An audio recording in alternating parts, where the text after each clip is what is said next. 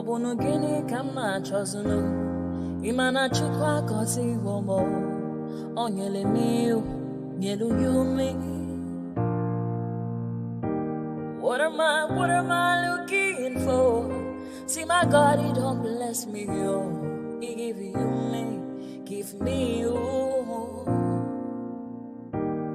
Obunu kife la chasha so. Obunu kife me chasha me. My baby, you know, say you go love me. Hey, yeah. I do go. I could go. When I call your name, Shakara for me. Oh, Roma, I will be your Romeo. You go be my Julie.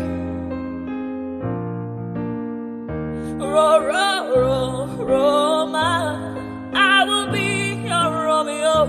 You go be my Julia. Oh, give me your love and I'll go run away. Show me your love and I'll go use you play. Carry me, go me, I go follow you way. Follow you, they go. Maka munagi, me and you. Okwa munagi, my baby, and me and you. Me and you. Okwa munagi, my baby, Obuzi kife la chasha so. Obuni kife la chasha me, my baby, you know, say you go love me. I do go. I could go. When I call your name, Shakara for me. Oh, Roma, I will be your Romeo. You go be my Julie. Yeah. Roma, I will be your Romeo. You will be my Julia. Oh, Roma, I will be your Romeo. You will be my Julia. Roma, I will be your Romeo. You will be my Julia. Obuzi kife la chasha so. Obuzi kife mi chasha me. My baby, you know, say you go love me. I do go. I could go. When I call you, Shakara for me. Roma, I will be your Romeo. You will be my Julia.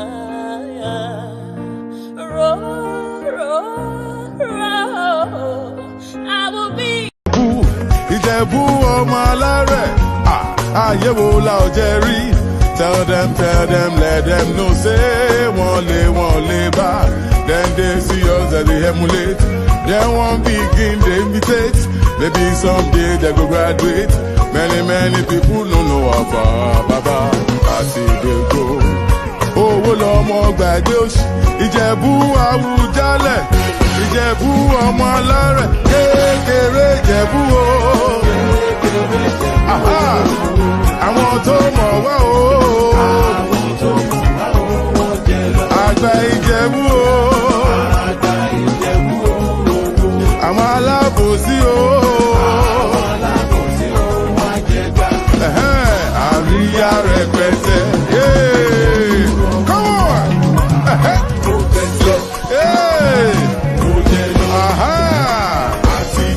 Ìjẹ̀bú jó dáadáa. Ìjẹ̀bú Jayoba. We done the ball with the represent.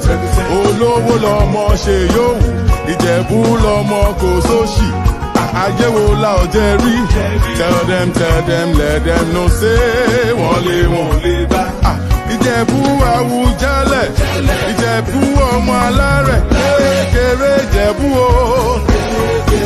Come on. Àwọn tó mọ̀ wá o. Ìjẹ̀bú o. Àwọn alábòsí o. Egbe. Ó pọ̀. Come on. Mo fọ́ kó yínú ẹ̀. Yínú.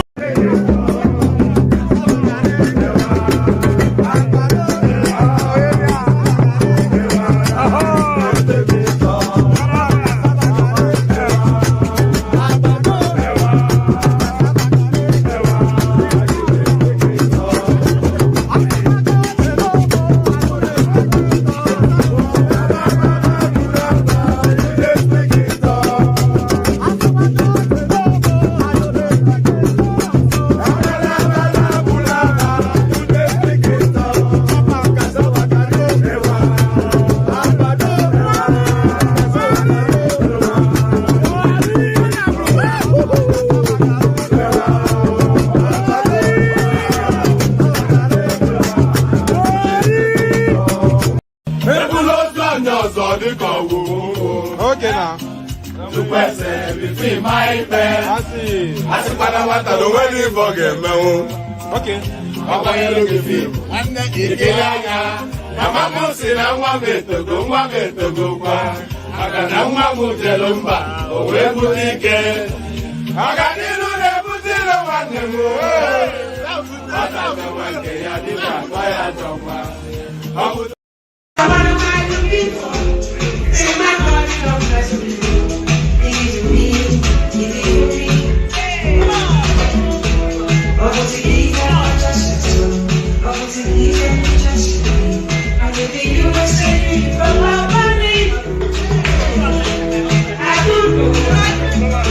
Staff sergeant na crook I dey shoot. It be like music, say na hook I dey cook. See as dem dey laugh, they open 32. Who you see?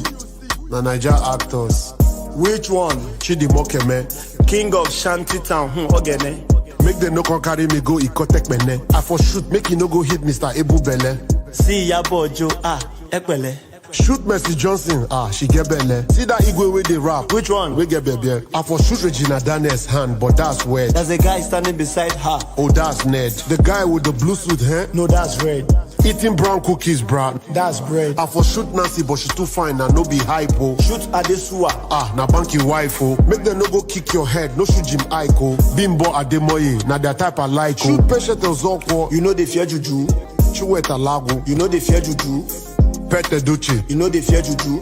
Kanayo. You want shoot to Juju? I for shoot RMD, but that man too cool. IQ. Maybe look on, don't turn, maybe look on. Yorubas are screaming, Hausas are crying, Igbo brothers are saying, don't blame them. Igbos are being discriminated. Even food don't turn to gold in Nigeria. Kidnapping, lucrative business in Nigeria. Imagine saying your grandchildren where they kidnap. By now, your soldiers for don't scatter Nigeria. How come a man won't get money for ransom when they kidnap him, his wife and his children? After everything, now kill, they go kill them. See, as Naira, they fall against dollar. Emilokon, don't turn to Ebilokon. And you say make we sacrifice for Nigeria. 7 billion to renovate your residence. 15 billion for your traveling allowance. That's not for you and your only vice president. 40 billion for Asurok maintenance. 5 billion for food and refreshment. 100 of millions for dogs and animals. Meanwhile, hunger they kill Nigerians. What did Nigerians do to warrant this treatment? Even Gary, they no fear afford for the family. Tinubu government blame Buhari. Buhari government blame Jonathan. Hunger day, people they die. This one don't pass jaga. Oh.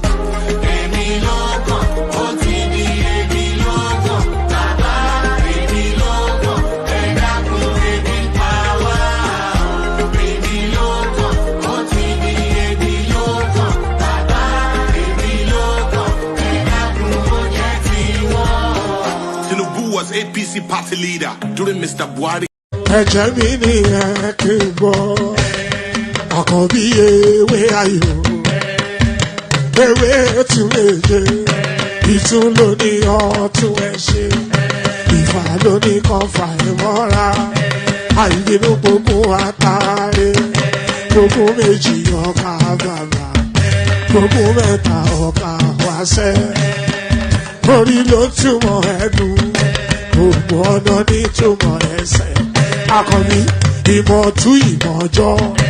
Ìmọ̀ èmi ni wọn kì í dálẹ̀. Wọ́n bá lọ mẹ́lẹ́mọ́. Wọ́n á fi jóye ẹlẹ́mọ́. Akọni wọ́n bá lọ gbé fèrè. Wọ́n á fi jóye ẹrùkù. Bọ́wọ́ wọn bá tẹ̀lé. Wọ́n á fi jóye aláre. Àwọn mẹ́tẹ̀ẹ̀ta parapọ̀. Wọ́n wá jọ ń pẹ́ mọ́. Ẹ̀ẹ́mọ́ olóko jẹ. Wọ́n pa Akíntọ́lá. Akíntọ́lá ọmọ Ògún.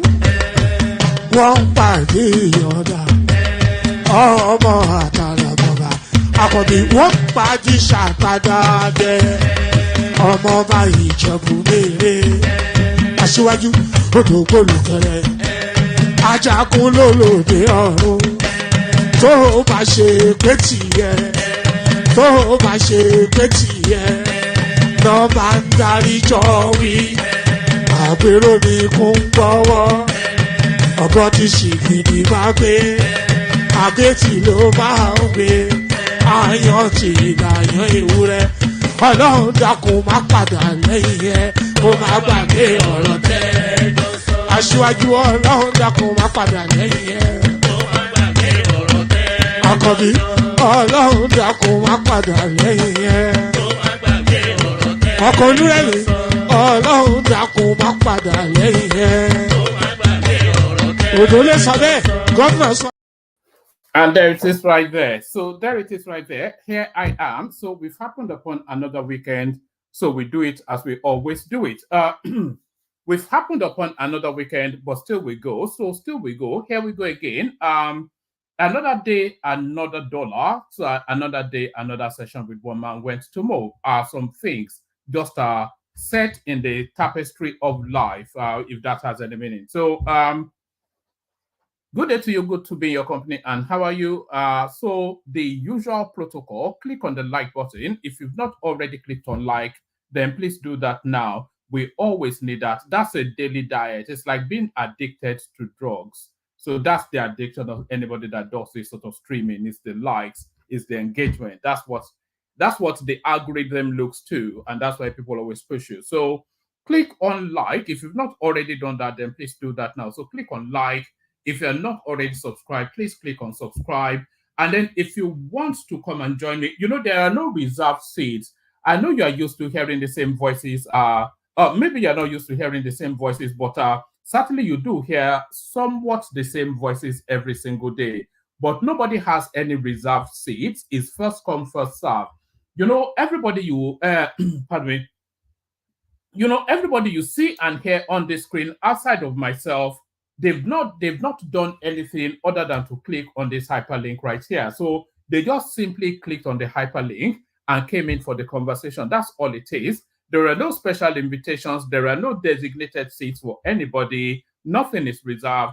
Apart from myself, who necessarily has to be here to let people in and let people out. So there's no designation. So if you do want to come and join us, especially if you've not been before, we're forever, eternally looking for new voices. So you can be the new voice for the day. So if you want to come and participate, share thoughts on Nigerian politics, Nigerian life, even personal anecdotes, anything at all, click on that hyperlink that says StreamYard. It will bring you into a studio space. Soon as I finish delivering the body of the talking points, I'll let you onto the screen, then I'll engage you in a conversation. So nothing complex, nothing complicated. It's just as straightforward as I just described. So as straightforward as I just described. So yes,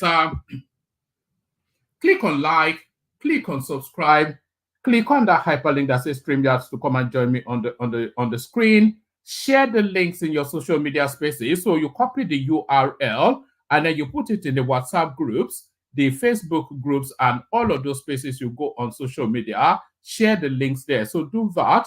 And then the $sign at the bottom of the screen. Click on that. Super chat, super sticker towards the stream. We have the anticipation of 5 minimum super chats per stream. And that's on all. So that's 5 super chats per platform. So to all the platforms that we're streaming to, we have the anticipation of 5 super chats on every single platform. So you set us on our way to hit that 5 super chat. So do all those things, and then you get yourself a glowing feeling of warmth. Your body will be subsumed by a glowing feeling of warmth. A glowing feeling of warmth. Let's just launch into it. We launch into it. We launch into it and we kick it off with this one. And by the way, the studio is empty. If anybody wants to hop on, so that the conversation can take place. Why we declared 2023 presidential results at 2 a.m. So before we get into the readouts,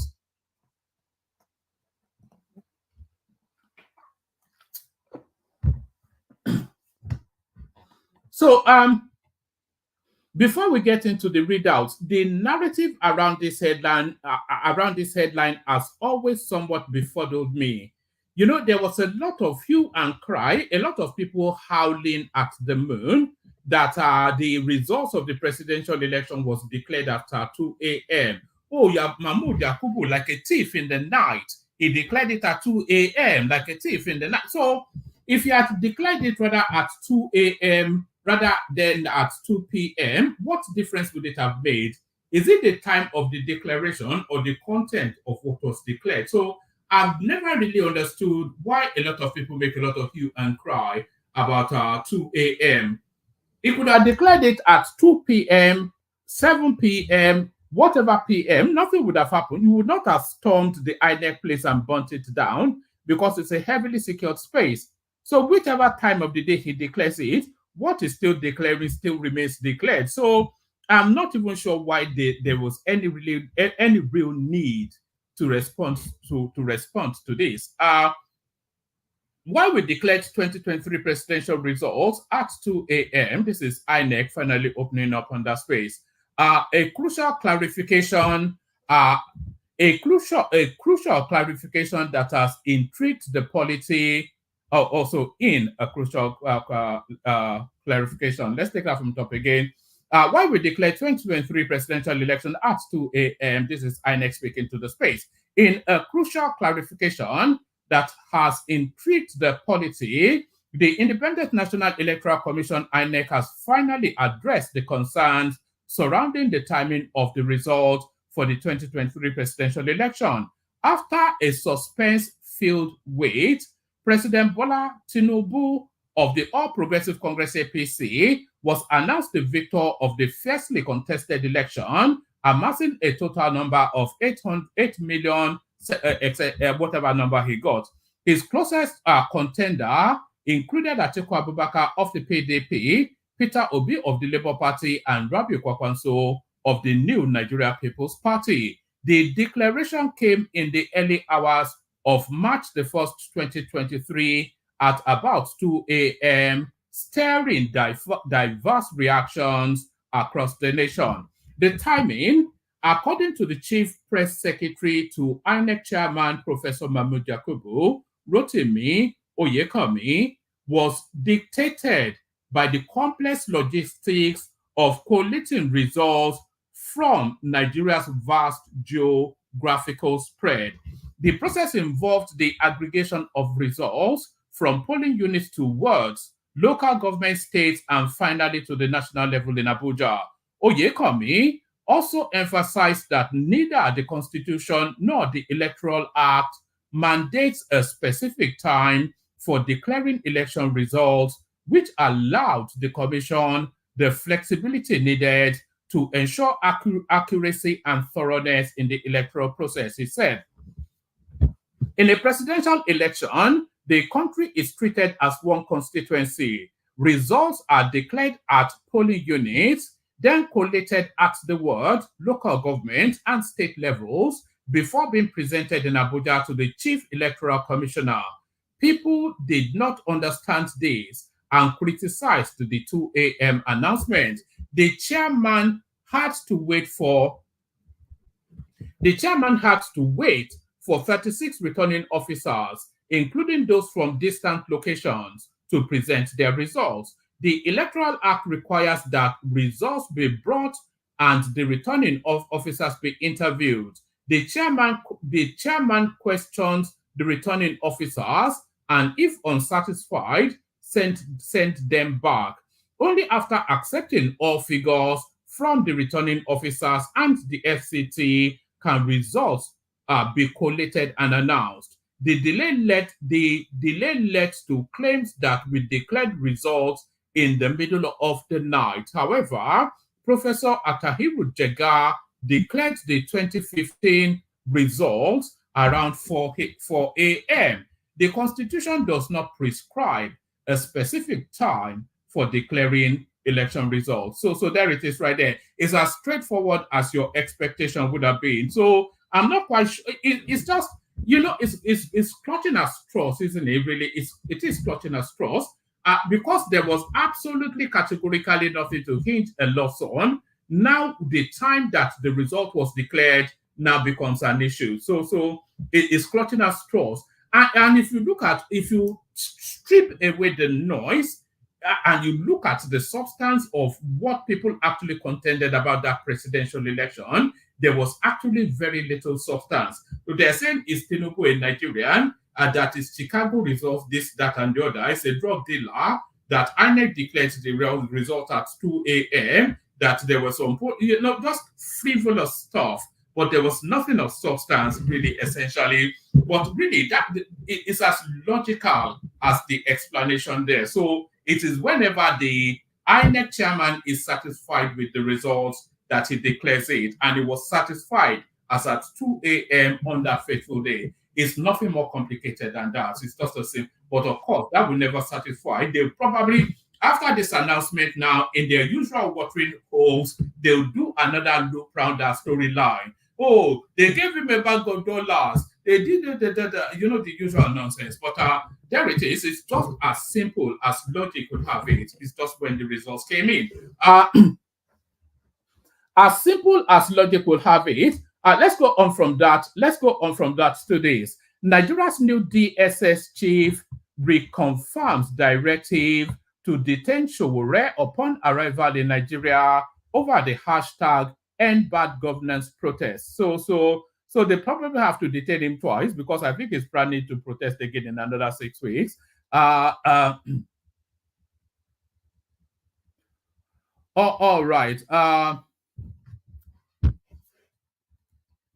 Let's see. But this is coming out of Showore's portal, by the way. So you have to take that with a pinch of whatever pinch that brings. Nigeria's new DSS chief reconfirms directive to detain Sowore upon arrival in Nigeria over hashtag End Bad Governance protest.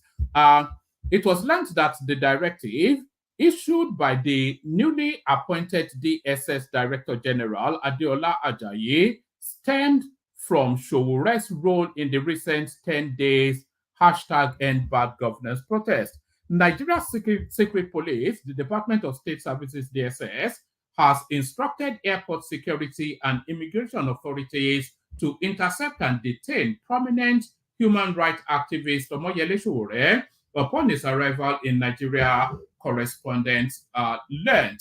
It was learned that the directive issued by the newly appointed DSS Director General Adeola Ajayi stemmed from Showore's role in the recent 10-day hashtag End Bad Governance protest. A trusted source at the Muritala Mohammed International Airport in Lagos revealed to correspondents that Ajayi has included Showore's name on a security watch list, citing his involvement in the End Bad Governance protest and forthcoming October 1st demonstration as justification.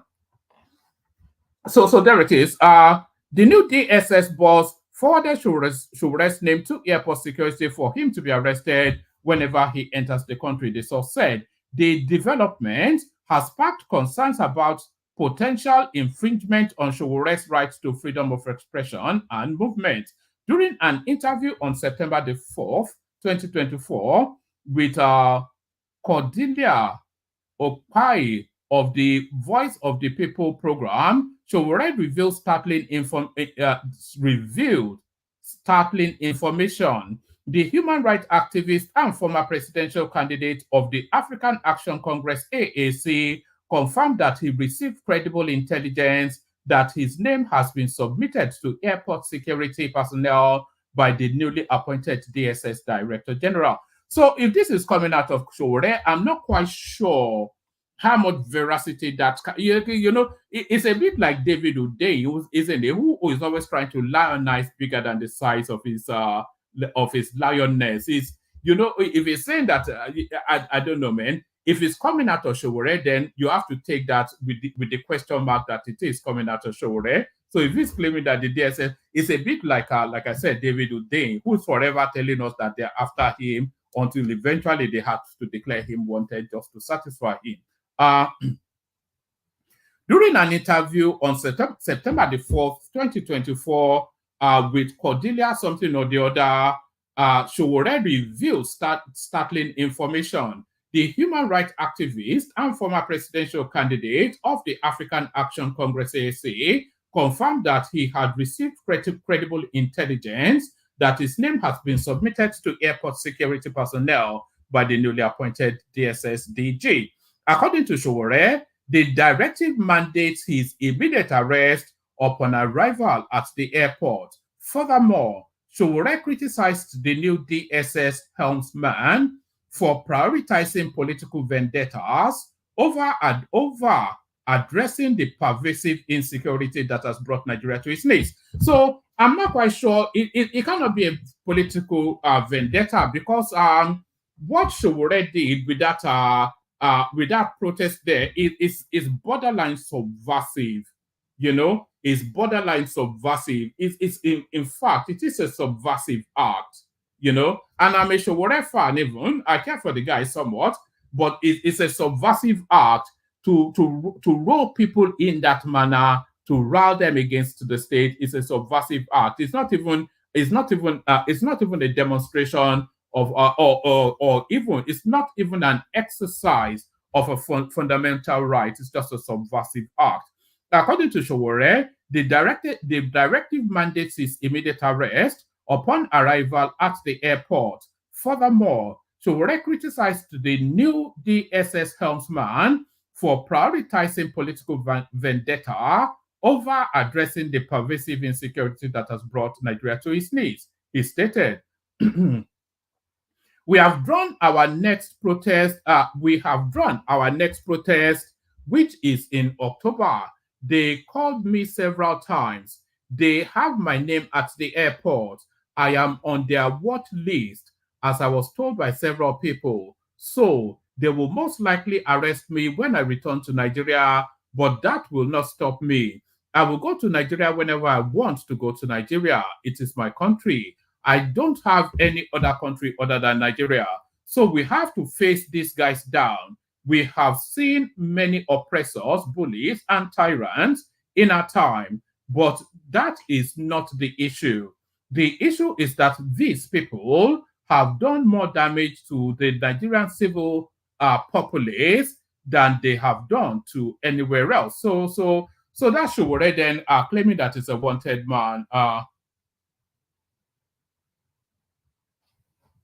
Abi Sowore fan now, Niger man. Abi Sowore fan. So let's go on from that to this. Yes, why we declared. And by the way, let me send the link again. We need at least a literal one person in the studio if we're going to have a session. But I'll send the link again. We'll see how it goes. It's no skin off my nose, but I'll send the link again. Why we declared 2023 presidential election at 2 a.m. INEC, we just read that. So let's go on from that to this. President Tinubu's economic reforms are difficult but necessary. This is Bill Gates now beating the drums for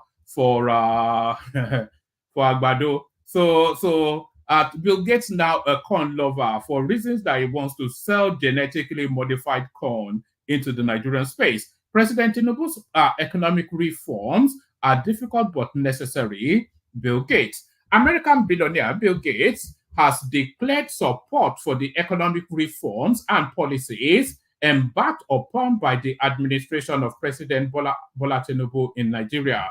He described the reforms as difficult but necessary steps needed by the country, adding that President Tinubu's renewed hope agenda is ambitious.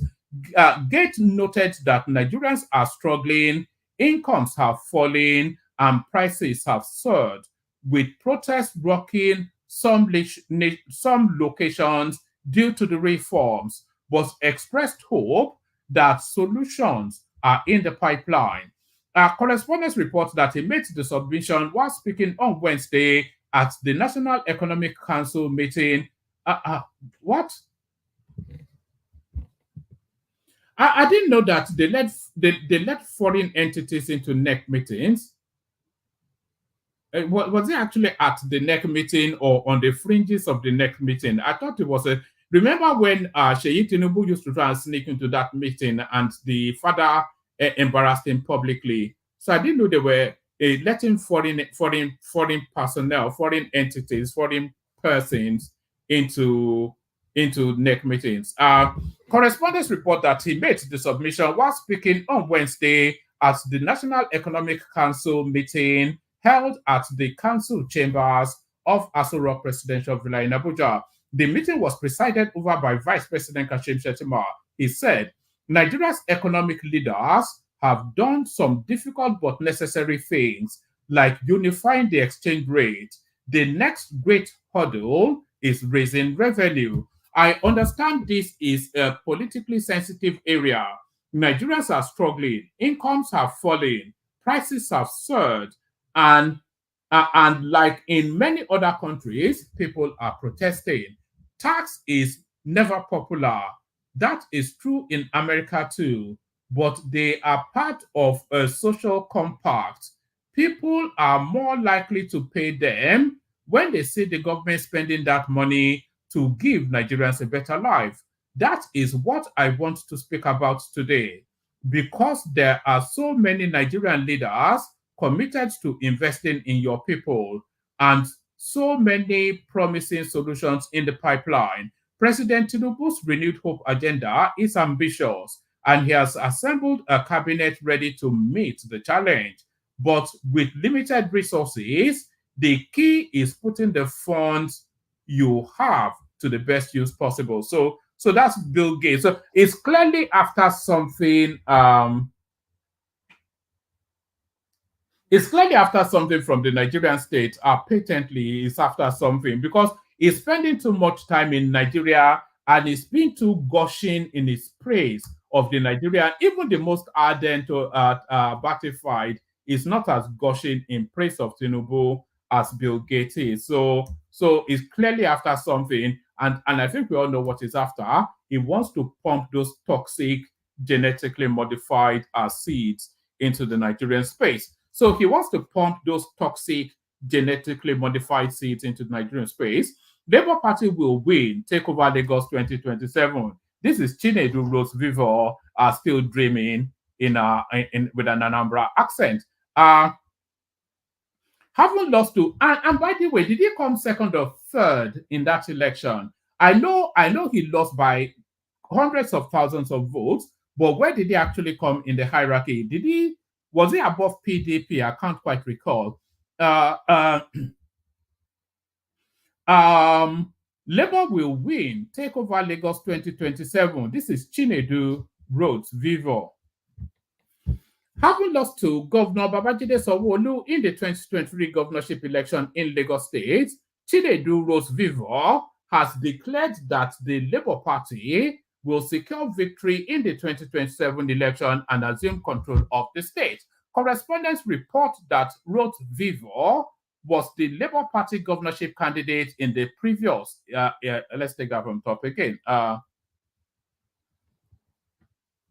Having lost to Governor Babajide Sanwo-Olu in the 2023 governorship election in Lagos State, Chinedu Rhodes Vivo has declared that Labour Party will secure victory in 2027 election and assume control of the state. Correspondents report that Rhodes Vivo was the Labour Party governorship candidate in the previous election. Speaking during a press interaction in Umuahia, the capital of Abia State, where he participated in an extensive stakeholder meeting of the Labour Party, Rhodes Vivo emphasized that the party has strengthened its position to take over Lagos State effectively. He noted that the Labour Party has been diligently strategizing and building upon its success following a commendable performance.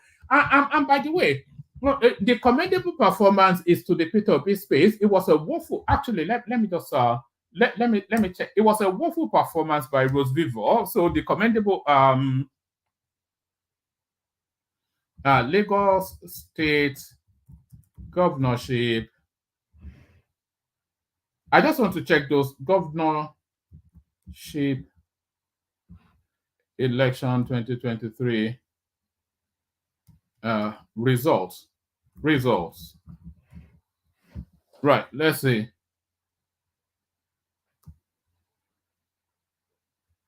Right, let's see. Do we have it? Hold on. Okay. I think we do. Oh no, it's giving me. Oh no, that's not what I want. I want the combination of it. Yeah. Hold on. I just want to check actually. All right. Okay. So. All right. So this was the 2023 election. 762,000 Sanwo-Olu to 312,000 Chinedu Rose-Vivo. So I don't even think there's anything. How do you, that means he has to do over 100% more, 150% better than he did in the previous, nearly 200% better than he did in the previous election. So I suppose that's the sort of language that he has to use anyways, but no. Let's take from top again. Labour Party will win take over Lagos come 2027 Rhodes Vivo. Having lost to Governor Babajide Sanwo-Olu in the 2023 governorship election in Lagos State, Chinedu Rose Vivo has declared that the Labour Party will secure victory in the 2027 election and assume control of the state. Correspondents report that Rose Vivo was the Labour Party governorship candidate in the previous election. Speaking during press interaction in Umuahia, the capital of Abia State, where he participated in an extensive stakeholders meeting of the Labour Party, Rose Vivo emphasized that the party has strengthened its position to take over Lagos State effectively. He noted that the Labour Party has been diligently strategizing and building upon its success following a commendable performance in the 2023 election, particularly during the presidential. Okay, so I think he put that caveat there. I thought he was saying that he achieved some. In fact, all of the votes that Rose Vivo got were obviously Peter Obi votes. Nobody knew who Chinedu Rose Vivo was in Lagos State prior to that election. So I'm not quite sure, but he noted that the Labour Party has been diligently strategizing and building upon its successes following a commendable performance in the 2023 election, particularly during the presidential poll, in which it made significant inroads in the former Nigerian capital. Rhodes Vivo expressed his contentment with the results of the stakeholders meeting in Umuahia, indicating that the party's prospects have been significantly enhanced. Let me send the link again. We'll see how it goes, but the room is not populated at the moment. So if you want the conversation, populate the room. If you want the conversation, populate the room. Right. Rhodes Vivo expressed his contentment with the result of the stakeholders meeting in Umuahia, indicating that the party's prospect has been significantly enhanced. So I'm not quite sure what went down in Umuahia, and I've not really been tracking the Obi. We're moving away from Obi and Labour Party somewhat and going into real grown-up politics. But what I think I caught whiff of Peter Obi somewhat setting up an interim leadership for the Labour Party, which Julius Abure is riding against. So I think still that internal squabblings, they'll forever be internally squabbling. And it's a badly organized space, no leadership, no direction, rudderless. Rhodes Viva expressed his contentment with the results of the stakeholders meeting in Umuahia, indicating that the party's prospects have been significantly enhanced. He stated that the party is now well organized and poised to win and seize power in 2027. He further remarked that their gathering in Umuahia ensured unity amongst all members as they prepared for new triumphs in 2027. I suppose that's the language that he has to use. Anyway, it's a rallying call, isn't it? It's an aspirational rather than an intentional, or it's more like a rallying call. All of this is just, he has to blow hard just to G the troops up, aspirational rather than inspirational, I should say, or I don't know. I believe Labour Party will win Lagos State more convincingly in 2027. So more convincingly is to tell us, but just pause for a moment, detach yourself from your emotional attachment to whatever politics you own. Just pause for a moment and take yourself to a space within your mind, a space of sober reflections where the brain actually functions. So take yourself, wherever it is you're listening, take yourself to that space in your mind where the brain actually functions, where emotions does not consume you. You know, when you are going to sit an exam, the spaces that you go to, take yourself to that space.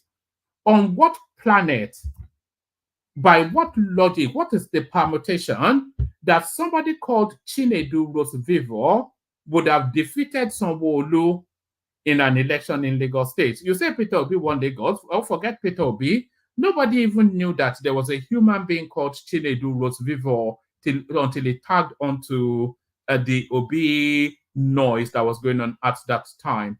So under what circumstances would Lagosians have voted for this person that nobody knew existed as a human being to replace a governor that they like and was performing? So under what parameters would this guy claim he was cheating? It's just unbelievable stuff. I believe Labour Party will win Lagos State more. You see, what triggered me is the more convincingly that I said there. I believe Lagos State will win. I believe Labour Party will win Lagos State more convincingly in 2027, since after the 2023 elections, work has not stopped. We have not gone quiet. Every day, we're getting stronger and stronger. So we are not just going to win, but stand up and take power, the politician said. He charged the governing All Progressive Congress APC with maladministration, asserting that its dismal performance has significantly facilitated the Labour Party's potential to dominate both Lagos and the nation in 2027. He further stated that the severe economic difficulties and increasing hunger experienced by the populace served as an undeniable evidence of the incompetence of the ruling party at the national level. APC has been failing Nigeria for a long time. It didn't just start today, although things are harder now, Rosevivo said.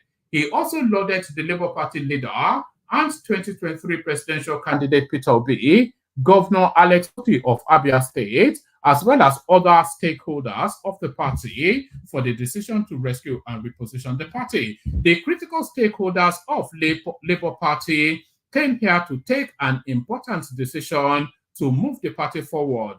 This is a very good step in the right direction. It is worth noting that the Labour Party was deeply involved in a leadership crisis as the National Working Committee, NWC, led by Comrade Julius Abure, whose term ended in June, had been engaged in disputes with the Nigeria Labour Congress, the party's governing body. However, during a recent meeting, the stakeholders resolved the conflict by appointing a 29-member caretaker committee chaired by former Finance Minister Senator Nenadi Usman, tasked with revitalizing the party and organizing a new convention within 90 days. So there it is right there. So they've, I don't know, but Does that then mean that sorry, let me play you a 10 minutes a 10-second song. I think I'm about to sneeze. Let me play you. Oh, hold on. Is it gone? Okay, let me play I this. wish I go back to the old days when I used to be the kid in the third grade, playing in the street with my homies all day. Cause we live so fast, now we can't relate. We come a long way, money can't wait. And no worry about a thing, happy all days. This is how we live, we cannot complain. And nobody leave, keep the old plans. Hey, when I'm better, Mingari Zuda Kari. All right. So pardon me. So that a bit of a. So Julius Abure has been sacked, but how deep is that? He's been sacked many times, but has been sacked for real this time around? Nobody even paying attention to that space. So tedious has it gotten now. So tedious has it gotten now. Let's go on from there to this. Family buries late Nigerian flag designer after federal government federal government failed promises. So this is the guy that came up with the green, white, green flag. He passed away recently, and I think he was promised a state burial. But then, of course, anyway, let's do the readout. The family of Pa Taiwo Akinkunmi, the late designer of Nigeria's national flag, has laid him to rest after waiting over a year for a promised state funeral that never materialized. Akinkunmi, who passed away on September the 4th, 2023 at the age of 87, was originally supposed to receive a state burial from the federal government, but after months of delay, his family took matters into their own hands.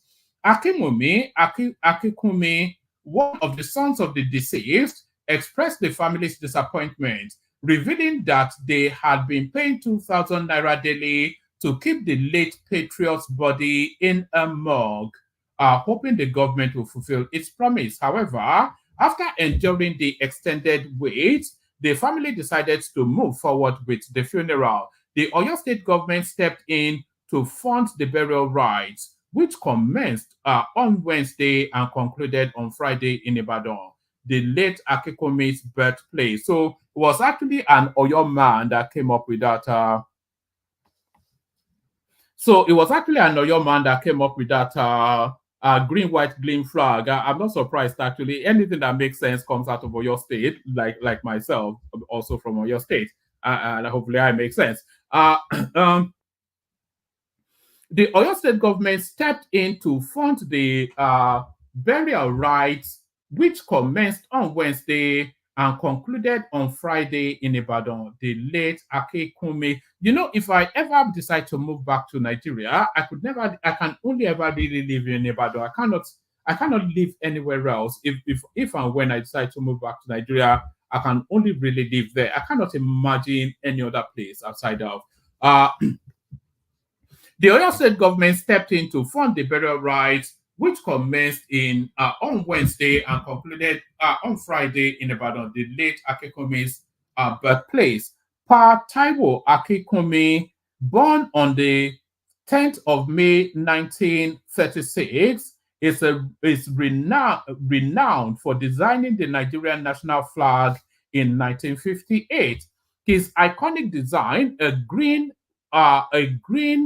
and white flag, was chosen in a national competition, and he was awarded £100 for his contribution to the nation's identity.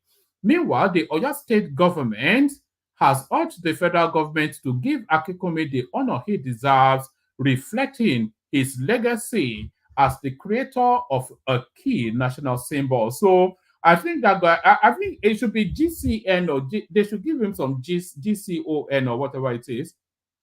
Or is it the wrong? Oh, no wonder. Is that what is going on? Did I send the wrong? Did I send the wrong link? Silly me. Oh, so I did wonder. I wondered if I'll be. Oh goodness me! I think I sent the wrong links all the way through. So that's actually. You know the funny thing. There'll be people waiting. There will be people waiting in yesterday's stream now, wondering, So that was entirely the wrong. Let me actually go see if there are people. Yes, I did wonder. I thought I'd been abandoned today. Let me see if people are waiting in yesterday's stream. The link I was sending. Thomas, test that link. See if it's the right one. The link I was sending was actually to yesterday's stream, which is a bit silly, you know. Don't you think it's a bit silly? I think it's a bit silly. It's only a simple enough task, just to send some silly. Let's see. I'm just going into yesterday's stream to see if there's anybody actually in there. Let's see. No, is the simple answer to that? No, that's not. Hold on, let me just check something here. Okay. Hold on.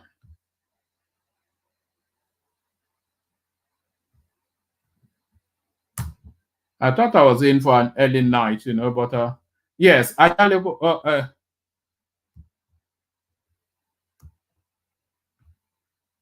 all right. So there's somebody there. Well, he would not be able to hear me. Guy, you are in the wrong stream. Just come anyway. All right. So I think you'll come to the realization soon enough. Let's just. Oh no, I'm not in the wrong one. So yes. All right. Let's just. So that's discombobulated me somewhat now. So let me realign the brain. So yes.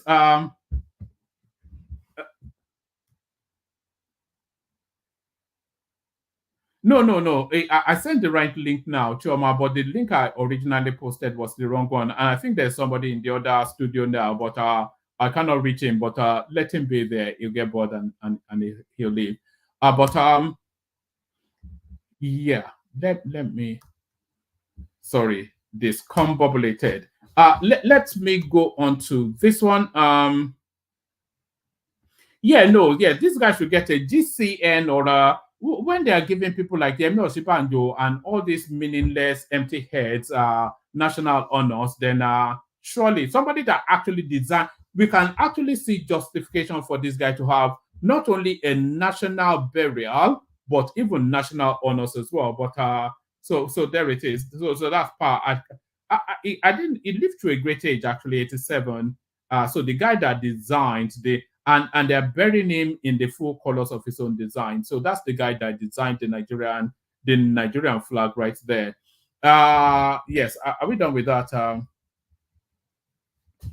Right, his iconic design, a green and white flag, was chosen in a national competition and he was awarded £100 for his contribution to the nation's identity. Meanwhile, the Oyo State government has urged the federal government to give Akikumi the honor he deserves, reflecting his legacy as the creator of a key national symbol. The acting governor of Oyo State, Bayo Lawal, said the celebration of the death of an iconic figure like 87-year-old Pa Taiwo Akekome, who designed the Nigerian flag 64 years ago at the age of 23, should be a national festival. The fact that Pa Akekome belongs to this part of the country does not detract from his recognition as a national hero. The acting governor said the acting governor said this at the funeral service held in honor of the late icon at the Liberty Stadium in Ibadan. According to him, Pa Akekumi represents the classic example of a national icon, and the federal government should not abdicate its duty to give him deserved respect and honor, whether alive or dead. So there it is right there. If they can't pay for his funeral, they should at least give him a national honor. I think I think everybody universally will say he's deserving. All right. So we're back to our Otapia woman. So back to Otapia woman. You did not. So you don't open your mouth anyhow in a society where the police knows their job and work without interference. And this is coming from Loretta Onoche, by the way, a former important person within the Buhari administration. You don't open your mouth anyhow in a society where the police knows their job and work without interference. Amaka will now explain to the police her devious plans to poison innocent Nigerians. She went too far. So there she is right there, fully in the custody. I be Canada Peking, then no go fit touch me. Well, there you are. You'll be Canada Peking, so you go and eat Ewa in the Canada Peking versus although somebody is disputing this somewhat, it says, although they do have that habit of refuting everything. Remember when the Canadian police told us that they were picking her up, and they told us in a press release on their own website, but these people were still saying, no, oh yes. Oh, it was this same guy actually, lawyer Henry Jones. He was the same one that was saying the Canadian police were not arresting her. This guy is a joker. Emulate relationship between Nigerian and South African musicians, Tambo Mbeki tells leaders. Former president of South Africa, there was one other international one that I wanted to bring here. Former president of South Africa, Tambo Mbeki, has advised current African presidents to emulate the impressive relationship between Nigeria and South African musicians. Mbeki said the African artists have managed to forge a formidable relationship and strong collaborative strategies, which have seen them popularize both countries' entertainment sector and create wealth for the industry's participants. But the political leaders in Africa are locked in baseless egocentrism and I can say the word, but it's stuck in my head. Territorialism. So there it is, territorialism. Baseless egocentrism and territorialism, which prevents generation of wealth amongst African countries. So yes. So I'm sure that makes sense. I'm sure that makes sense. So this last one now, it speaks to that space of the Chinese somewhat taking over the space that the West historically occupied within the African space. Do you know what the global South is? The global South are countries outside of the Western spaces. So the African countries, especially those third world spaces. So China, essentially the leader of the global South as it stands now. Beijing is besting America. This is coming out of Bloomberg. Beijing is besting America when it comes to influencing Africa. So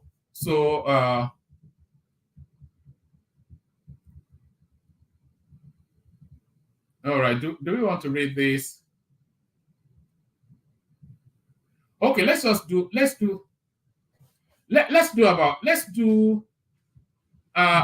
send the link again. Actually, the room does need populating. There's 0 persons in the room now. So if you want as I always say, if you want the conversation, it is a participatory sport. So let me send the link again, as absolutely categorically not a single soul in the studio at the moment. Oh, so let me send that. Let me send that. Let me send that in. All right, let's just do this one. We do 3 paragraphs of it. Traffic. Hello. This is Colin Murphy in Beijing. Traffic in the capital is usually pretty lousy, but this week it has been brutal as President Xi Jinping rolled out the red carpet for a who is who of African leaders in town for the Forum on China-Africa Cooperation. No country is too small and no leader too insignificant for an audience with Xi. He held dozens of meetings with figures from all over the continent, most of them looking for help developing their economy. So So that's the Chinese right there politicking to it. So that's the Chinese right there politicking to it. All right. Let me play you. Let me play you some clips. Let me actually kick it off with this guy has actually appeared on this platform twice. This is Prince Adewale Adebayo, who made an interesting appearance on Arise TV or Z Channel's television just earlier on today, and this is what he has to say. Let's listen. Professor Patutomi said, if you were in President Tinubu's shoes, he will return subsidy in some ways. And you were saying that you wouldn't remove subsidy. That means you're saying tonight that President Tinubu should reverse the subsidy policy. No, look, President Tinubu is not going to reverse any subsidy policy because of the following factors. One, he ran on the basis that he was going to remove subsidy. Under his own vision of Nigeria, where Nigeria is going, Nigeria and subsidy, prosperity and subsidy cannot coexist. And he made his case that if you like, you can go on rampage, you can go on demonstration, you can go on riot, you can go on anything. I will remove the subsidy, and there's nothing, I'm not going to change my mind. And people, when I heard that, I said, I'm going to defeat this man in this election. Clearly, people are not going to vote for someone who wants to remove subsidy. And the same thing, the PDP candidate said he will remove subsidy, even to boot, even sell NNPC. And the Labour candidate said he would also remove subsidy on day one. And they gave the same arguments, which we don't have all the time for, that it was costing too much, we're subsidizing pleasure, all of those arguments. Now, when the election results came out, and they didn't lose massively, the three of them got the highest vote, it shows to me that maybe Nigeria were not paying attention, but they were not too angry that somebody was going to remove subsidy. But when they started, when the policy was now official, I kept reminding people that you see this policy move is going to cost you. And I said it about over a year ago that you will see price increase. And when you come into the studio and say we should discuss price of petroleum subsidy, I was thinking to myself, is Shegun calling me to discuss the price increase today, or the one that will come in 6 months or in 1 year? Will it still increase? Of course, he's traveling. So this is not the least that we should expect. No. Please, if anybody is hungry or tired, or conserve your energy. Really? Because the price is traveling up.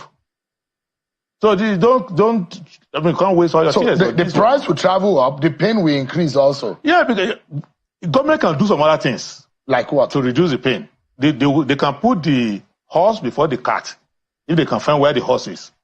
So what they should do is to now try to tell Nigerians, okay, petrol is not your business. And you can do that. You can say petrol is not your business. Just before I came into to this program, I saw an advertorial on your station where Governor of Ogun State was giving electric bike to commercial motorcyclists.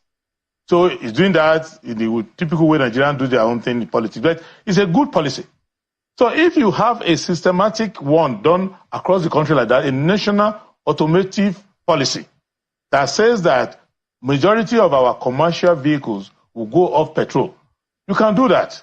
But what I'm saying in essence is that don't be calling people into the studio every 3 months to cry over fuel subsidy or fuel price, because by adopting that policy that you are removing that peg, just like when you remove the peg from Naira, I stopped checking newspaper as to where Naira will be, because once you remove that peg, you are saying I throw it to the market forces. Then I will start looking at your productivity and your consumption, and I know that immediately you are having a shortfall in your productivity vis-a-vis your consumption. Then the Naira value will keep going down. And if I see inflation rate in America and I see inflation rate in your country, I expect that Naira will go up. So that is clear. So the policy choice is this, that we had people who said we are going to remove subsidy. We have people who said, don't do it. Those who said they will remove it have had their way. People have voted for them and they have removed it. What can you now do? You can't go back and say, reverse it. Because the structure for reversing it is not in their head. So what they are going to do is to be hiding the subsidy. Do you know that the reason why petrol is not 2005 now is because President Tinubu is using the NNPC as sacrificial lamb to burn the NNPC profitability by using it to reduce the rate. They are still not selling it at the price which it is landing. So that is the problem of saying we are now working with market forces, where the market forces means about 6 or 7 people. Now, so there it is right there. So that's the reality of the gloom ahead. If your outgoings is more than your incomings, then the naira will continue to hemorrhage. You continue, the hardship will continue to vest. Essentially, what our Prince Adewale is saying there. So there it is right there. So don't. It did tell you that they did tell you they are going to remove this. So why are you actually crying? Because all through the campaign phase, everybody said they will remove the subsidy. So why are you crying now? He didn't say he was going to remove the subsidy. So what I said, he was going to ensure that the subsidy remains. So all of these things, so the choices were clear, and you chose the people who told you. You know, there is nothing that is happening now that Tinubu did not actually tell you during the campaign. He told you that there was going to be hardship. He told you if you will protest, but he won't care. He told you that. He told you he was going to remove the petrol subsidy. He told you he was going to do consumer. All of the things he told you that he was going to do during the campaign, he's doing now, both good and bad. So maybe you should have paid attention, and maybe in 2027, you should now start to pay attention. So like Prince Adewale said, you were forewarned. So you were forewarned. This now next clip is the story of Nigeria told in 1 minute. Did you think that was ever possible? But it is possible, and it has been done. This now next clip is the story of Nigeria told in 1 minute. But no, it is not just the story of Nigeria. It is actually the story of Africa. But this is the story of Nigeria told in 1 minute. Watch this. Proud to announce to you the first artificial intelligence road that will be completed in less than 1 year. The government is setting aside 10 billion for the completion of this project. Thank you. thank you.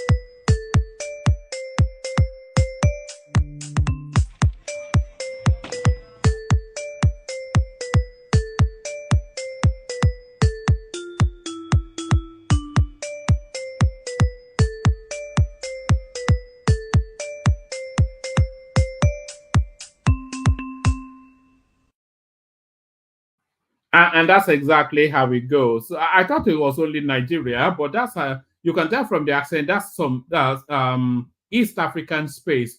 Even the 10 billion was 10 times however much it was needed to build that road. But still, they stole it all to the point that they just. And by the way, when you saw that guy painting the tarmac, that's what actually happens in real life. We've seen several clips, especially coming out of the South, where they literally paint this. That's what they do. So and by the way, that wasn't even a skit. That was a reenactment.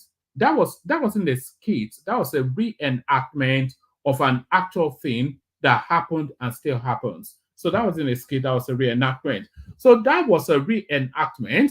And as a result of that, do you want to know what the consequences of that is? This is the consequence. So this is the consequence of that. I don't even understand the level the thing got into. You got no food. Okay, I got twins. I got triplets. Because of money, blood, go and bring money for blood, go and bring money for blood. If I could round up, I lost one of my son. I don't understand. If you're in a good country, can't you give my boy blood and keep it with you in the hospital? I'll come and I'll look for money and come and pay. I was going my way. I said I used to pay 150 naira from my home to the market where I'm doing my hustling. Now they say it's 1,000 naira. I need to stop at Baker here, and I pleaded for 800 naira. My son, I just told I got triplets. I can show you on my phone. If you think I'm joking, let me show you. Let me show you my sons. You know, let me show you my son. I'm not telling you lies. You know, this is my triplets.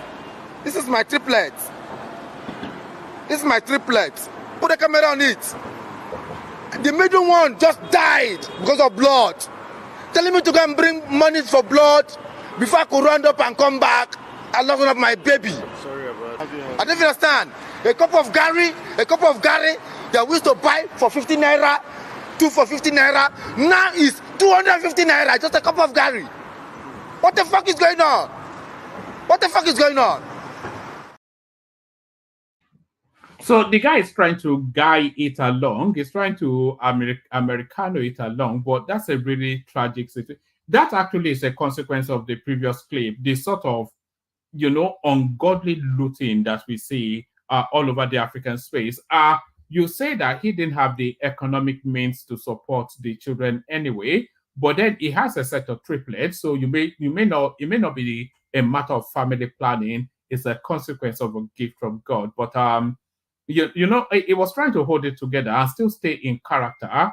But you know, that is a consequence of the level of lootings that we see in Africa. But what has led us to that space that we loot so vociferously resources meant for our well-being? So what led to that? This next clip explains what led to all this. Watch this. Now looking back, I know and I appreciate now that when you grow up in a colonial system, or in whichever system you grow up, people who design that system design in such a way that they will produce a certain kind of people, because they give them a certain kind of information, they expose them to a certain kind of information, and they keep certain kind of information away from them. So you grow up with a certain attitude. You are shaped.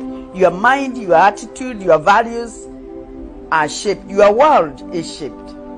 And you are deliberately discouraged to appreciate anything about you, because you are not supposed to know or to imagine there was anything good in your pre-British experience. So your people in the pre-British era were primitive, they were backward, they didn't know anything, they did not even know anything about God. Now you know about God, you know about Jesus, you're saying the rosary. Remember, I was saying the rosary. All these things are packaged in such a way that you look at the British and you admire them greatly. So there it is. It's actually to that song by Fela Kuti, Colo mentality. You know, the greatest colonialism that took place was a colonialism of the mind. So that's the thing. Our minds have been colonized, and we don't even know it. You talk in this affected accents, trying to be more British than the English. You know, just a colonized mind. So colonized mind. And what expresses that more than this? Even let me just play you this. This is on a lighter note, but it goes to even that colonized mind still. You can see that this guy here is not in his comfort space, but he just decided to do it anyway because he heard that this is what people do. Baby, will you marry me? Yeah. So Oh, no, not that one. So let me give you this one first.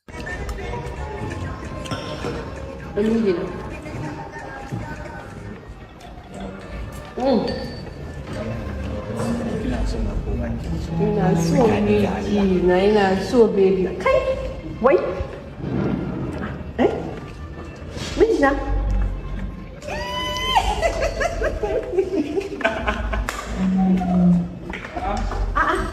Really? I didn't see this coming. Wow.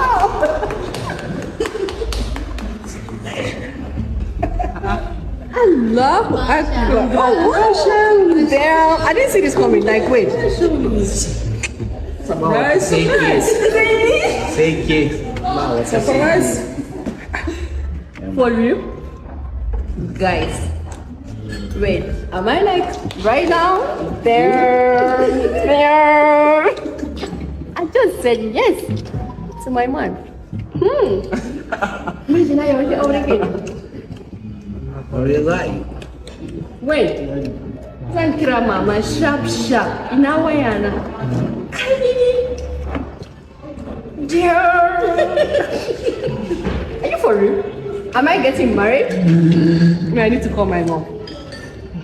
Omar just proposed to me right now. Are you guys kidding? Mijina, 1 and 2. All right, I'm going to play that again, actually. But let me just say this, and then I'll play it again. So on so many levels, that's just curious. So that is it's totally out of sequence with what we know about that culture.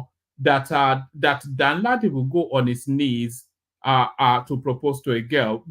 That's just not the imagination that we have of that space. Dan Ladi from Adamawa and all of those sorts of characters is that he will say, okay, take this $100,000, go to Aisha's parents, tell her that I want to marry her so they can wash her, clean her up, and have her brought to my tent. So have her cleaned and brought to my tent is our imagination of courtship in the north. But there it is right there going on the knee. So it's totally out of sequence, one. And then also, if you're still staying within the parameters of this, take that $100,000. Malam Dandongo that you saw there is clearly punching above this weight. So there is a dollar relationship in that little scenario that we just saw. There's a dollar infusion right there. So you saw the girl, pretty erudite, international, well-spoken. So you saw the girl, and then you saw the guy who looked even. If that guy was stood next to Nedunwoko would look handsome. So it does look like something out of Lord of the Rings, you know. So you can see there is no. It's like Adams Oshiomhole and his wife. So that's the sort of thing. So that's a money bag sort of thing. So everything about this is both wrong and maybe right in the same sequence. But let me play it again. It's only a minute, but to just watch those disparities. Malam Mukhtar from Adamawa going on a bended knee to propose to a girl, totally out of culture. And then this guy that looks like Adams Oshiomhole's ugly brother actually landing a girl of that level. So those are the two things I'm asking you to look at.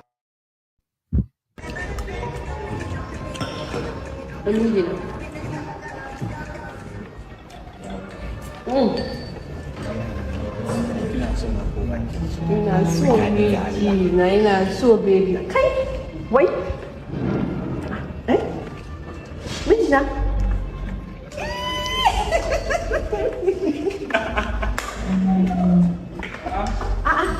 Really? I didn't see this coming. Wow.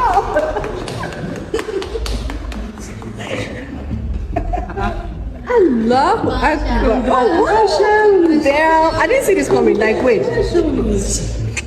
Surprise. So there it is. Malam Bantutu finds a wife. So Malam Bantutu finds a wife. So we're still staying within the parameters of couples and proposals. So we're still staying within those parameters of couples and proposals. So we've seen this yin. So the first one we saw there, that was a yin. And for every yin, there's a yang. Just stay with me. I know if the next clip will make sense of it. So the first clip that we saw, Malam Bantutu proposing to Laraba, Malam Bantutu proposing to Laraba, that was the yin. So this next clip that I'm going to play you is the yang, which will counterbalance it, but it's still staying within the parameters of our proposal. So that was the yin, and this now is the yang. Watch this. Baby, will you marry me? Yeah. So are you going to stand and propose to me? Wouldn't you kneel down? You don't want? As she knew. Yeah. Me that I'm coming to take care of you, buy electricity bill, buy food, buy water, buy everything. And so you have to kneel down. We not go do them again. Then pack your things and go. So now there is infinite sense in what that guy has to say, because you know, when you propose to a girl, in the traditional sort of understanding, you are actually offering yourself to take on responsibility for a full-grown human being, to protect, to feed, you know, to accommodate, you know, to progress, and all of these things. And for taking on that burden, somebody expects you to kneel down and beg. You know, so I think that guy may be right. You know, I'm going to be feeding you, housing you, probably feeding your family. And for me now to offer you this golden opportunity, you're asking me to go on my knees and beg. You better pack your bag and get out. Pack your bag and get out is what the man said. So pack your bag and get out. I think about just 3 more clips to play. So this one here, I think Tinubu has found one golden bullet that solves all Nigerian problems. I'll say it again. Tinubu has found one golden bullet that solves all Nigerian problems. So stay with that thought, because now this next clip will expand on that. But stay with that thought. Tinubu has found one golden bullet that solves all Nigerian problems. Watch this. You complain about insecurity, right? You complain about unemployment, right? Yes. You complain about the fact that, oh, we are hungry, right? You say we want to protest, right? You say, oh, you don't have medical facilities, right? You say you don't have good schools and good teachers, right? You say minimum wage, right? It's rice. Can't solve all the problems. So there it is right there. And that is the golden bullet that solves all Nigerian problems. Rice. So that's the golden bullet that solve all Nigerian problems. But now, Lagos State is fast evolving out of the Nigerian phase, and Lagos now is more of because Lagos now is now going fully into the space that it historically somewhat hinted at, but expectationally people expect it to occupy, you know, so historically hinted at, expectationally people bracket it in. Now it looks as though it wants to fully enter where all of the whole world had anticipated it would be. So what am I talking about? I'm talking about London, New York, Paris, Lagos. So that usually, once upon a time, that was a theme that was somewhat building momentum before it petered out in some form. So London, Paris, New York, Lagos. So the resonance of it. So now Lagos wants to bracket back within that space, and this is the journey in that direction. So this now next clip sets it takes another step rather on that journey towards that bracket. Watch this. Enter the main bowl for the 3rd time, because you can enter the main bowl in 3 levels. The level we just came from at the top, the VIP level for VIPs only, and this is the lower level.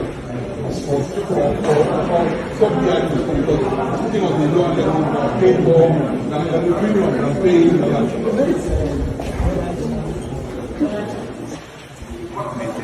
Oh yeah, yes.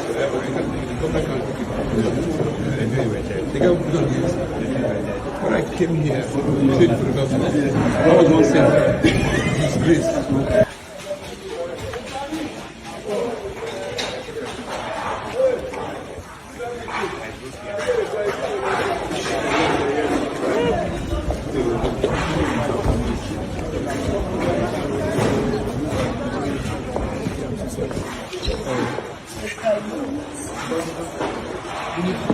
Today, what are we doing here? Going up to the stage. Oh, okay. We follow you? Yes. When you're hurt,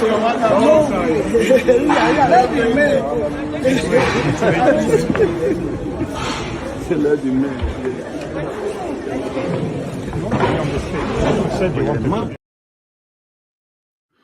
All right, so there it is. Like a phoenix from the ashes, it rose. Like a phoenix from the ashes, it rose. Do you get it? That sounds like something from Lord of the Rings. Like a phoenix from the ashes, it rose. That's the rebirthing of the National Theatre in Igomu, which is now the Wole Soyinka Theatre of Performing Arts XYZ. So that's another piece in the jigsaw. So they're building a dome to rival the O2. They're already mapping out the city in terms of internal rail system. They are going towards rebuilding all of the dilapidated road structures, and of course, security now something being established within Lagos State. So, like a phoenix from the ashes, it rose. So that's another piece of the jigsaw put in place. So that's the rebirthing of Lagos. Is neither a Nigerian city, state, or an African city. It's a global space, and the globalization. Did you know that you know, I'm sure a lot of you may or may not know. Earlier this month, I can't remember the exact dates. They have something called like a Nothing Hill Carnival here in London. Well, I'm not in London, I'm in Kent, but over there in London to the south. So they have the Nothing Hill Carnival, which is, if you don't know what the Nothing Hill Carnival is, it is somewhat akin to the Rio Carnival or a Caribbean Carnival. Essentially, women dressed in elaborate, scanty outfits, dancing to calypso music, etc., etc. So within that Notting Hill Carnival, for going on 4 decades now, there's been a section that they call the Nigerian section. So there's always been a Nigerian section where Nigerians especially gather, and as the years pass on, like I said, it's certainly 3 decades, if not more. So as the year gets pass on, it grows more and more. Nigerians gather there, so everybody goes there to see who they can meet, old friends, etc., etc. And so that place builds its momentum. But the Nigerian corner of Notting Hill Carnival this year was sponsored by Lagos State. Did you get that? So this is what is going on. Sowore is really moving stealthily to re-bracket that city as a global city. So Sowore moves stealthily to re-bracket that city as a global city. So let's start. So I'll play you one more clip, and then we play the Kegite music, and then hopefully people turn up, and then we have a conversation. So I'll play you one more clip. So this now clip. So there's been several clips now that have spoken to the Nigerian African experience. So this one speaks to a particular soup song, just a carve out, a side dish of the Nigerian global experience. So a soup song, just a aperitif, an appetizer, So this one speaks to a little side dish, but a big side dish, really, of the Nigerian experience. So let me just play it, and then it probably make more sense when you see it rather than me trying to explain it. So let me play it, a little song. You build schools that members' children cannot attend, but you raise money from members to build that school. Oppression. What is different between that and slave trade? What's the difference? You raise money, and you tell them we want to build a school so our children can have a school to attend, You raise their money and they all contributed. You built the school and put the school fees where their children cannot attend. What is that not Yahoo? Is that not Yahoo? It's Yahoo. It's not even Yahoo. It's Yahoo.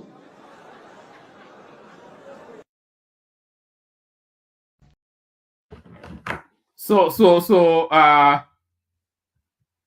there it is right there. I'm not sure too many people disagree with what that character, whoever he was. He's part of the game as well, trying to pretend like he's criticizing from within.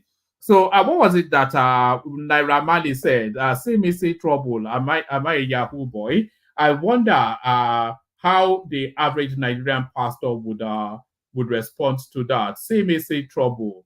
So I'm just trying to see if there's any more clips. I think I've exhausted the clips. Yes, see me see trouble. Am I a Yahoo boy? So see me see trouble. Am I a Yahoo boy?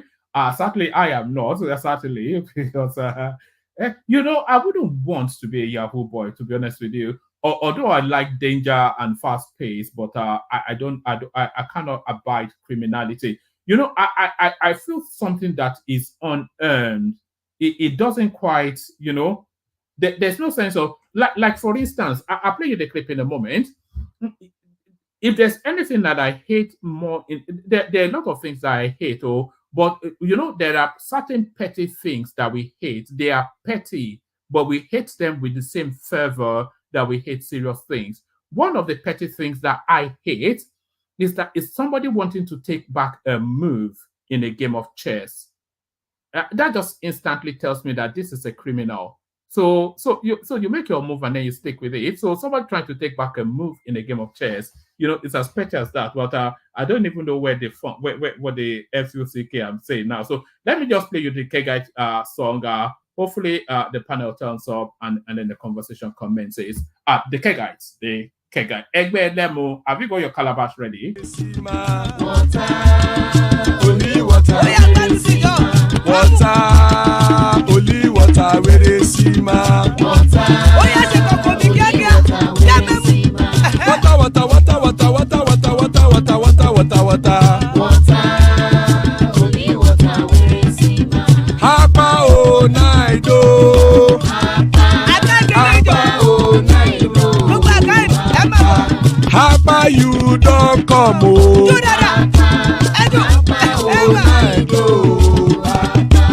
Hapa oh naido.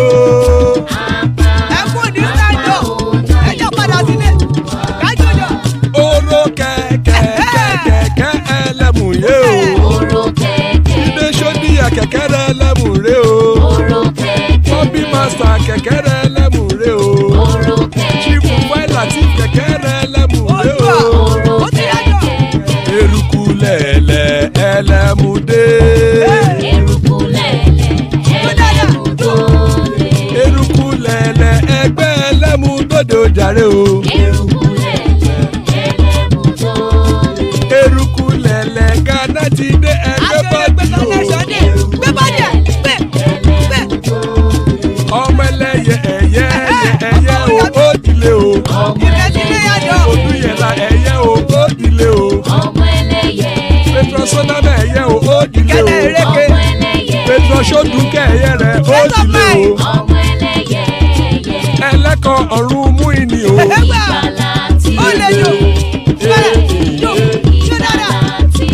Àkùkọ ọ̀run mẹ́kọ̀.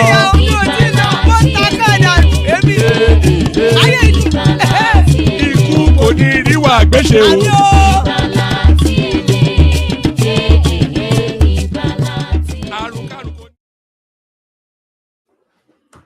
So there it is right there. Just turning up at the last minute to rescue the session. There is our Prestige right there. Good to see you, man of Prestige.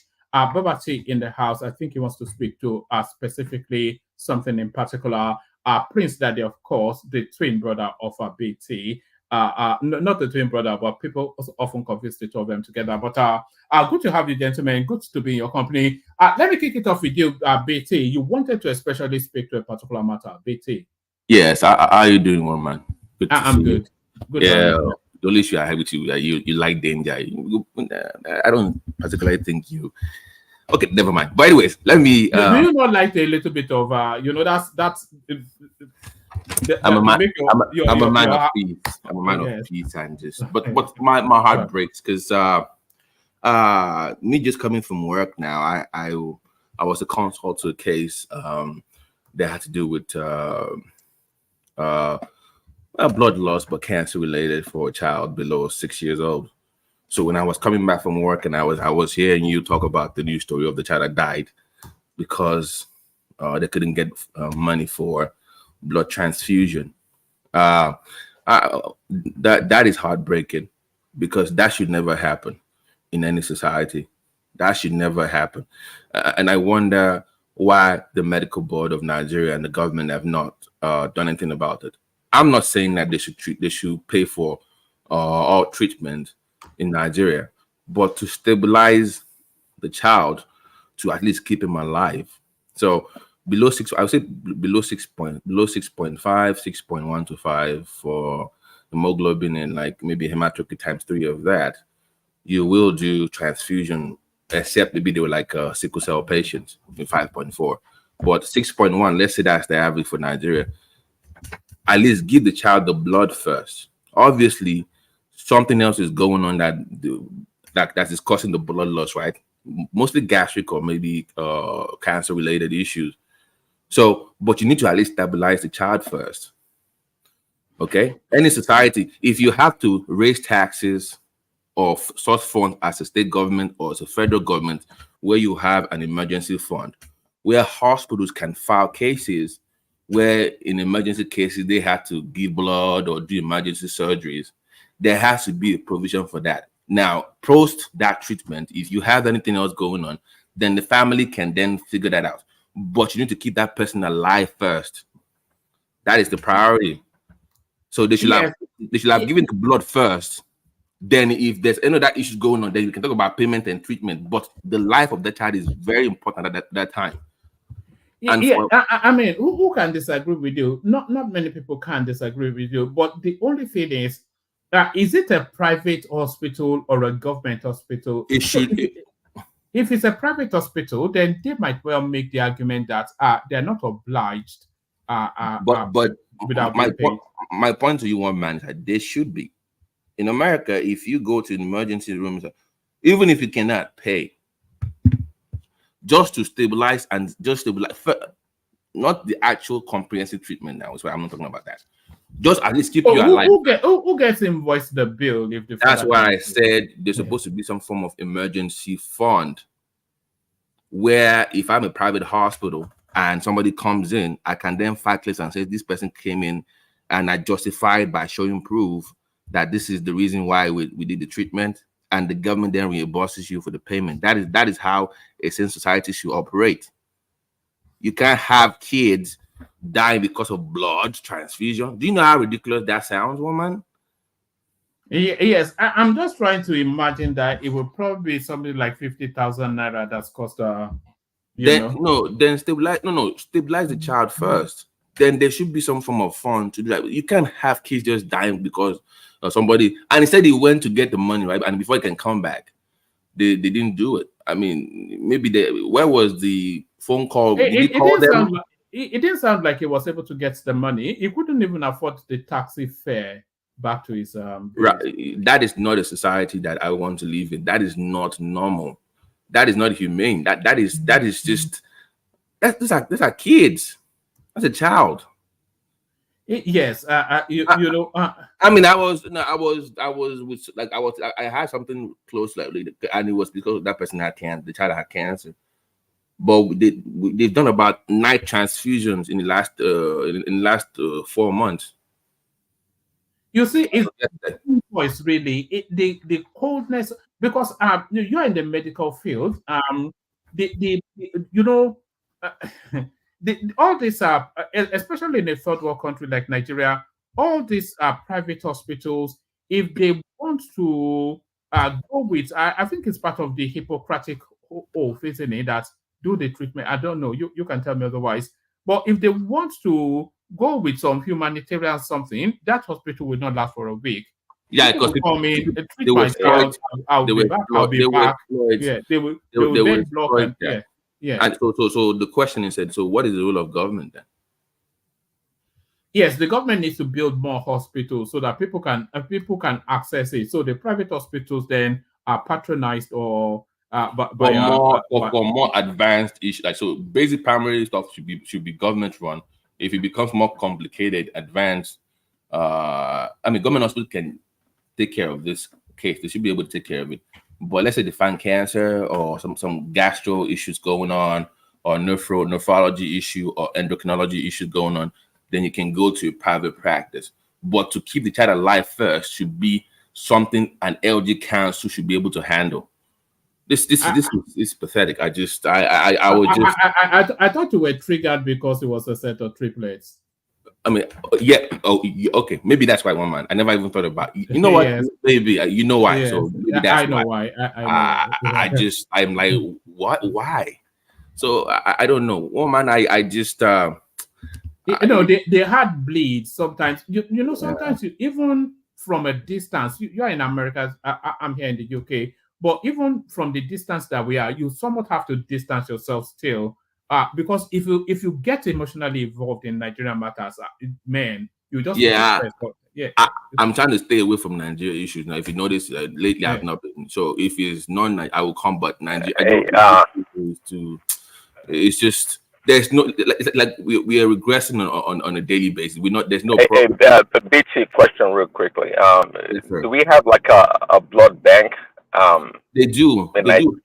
They do have blood bank, but that's not the issue. The issue is that the payment was the issue. And even if you had blood bank, they have America here. They have blood drives here in America, where you can walk in there, donate blood. That should help with the cost as well.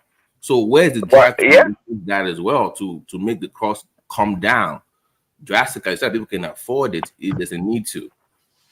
So we abuse everything in Africa and in Nigeria. And I was making an example the other day about state governors paying for their citizens, but people were kind of against it. But if you have like a blood bank, blood drive, we have ample of blood in the local governments or in states, that individuals like that father can go directly and apply for the blood through the hospital to get the blood transfer or get credit for it. Yeah, we have to find a way to mitigate. But it's not. There's also a cost to it. Just because it's in a blood bank, it has to go to the hospital screening. So they are adding the cost of transfusion. The nurses, so they have their own charges as well as the hospital, not just the blood itself. So that is the other cost attached to that. That's where I think the price went up. But that will help if we can do what you're talking about for the blood. But shall I play you something that will really finish you off? Let me play you this. This will finish you off.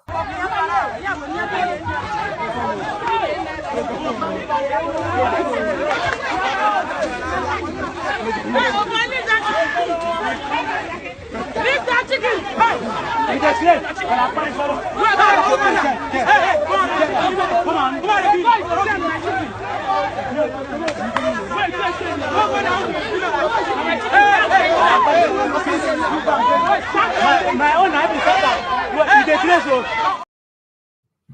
Do you know what was going on there?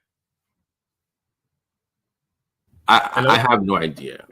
Well, right. Scavengers, trash scavengers. They are scavengers, that's right. But what are they scavenging for? What they are scavenging for is there's chicken that was seized by the customs because it had gone bad and it could not be used anymore. So they seized it and then they dumped it there. And then these people, they went and they were picking up the already gone off chicken and they're scrambling over it. And you know, why do you think you have it's unbelievable. So is that in Nigeria though? Yes, in Nigeria. Can you not hear? It's somewhere in either the middle belt or the north. But irrespective, it could be anywhere. It could be Ekiti. I got it wrong. But let me just say, before you run, let me counterweight that with this. So, if you ever wondered what the tension is in Nigeria, keep in mind that clip of people scavenging for rotten chicken and then counterbalance it with this. This is only about 30 seconds, BT.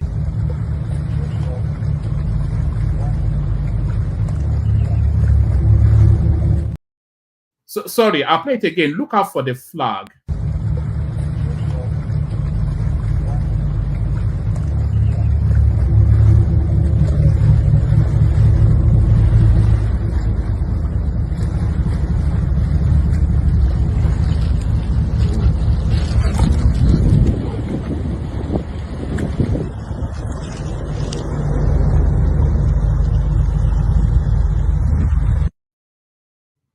So there it is right there. If they cannot find bread, let them eat cake. So only so As So, just how eh? BT, before you run away. Okay, Prince Daddy, go ahead. Now, because the BT before you run away, I told you about Seaman. What was going to happen to him, right? What happened to him? They ended up in Galatasaray. If he had waited any longer, it would only be worth like 20 million at the end of the day. So the sooner it left, the better. But he'll be back in December though. When they do the December window. Yeah, Woma, somebody said on Twitter that from selling gala in Lagos to going to Galatasaray, like he just from gala to gala. So that's what happened. I gotta go, guys. BT, real quick before you go, I want to chime in on the blood thing you spoke about. Yeah. You made a statement that blood drive and stuff like that should bring down the cost of stock of blood and blood products. I want to counter that by telling you that good healthcare delivery is very expensive.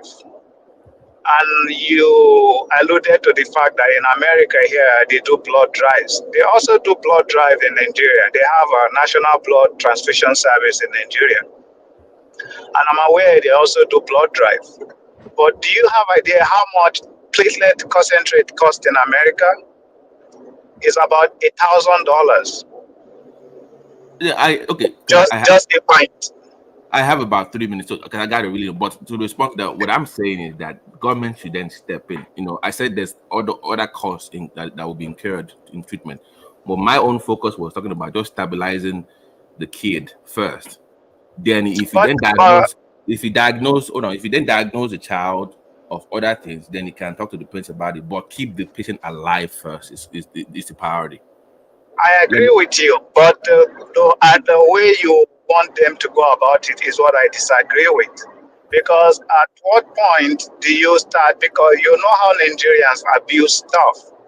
Why won't you propose the system in America here where you treat anybody without asking any question? But now here they have a system where you cannot run away from your debt. Nigeria need to build that system first before you propose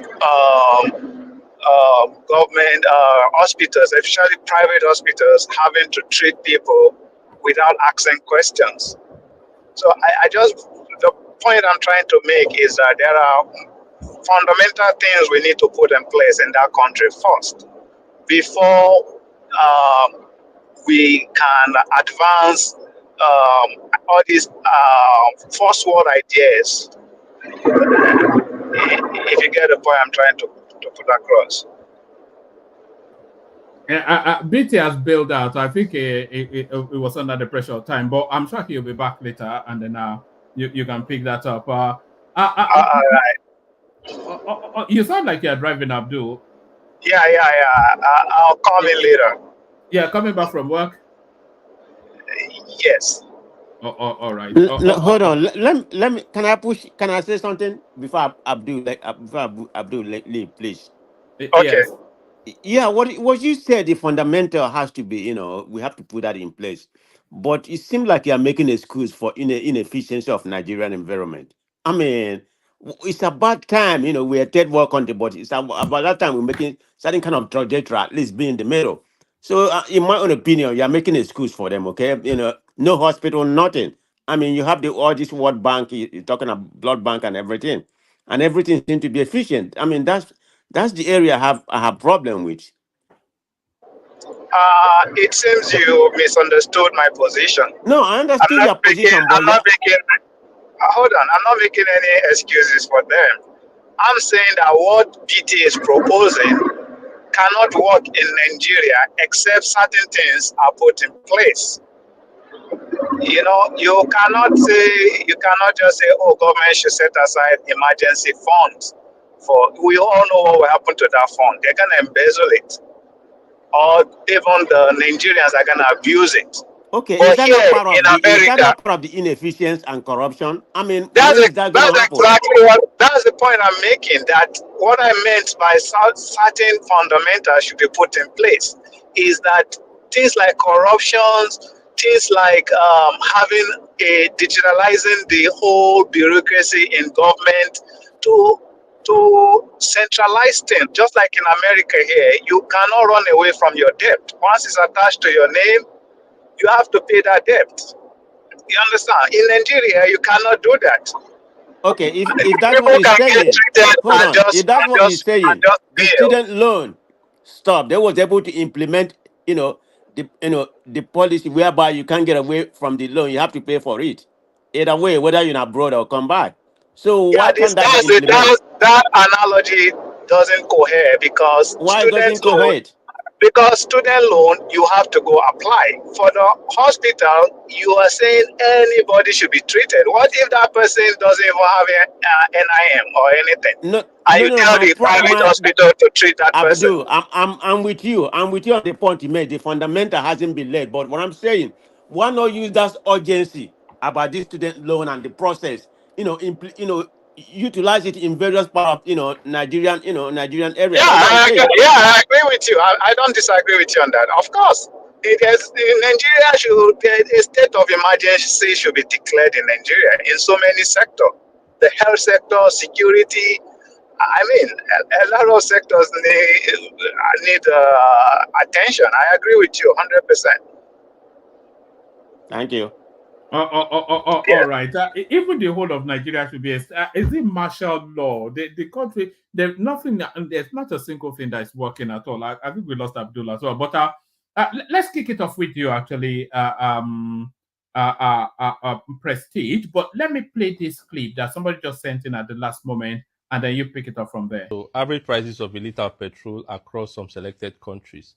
First up, we have UK, 2,973 naira per litre. Next up, we have Cameroon, 2,270 naira per litre. For the loud and ignorant people that always talk about minimum wage and GDP. You also have, let's go down, you have Togo, 1,851 naira per litre. Benin Republic, 1,700.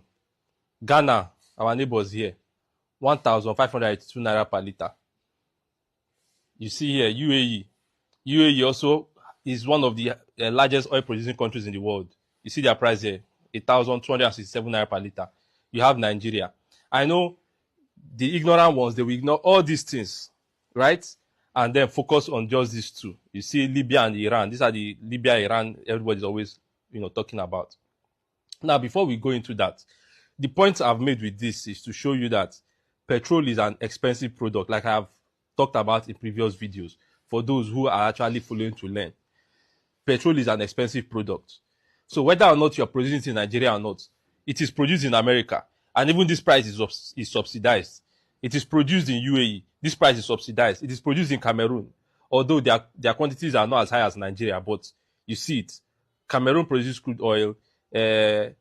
Ghana, they produce too, but not in large quantities.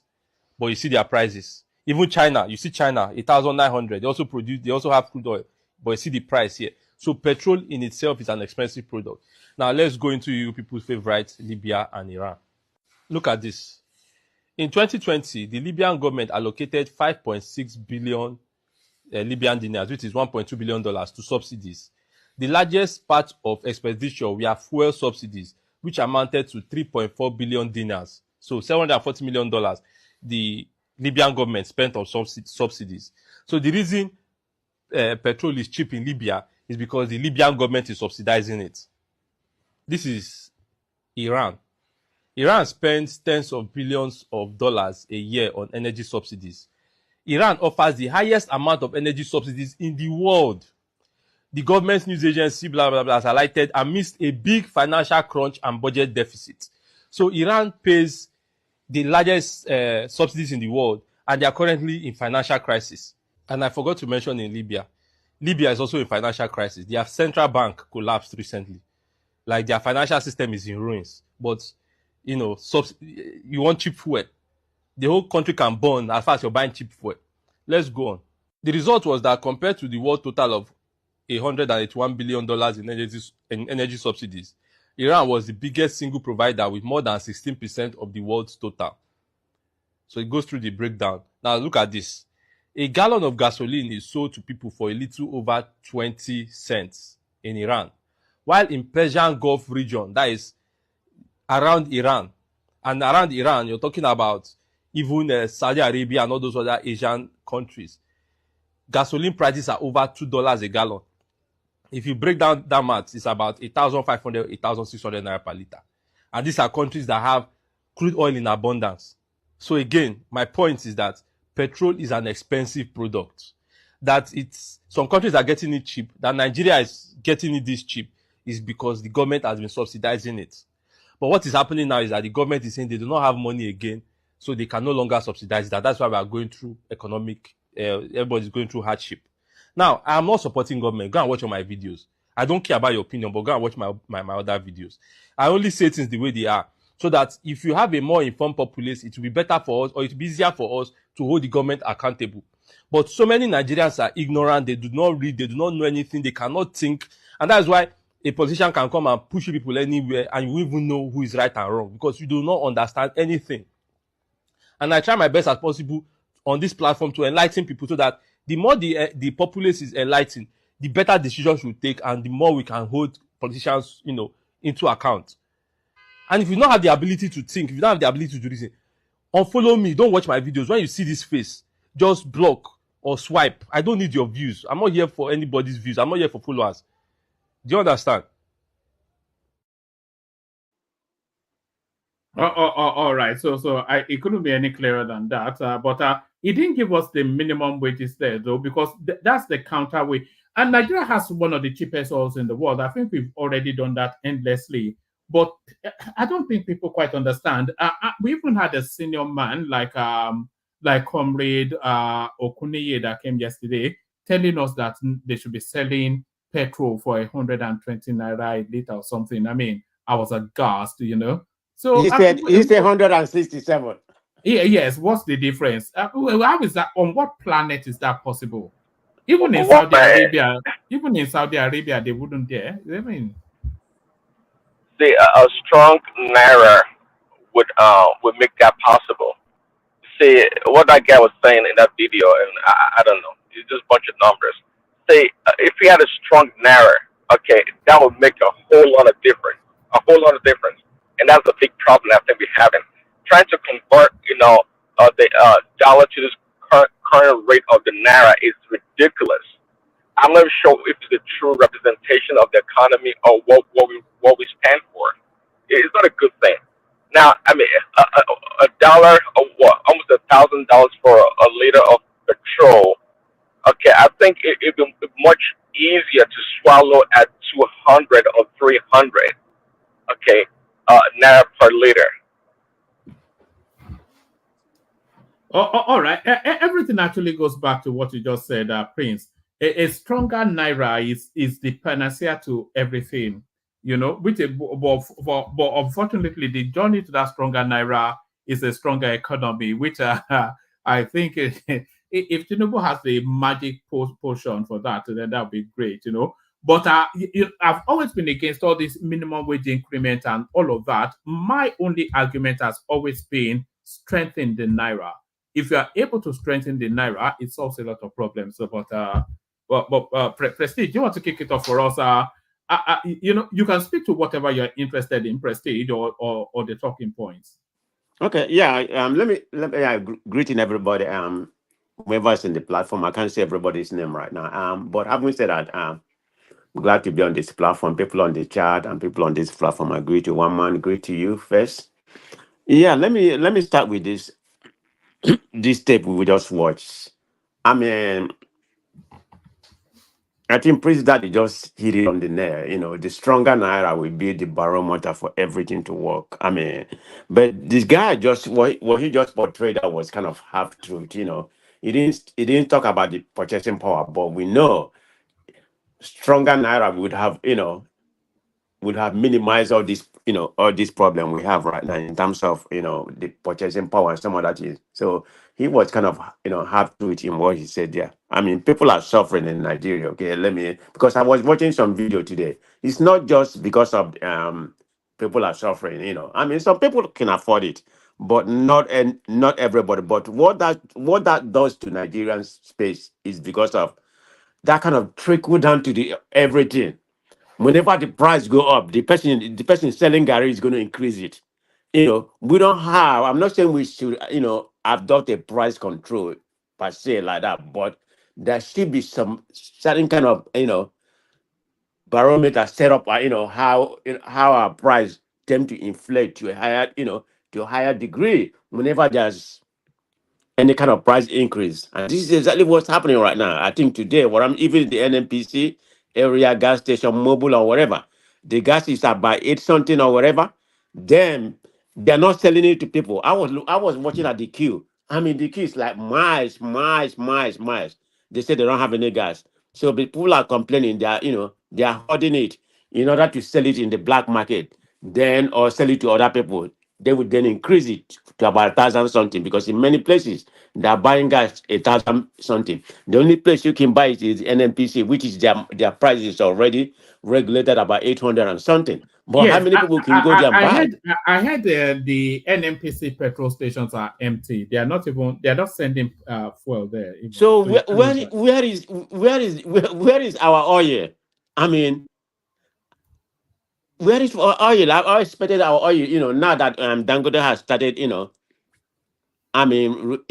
producing this PMS right now. So I thought he's supposed to help us. Hasn't he started already last Yeah, week? well, But I he don't said know what he's producing per day. he said he's ready. He said he's ready to satisfy the Nigerian market immediately.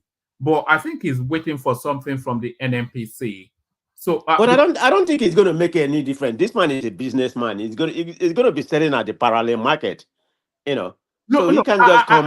I think part of the deal they struck is that the NMPC will be the sole buyer, and then they will sell it on to the Oh my market. God, that's not a good thing. One man, how are you going to trust NNPC? And then this is the thing now. If it's taking away Right.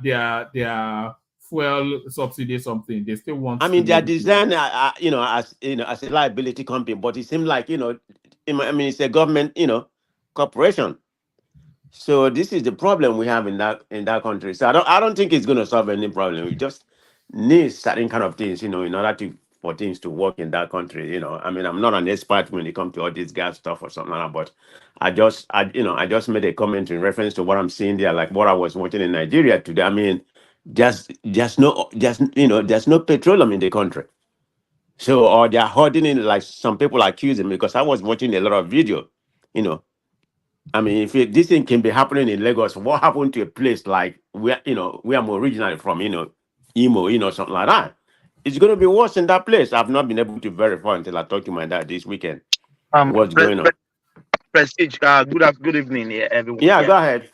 Yes, yeah. One man, my sister said what people are rumoring about is everyone is waiting for Dangote is the one causing Nigerians are the one causing this scarcity we are talking about now because everyone is waiting for Dangote to stream out, waiting for his own price.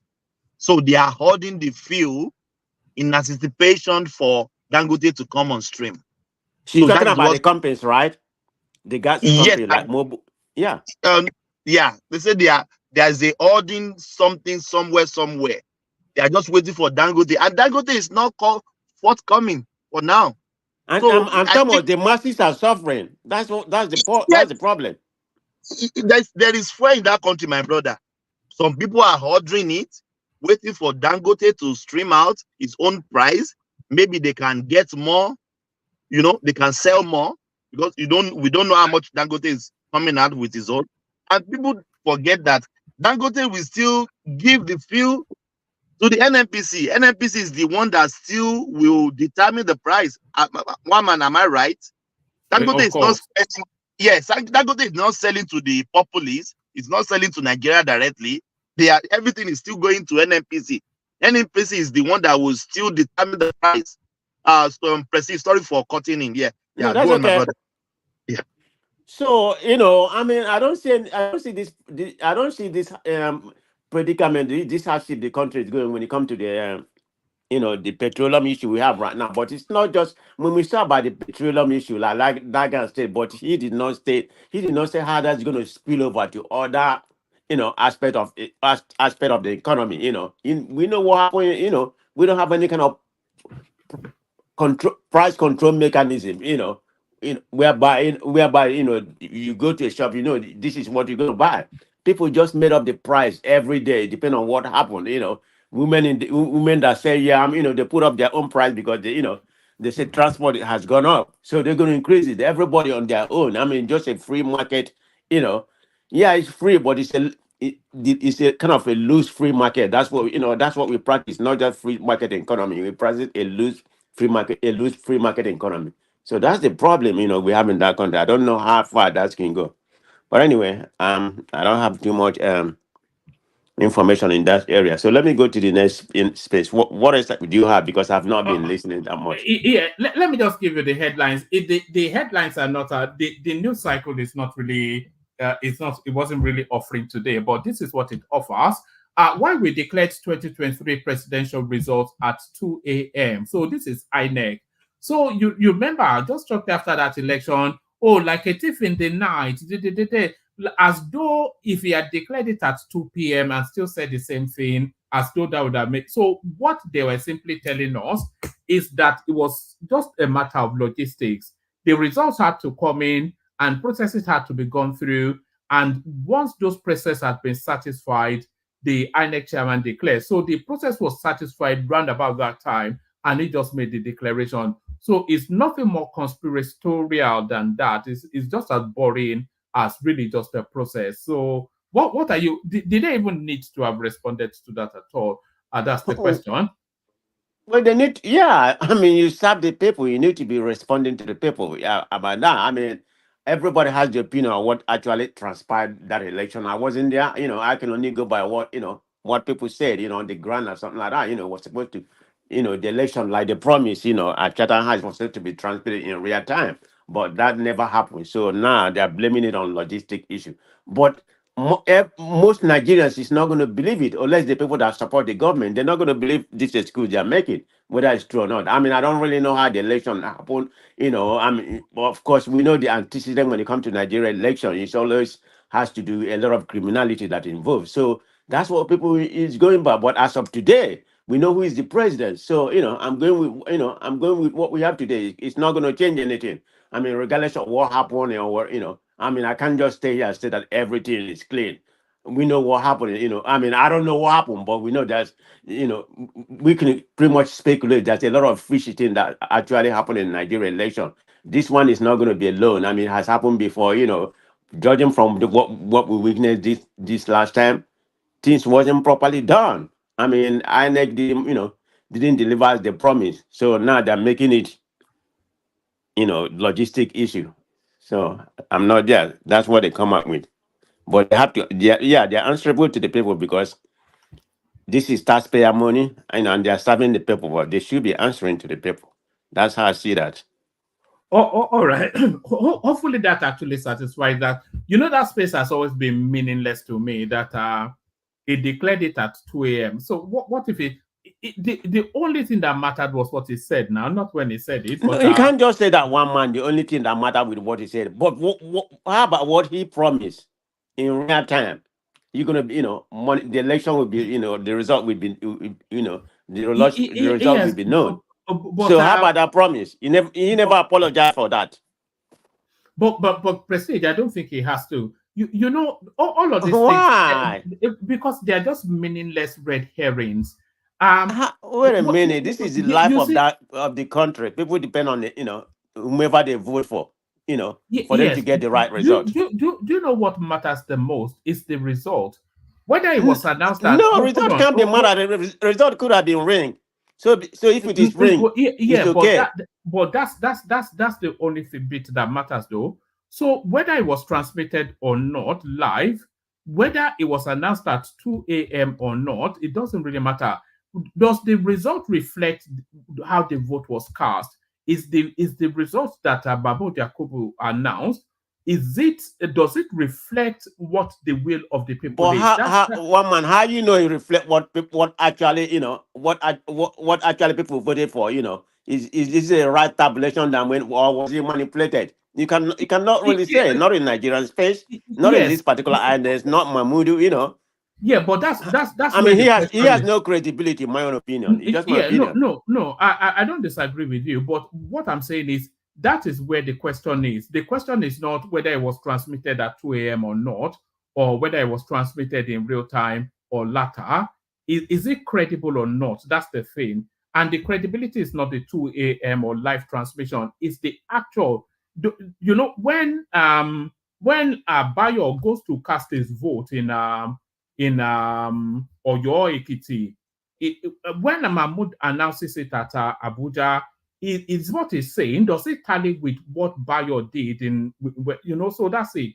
So anything else, 2 a.m., 3 a.m., the last election that was handled by Atahiru Jega, he announced it at 4 a.m. Nobody even noticed, so all those things don't matter. It's the Okay. result. I mean, what you just said when it was, when it was actually, announced or they got the result. Okay, that may be true, but they need to, people need to have credibility in the amount of money they spend that they're actually getting the right result.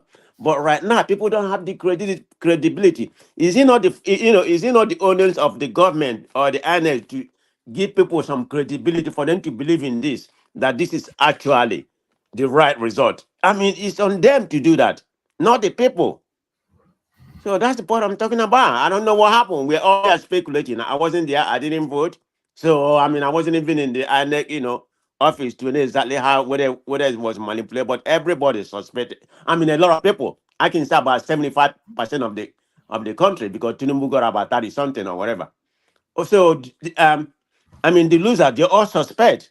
But you have to give them something, to quiet them. But up to today, you haven't given them, the evidence to quiet them. It hasn't. So it's up to the government and INEC to prove to people this is actually what happened.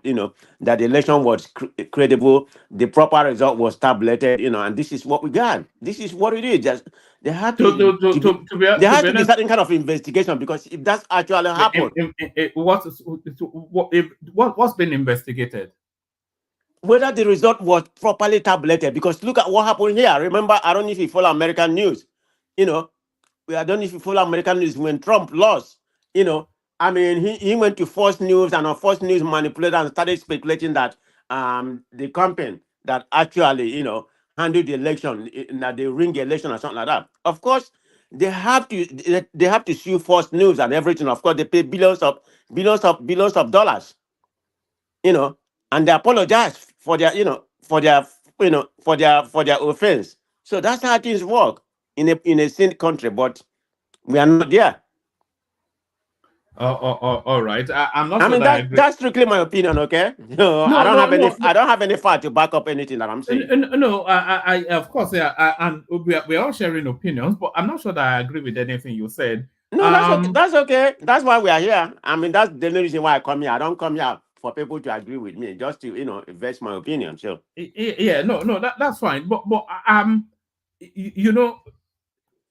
we're talking about credibility, but a lot of the international observers said there were lapses in that election, but it was the most credible that Nigeria has yet had. And all of the international observers said that election, I can go and bring you the streams, but I think we've done this so many times.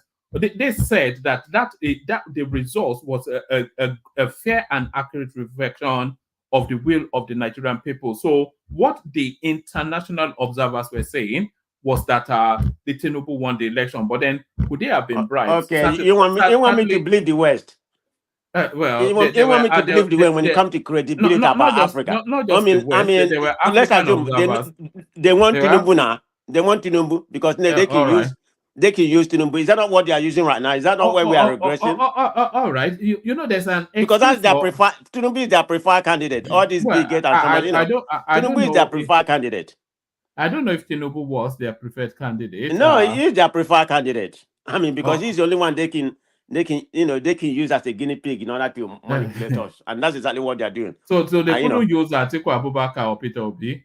I don't know, but they are not there right now, so we can't talk about them. We have to talk about who is in charge right now. No, you said it's there. Atiku Abubakar is not running the country. Obi doesn't have, Obi is not running the country. You don't even pause for somebody to have a conversation with you. You said he is their preferred candidate. So yes. So then you bring the other candidates into play. So no, I say we don't have to talk about them because they are not, they are not the president. So we have to talk about the president. Yeah, but you said so. Hold on. You said it's their preferred candidate. So you are talking pre the elections, not after the election. So okay, let's talk about the pre-election. Okay. I'm just saying there's no need bringing people. You don't even listen. What's the point in trying to just carry on? No, I'm gonna listen. I'll be quiet. Make a comment. No, you are saying he's their preferred candidate. So if he's their preferred candidate, then you are talking about before the elections, not that now it's the president. So that's one. And then if it's their preferred candidate, then you are saying they are choosing him over Atiku Abubakar, Peter Obi, Sowore, Prince Adewale, etc. And you're saying because they feel they can manipulate him. And I'm asking, can they not equally manipulate Atiku Abubakar, who has a long history of criminality all documented in America, or Peter Obi with his Pandora Papers, or Kwakwanso with his... they are all the same now, so I'm not quite sure if it was their preferred candidate. But they have to choose the most gullible, So in my own opinion, they choose the most gullible, which is Tinubu. Tinubu is they could have manipulated them, but to what extent they can manipulate them? Maybe those ones could have a little bit of obstacle compared to Tinubu. So they choose the list of all that they can manipulate. So I mean that's how I see it, and that's exactly what we're having right now. Because I'm pretty much ruling our country. You think the Nigerian people are ruling our country? No, they are not. All right. Let me take you to another space. Let me. So the guy that actually designed the Nigerian flag, so he died recently. Do you think he's deserving of a state burial? The person that actually designed it. Yeah, the Nigerian flag. What, the green, what white, year? green. What 1960 or whatever? Something. Yeah, maybe it was even earlier than that. I checked for you, but it was quite a while ago. So he died recently. Yeah, he does definitely. I mean, we should give him a national honor. Definitely. In 1958. That was okay. Definitely. He's one of the best flag. Yeah, green, white, green is it's one of the best flag globally. Yeah, whomever he is, I don't know his name. You can tell me his name if you don't mind. It's an Oyo man anyway. Taiwo. Yeah, it doesn't matter where he's from. It can be somebody from. It can be your family member. It don't matter. But he deserves an honor. So all right. Yeah. All right. Yeah. Well, they promised him a state funeral, but that's it. Yeah. Oh no, he's actually been buried now. His family ultimately had to bury him because they promised him a state funeral a year ago, and the family kept on paying for mortuary fees in anticipation of that should not be one man. Yes. I mean, we are not that broke. So you can't tell me because we don't have money. It's about patriotism. This is where it should come in. I mean, to my own opinion, he deserves a national honor than all this, than most of these politicians that have not done anything. Yeah, he deserves it. I agree with you in full. If there's anybody deserving of a state funeral, he's contributed more to that country than Buhari or somebody, because I will give it to him. I've not contributed, but he does. So I give it to whomever is due for. Yes, a lot of us rally behind that flag, but there it is. Let me take you to the space. President Tinubu's economic reforms are difficult but necessary. This is Bill Gates, who seems to be spending an increasingly worrying amount of time within the Nigerian space. What actually surprised me was that he was actually speaking at the NEC meeting, which is the meeting that the government convenes with the governors, I think every month. But what are you making of that, though? Because a lot of people actually go with that storyline. Tinubu's economic reforms are difficult but necessary. Do you agree somewhat in part with that? Yeah, like I said, some of the policy, that I've read, the ways on the way it has been outlined, and which is just pretty much a paper. So I think the problem, the government is having the implementation. They have not been able to, do something. Try to get rid of some of the obstacle, which is some of the fundamental obstacle, that is hindering, the government from progressing. So there has to be some fundamental that has to be taking place for all this policy to be actually implemented. But if you look at the policy on paper, it's a great policy. It's a great policy, but having a great policy, if it is not properly implemented, something like that, like we are talking about, you said something about the fuel subsidy. Okay. Everybody, most of the presidential candidate promised that they was going to remove the fuel subsidy, when immediately they come to office. But what's immediate? Nobody ever said the first day. They said they're going to remove it. Go and read what they said. Nobody said I'm going to remove it the first day before I even assume office. That's what Tinubu did, and that's That's when what immediately means now. What does it mean? no, immediately, no, one man. Immediately is not 1 year. You're an English speaking person. There's a Immediately is not caveat one there. year later now. No, What no, no, no. I immediately don't. I means? don't say it have to be 1 year, one man. Yeah. Immediately means instantaneously. That's No, what it one means. man. You Instantaneously. understand English when it comes to Yeah, this kind of I policy understand implementation. what immediately means. You understand what immediately is. Immediate is What immediate? instantaneously. Huh? Instantaneously. That's what it means. No. You're kind of bungling the word immediately. Right. That's not All what right. it definitely mean. I don't know what they could have done, so I'm not going to say come here and say Obi would have done this, Obi, but No, we know what Tinubu. Obi would have done. We have the clip. I don't know what I don't know what Obi would have done. One man, you can Hold always. on. We know what Obi would have done because he told us. He said he would have removed. We have the clip. He said he would have No, I'm removed not. it You don't have to immediately. play it. Everybody already know. You played it here Yes. several times. You say Yes. I'm going to So remove it immediately. But yes, what's we know. So we immediately? know Is it before you assume immediately. office? It's instantaneously. That it's a He didn't use everyday He word didn't use now. the word instantaneously. Even at all, he That's used it. what immediately means That now. instantaneously is very vague. So when you use that word, it could be within the 6 months of my office, or within 3 months. That's they all fall within that perimeter. When you use the word immediately, it doesn't mean the first day. So you know that one man. You're just a proponent of the government, but that's fine. That's why we come here. So, I'm not a. Don't yes, you don't say are. that. No, all right, forget all that. No, I'm gonna say it. Go ahead. You can say what. Look. Anyway, I mean, it's up to you. But I'm just gonna say how you see you narrate your story.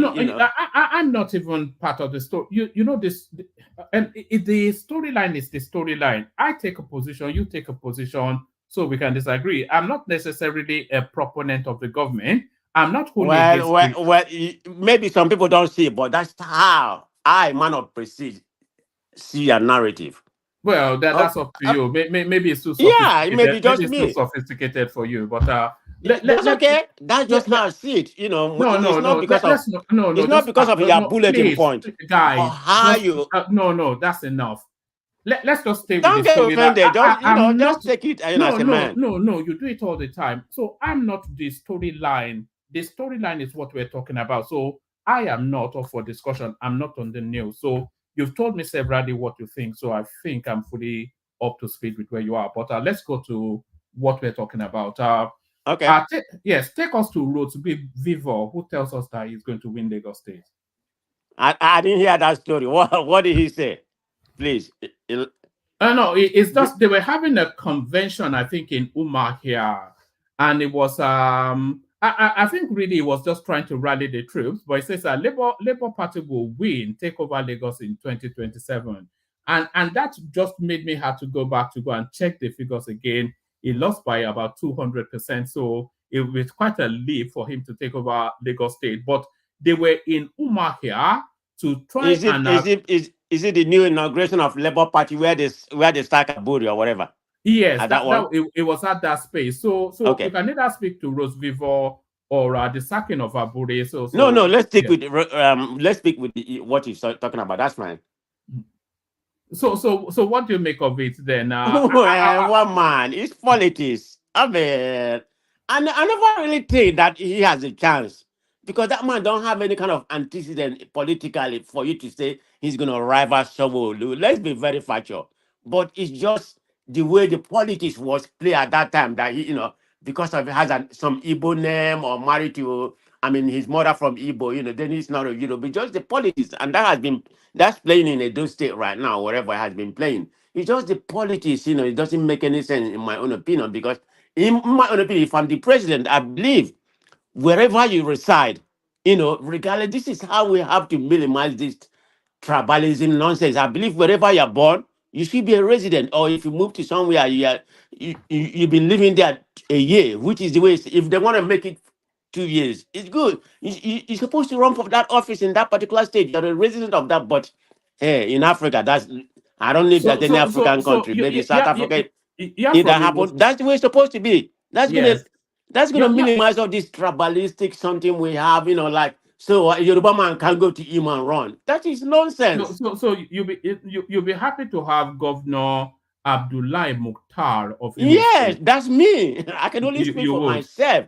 As far as you can perform. No, hold on, just hold on. That's very nice. That's just politically correct. Hold on. Ask me for my opinion. No, I can't speak for other people in Imo. Yeah, okay. So maybe Imo State. Okay, you can't speak for other people, but I don't think that anybody can imagine people that are so chest beatingly,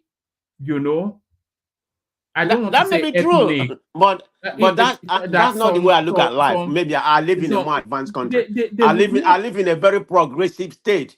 Right. where my opposition party, is my councilman. So it doesn't bother me as far as you deliver. That's all I care. My mayor, after all, is an LGBT guy, in San Diego, and he's performing. That's all I care. As far as I don't subscribe to that, idea, of having a mayor, somebody governing me. But yeah, performing. That's all I care. Just don't bring it to me. I'm a progressive. I don't subscribe the Democrat. What about cultural propriety? What about cultural propriety? You see, I'm not a cultural man like that, so you are speaking to the wrong person. No, but Nigerians are. Yeah, they are. This is the problem. They overuse that cultural to become something tribalistic or whatever. Yeah, there's nothing wrong with being very cultural. Nigeria are very cultural, culturalized people, and it's good. But you have to utilize that culture to something to better your country, not just. You have to find a way, a harmony in that country in order for us to move forward. We've been like this since 1960. When are we gonna grow up and become like, at least, I'm not saying we have to be an advanced country, at least advancing. But all what we are doing right now is kind of regressing. We are advancing. I don't mean if we're a third world.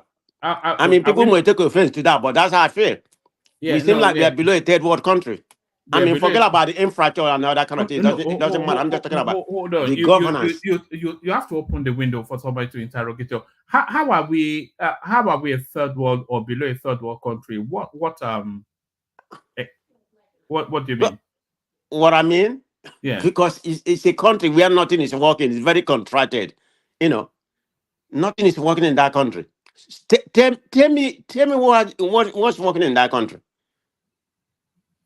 But I cannot think of anything that is not working. A lot of things are not working. Right. Not healthcare. Tell me. Nigeria has a strong. Lagos has a strong primary healthcare system. A lot of people have kind of half big. Okay, tell me what other places that have it. Is everything has to be Lagos? How many percentage of Nigeria live in Lagos? Just overall, Lagos is about 29 million or whatever. 30. I don't have the figure. And Nigeria is about 223 or whatever. They have it in your state as well, but those are the only two places that up to what standard?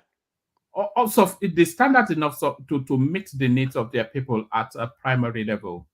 Okay. I'm not gonna query you on that because I don't have the data to back up what you're saying. A lot of things actually work in Nigeria. They have a very good. Even the loot, the so-called loot you have in Lagos, forget about private company. Forget about private company. You know. All right. It's very easy I to mean, say all these things. my dad brother almost lost his life. You know. I mean, I don't want to go into that story right now. Okay, maybe one other day is very painful about what happened. He almost lost his life, because of lack of emergency. I mean, they have to wait for so many hours before they can take him to the hospital. And the hospital was taking, The banking system is very strong in Nigeria. Almost even better yeah. than yes. Okay. Let's not debate about No, what no, work but and what work in no, Nigeria, no, but no, no, because it's a yeah it's a very not you especially, but it's a very lazy space that people go to. There, nothing works, nothing works. A lot of things work, maybe not some to decent enough standard, many to maybe somewhat substandard, but certainly they are working to some degree. shouldn't we be above that right now? Above How what? how long we We're a been? third world I country. mean, hold on. Things used to work better a long time ago. When I was in high school compared to right now.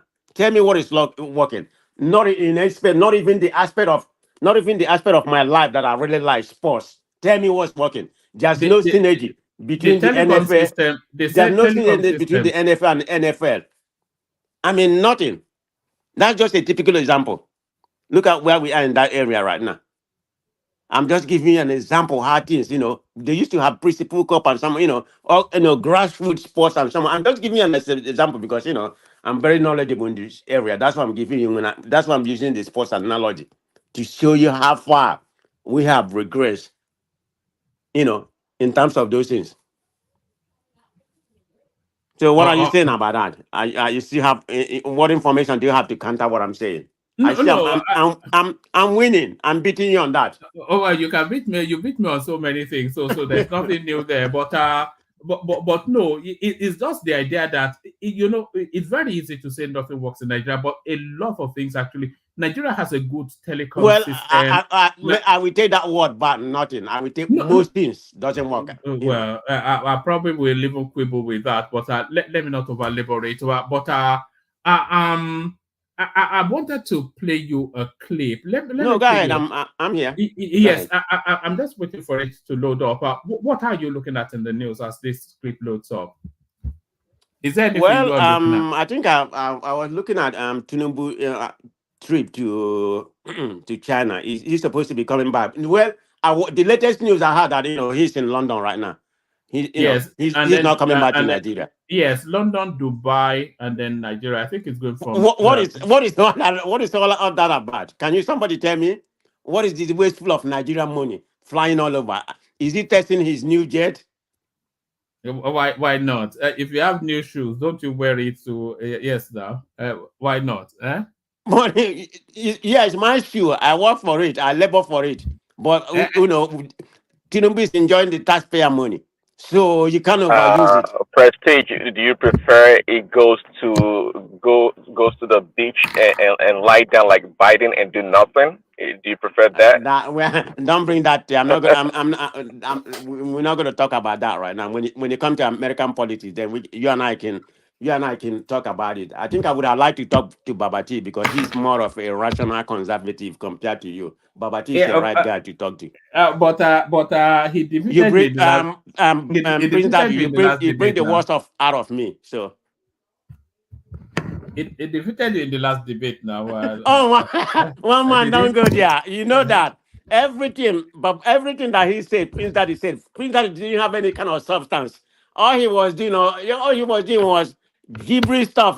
Talking about how bad camera. He didn't give any kind of substance about what is Kamala Harris' vote right now. What is Kamala Harris' experience. So let me tell you one thing, one man. Some people are just I don't know why you just brought me to this topic, and you know how passionate I am.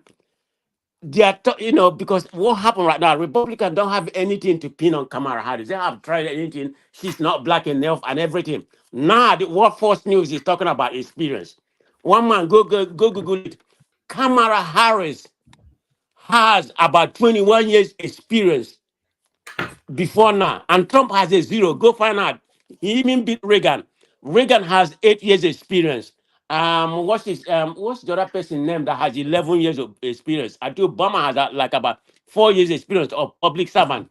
So we're talking about before you become run as a president. But Kamala Harris has 21 years experience already, right from AD to Attorney General that she worked at, to Senate to the Hey, Senate one man, to Kamala VP. Harris is So our it's version of Peter uncomparable B in terms here. of that. Our version of Peter B is Kamala Harris. You call your favorite word for Peter B is what? Duns. Yeah, that's ours, Kamala Harris. So let's first continue to Yeah, yeah. let's continue one man. What was you gonna say? Let's pivot back to Nigerian topic. I'm enjoying the Nigerian part. Okay. Let me play you a clip. This is more of an international one. It's only really because we don't have big topics, but we like to have conversations. So this one here, this is an evergreen sort of topic space. This is the Kenyan president speaking to Anchor Paul, I think her name is, of a CNN. They are trying to change our culture, and this is what they're trying to change it to. In Kenya, to be gay, the LGBT community is illegal. They just want to have equal rights, the same privacy and equality as all other Kenyans do. Is that something that you aspire to for your country? I want to be very clear. I will not engage in a subject that is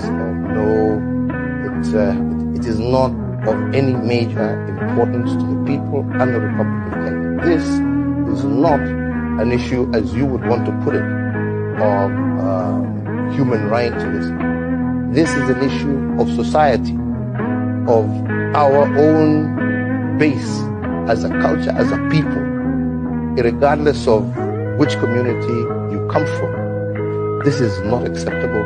This is not agreeable. Those are the laws that we have, and those are laws that are 100% supported by 99% of the Kenyan people, regardless of where they come from. So there it is. Is this a ever going thing that they are trying to impose this LG? Why are they trying to impose that LGBT thing on Africa? You see, that's the. I mean, people blame it on Obama or something like that. It's not that the LGBT has not, wasn't happening before Obama came in, but Obama just commissioned it to make it legitimate for people, for that particular set of people to have right. Most of the time, they didn't have right. I'm against it, one man. Regardless, I'm a progressive. I'm against it imposing. I think Kamala Harris tried to do that when he went to Ghana. Of course, they shut her down. And they tried to do that in Uganda. So, and I think they sanctioned Uganda right now, something like. But I'm completely against that. You have no right to impose your ideology to a sovereign nation or your philosophy or what you believe. That is completely wrong. So, I don't like whatever people are blaming Democrat. No, Democrat did not produce LGBT. They just give them what is legitimate right as a human being. You have a right you have a right, you have a right like other people. That is the only thing the Democrat did in American space. They are not the one that created the LGBT. And it's properly right, and I agree to that. You have to give people right. Let God judge them for for whatever people consider. If it is a sin, let the judge, let God judge them on that area. But you can't deny people right to do something because of the kind of behavior they subscribe, which I'm against. But that's on them. But just don't bring it to me. I'm from a very progressive state, and we have quite a lot of them. But you don't bring it to me. So even in my job, I have one under me. So. Oh God, do you want to rephrase that? You know what? Do you want to rephrase what you just said, anyway? You know What is it to rephrase? I have one that work for me. No, it's the way you said it. It was a bit. How did I say it? I still have one that work for me. Yeah, you said you had one under you, which I thought was a bit. Okay. Thank you. Yeah, thank you for cautioning me on that. That wasn't the right phrase. No. But let me finish. I still have a few more to say. So I saw the picture put there earlier about Tinubu. So what did Tinubu go to China to accomplish? Because I don't, in my own opinion, I don't really see, what he went there to. This is the people that conflicted our plane. So are you going to tell me, how you going to combine that for what he went there to? This is people that seize our property, and put it on eBay. So are you going to tell me for the highest bidder, what kind of business, is between what I consider to be a convicted, debtor, and a notorious shackle? So tell me what, a notorious shackle lender. Tell me what's the benefit? Is it not waste of trip? Tinubu going to China is a waste of trip. Yes, it's a waste of trip because I mean we're convicted, debtor already. And What's the largest economy in the world right now? Who has the largest economy? You think they're gonna borrow you money when you still owing them, that money that something emancipated from Ogun State? Are they gonna borrow you money? China is not going to borrow Nigeria money. Okay, what's Tinubu went there for? Is it not a waste of trip? Has he said what he went there for? He's already left. It's a trade trip now. Actually there's a China Africa summit going on at the moment, which of course Nigeria the epicenter of Africa, so Nigeria has to be there, and it gives him go on. But he seemed to be the most the most traveling president that I ever known. I mean, like no, Buhari I mean, was the nothing most has been traveled. accomplished. Nothing Are has they been not part of accomplished. waste of trip? Well, if you say so, maybe that's your understanding. Okay, because I've not really seen, what has, which they come. I've not seen any kind of this Western country that has come to invest in that country. But let's see what happened in that area. But one man, how come you didn't play? How come you didn't say something about this Canada lady that was arrested or whatever? No, I thought that's part of the topic. That's why I sent you that video. Yes, I have it. I have it there. So if you want to speak on it, I mean, I don't mind. I speak. I don't mind. I speak. My understanding. All right, speak a little on that, and then we're going to Prince Daddy. Yeah. My understanding that she has been, she was arrested, and released. Was it yesterday or something like that? So she made a video. You don't have to play it, but I don't have to tell you. She made a video. I think she was interviewed today by Dr. Chid. I don't know if you know about Dr. Chid. Some guy that live in Canada that has appeared on Dr. Damien. I think he has his own platform. I've never really watched it. I know him. So he interviewed her to, and asked her what prompted her to do, to whatever that insidious statement, which is bigotry to the highest level, in my own opinion. I totally condemn it. But so Dr. Chid asked her what prompted her to say that. She said she was very emotional because of the way people had been bullying or whatever. But two wrong can't make it right. So but that's definitely her excuse. Then she said because she belonged to a platform. People are talking against her own people or something like that. So she just lost her emotion. Then after that, she apologized for being that. But I'm not saying that's going to be an excuse or something like that. Then she played a video of her interaction with some other people. I think she interacted with the guy. Remember the Edo guy? We were talking about. The first name is Kingsley that live in Venezuela. You know what the guy says. So I don't have to repeat exactly what he said. You see, it's as straight outrageous as what Amaka said. So the guy, they have his name and everything. So what I heard right now that the Canadian government has petitioned Australia government to investigate about what's happening in that space. So, but I listened to the video I sent you, but you don't have to play it. So I hope I hope this is a lesson to everybody. Go ahead. The interview with Chidi, that was actually 9 days ago. I'm just checking it now. It was 9. Oh, is it 9 days ago? No, but that was before she was released. No, that was 9 days ago. Oh, so that interview occurred before she was arrested. Yeah. Okay, and released. I think she's released right now, according to what happened. But I'm not saying, So let the Lord take care of himself. So yeah. But what I understand that she's suing Abike. So I don't know the reason of she's suing I don't Abike. know how I don't know what suing her for. In as far as I don't agree with Abike, I thought it's kind of partial injustice, but I don't know what she's gonna. Maybe that's part of some leverage, What would she be suing Abike for? Yeah, maybe the lawyer, maybe whatever if she has a lawyer, maybe the lawyer said do this. You're gonna leverage it to when you come to your court case. But I don't think when suing Abike that Abike is gonna go to jail or pay any kind of restitution, So, but it's part of maybe the lawyer. The lawyer has to advise her, to do that. So that's what I think. But in my own opinion, that's a frivolous suit. But I don't agree with Abike the way the injustice was. Yeah, but anyway, that's a story we have. But hopefully everything, people will be held accountable. That's my only concern. So I'm done in that space. All right, brilliant. All right, brilliant. Let's go to Prince Daddy. So Prince, we're talking about Nigeria presently well, just recently left China now, but then China having a world summit with Africans. So and they're giving them the the red carpet treatment as well. And this Bloomberg piece is speculating to somewhat the growing influence of China to replacing essentially the Western traditional spaces, and a lot of the spaces that China is expanding its influence in now, they are gravitating more towards China because one, they are getting infrastructural benefits. China not interfering in their domestic affairs, and they are reflecting back to say that look, we never really got anything out of our relationship with the West all the way through. Mahmoud Yakubu declaring at 2 a.m., saying that it was just the process landed at that spot.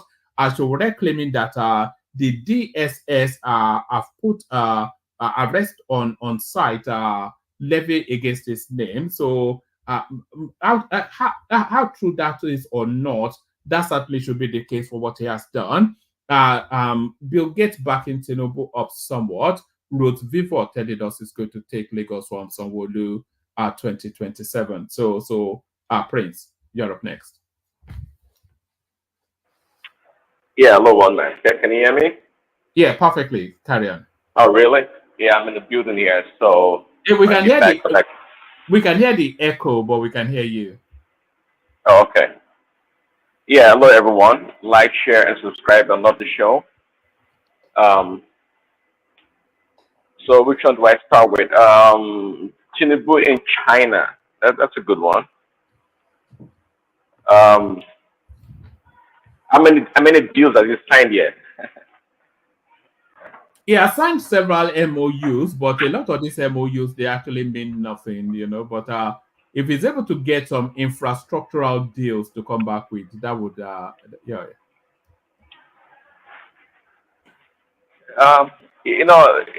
With the Chinese, actually, I think it's much easier dealing with the Chinese than these other nations like Russia. I think the Chinese they like to work and they like to get things done. And usually, I've learned when something doesn't work out, it's usually the fault of the African people or the leaders because it's always an attempt for them to game the system and make money. That's how the game goes. And the Chinese too, they know all about corruption, but we can't continue to blame people for the way we are. We have a role to play in it, and we play a big role in our backwardness. So I think, quite frankly, I think it's a great opportunity. The welcoming they're giving Tinubu and the red carpet, I think it's great. I can't remember which summit that the African leaders went to that they packed them in the bus, or was it was it when they went to the what do you call it, the Queen's funeral? I think that's what it was. Yes, and they put them in like school kids. you remember? Yeah. Oh God, I remember that. Buhari was there, wasn't he, on that bus? I don't. Was it there? I don't think so. Was it? I don't know. I can't remember where it was there. But anyways, now, do you know the we call it the AU and the African Union building was donated by the Chinese. They Yes. spent okay, yeah, and you know all about that building, right? It's all bugged. It's all Oh. yeah, you know. We Africans, we don't respect ourselves, man. We just don't. What do you make of all these summits? Because we have the China African Summit. We even have an India Africa Summit. We have a Dubai Africa Summit. So it's almost as though these people they are hopping around the world with a begging bowl. It's almost embarrassing. And then they line them all up behind one president of one country so that one can show them off like safari spoils. Yeah. Um,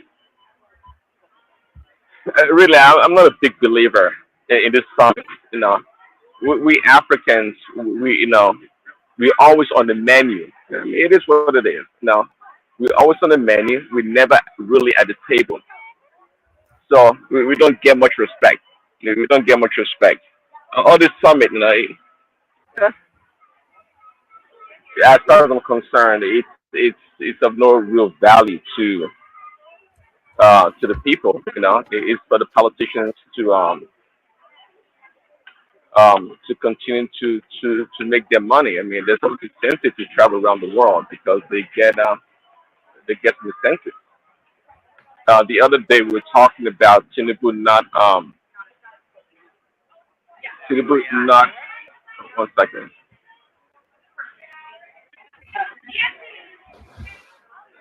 The other day we were talking about Tinubu not uh, uh, um assigning or having ambassadors in across the world, right? And I think that's kind of a good move because it saves a lot of money. Really, it does save a lot of money because I don't think we can afford it. It'd be nice to cut our coat according to our size. We can't afford it. And to me, rather than trying to blame him for not appointing ambassadors, I think it's a good thing. It's a good thing way to save money. I mean, there are other ways absolutely to save money, but to wrap it up on this China trip, I think China. I said it before, about 10 years ago or so. But the China is good for Africa. Actually, China is good for Africa. Um, the now leaders don't respect themselves, but they are more committed than the Western nations. Um, y- you know, they're more committed. They know we have the resources, and they more than happy to do the job. There for a very long time. They helped build the railway, well, in East Africa, even in America they did. They are part of the construction uh, industry in America. So it's kind of in their DNA. It's kind of in their DNA to do this thing. But China man is not a fool. They would no, they would capitalize also if they have to. And again, I blame the African leaders for that.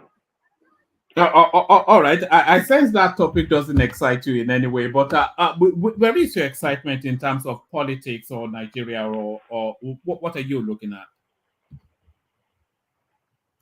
Uh, well, Or you're still so consumed by Trump and the rest of it? oh no, no, no, not really. I think we have a pretty good idea what is going to happen. I'm not one of those people being gaslighted by the media like Prestige. But you're asking a question earlier at the beginning of the show.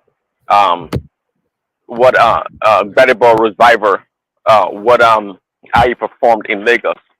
He did pretty good actually. He came second, right? Did you check the data or the results? Yes, no, I went to check, and you are right. It did do very well. It got over 300,000 votes. Yeah, Sowore got nearly 700,000, but he got over 300,000. But those 300,000, I'm suggesting that it's not off his own speed. It was off the Peter B momentum because I never knew, and I pay attention to the political space somewhat. I never knew that guy existed as a human being until he came out as a governor.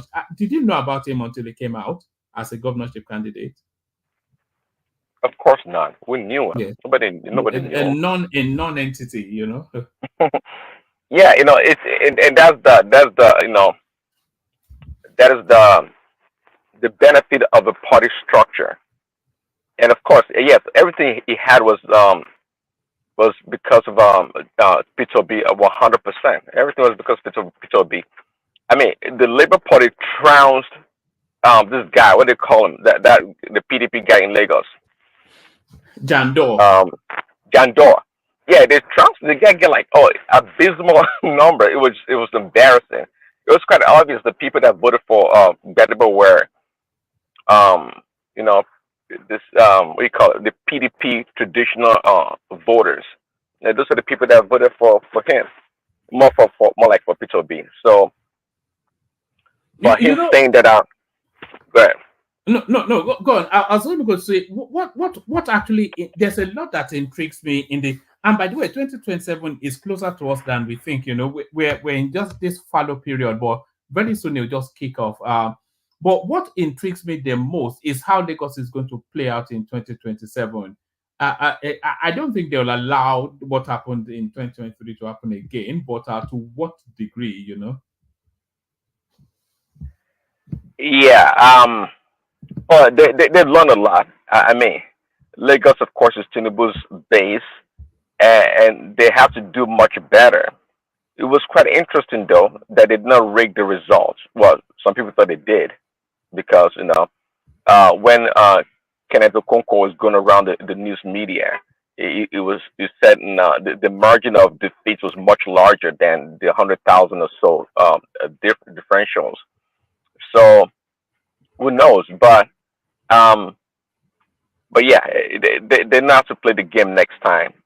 But again, if they wanted to rig that result, they could have done it because everybody knew that Lagos is Tinubu's base, so it would not be surprising that if he won it. So If come they if they 2027, if they said Tinubu won 70% of the votes in Lagos, I don't think a lot of people will argue too much about it. So if that election was rigged, then then they certainly missed an opportunity in Lagos. oh yeah, absolutely, yeah. So I Can mean, I say something, one 2027. I man? mean, You see, that Lagos space, that's one thing, that kind of gave me solid that maybe it wasn't as ring as people said, because I'm looking at it, I'm trying to be very objective in that space. So if it was ring, why would you give P2B, Tinubu stronghold? You give it to P2B.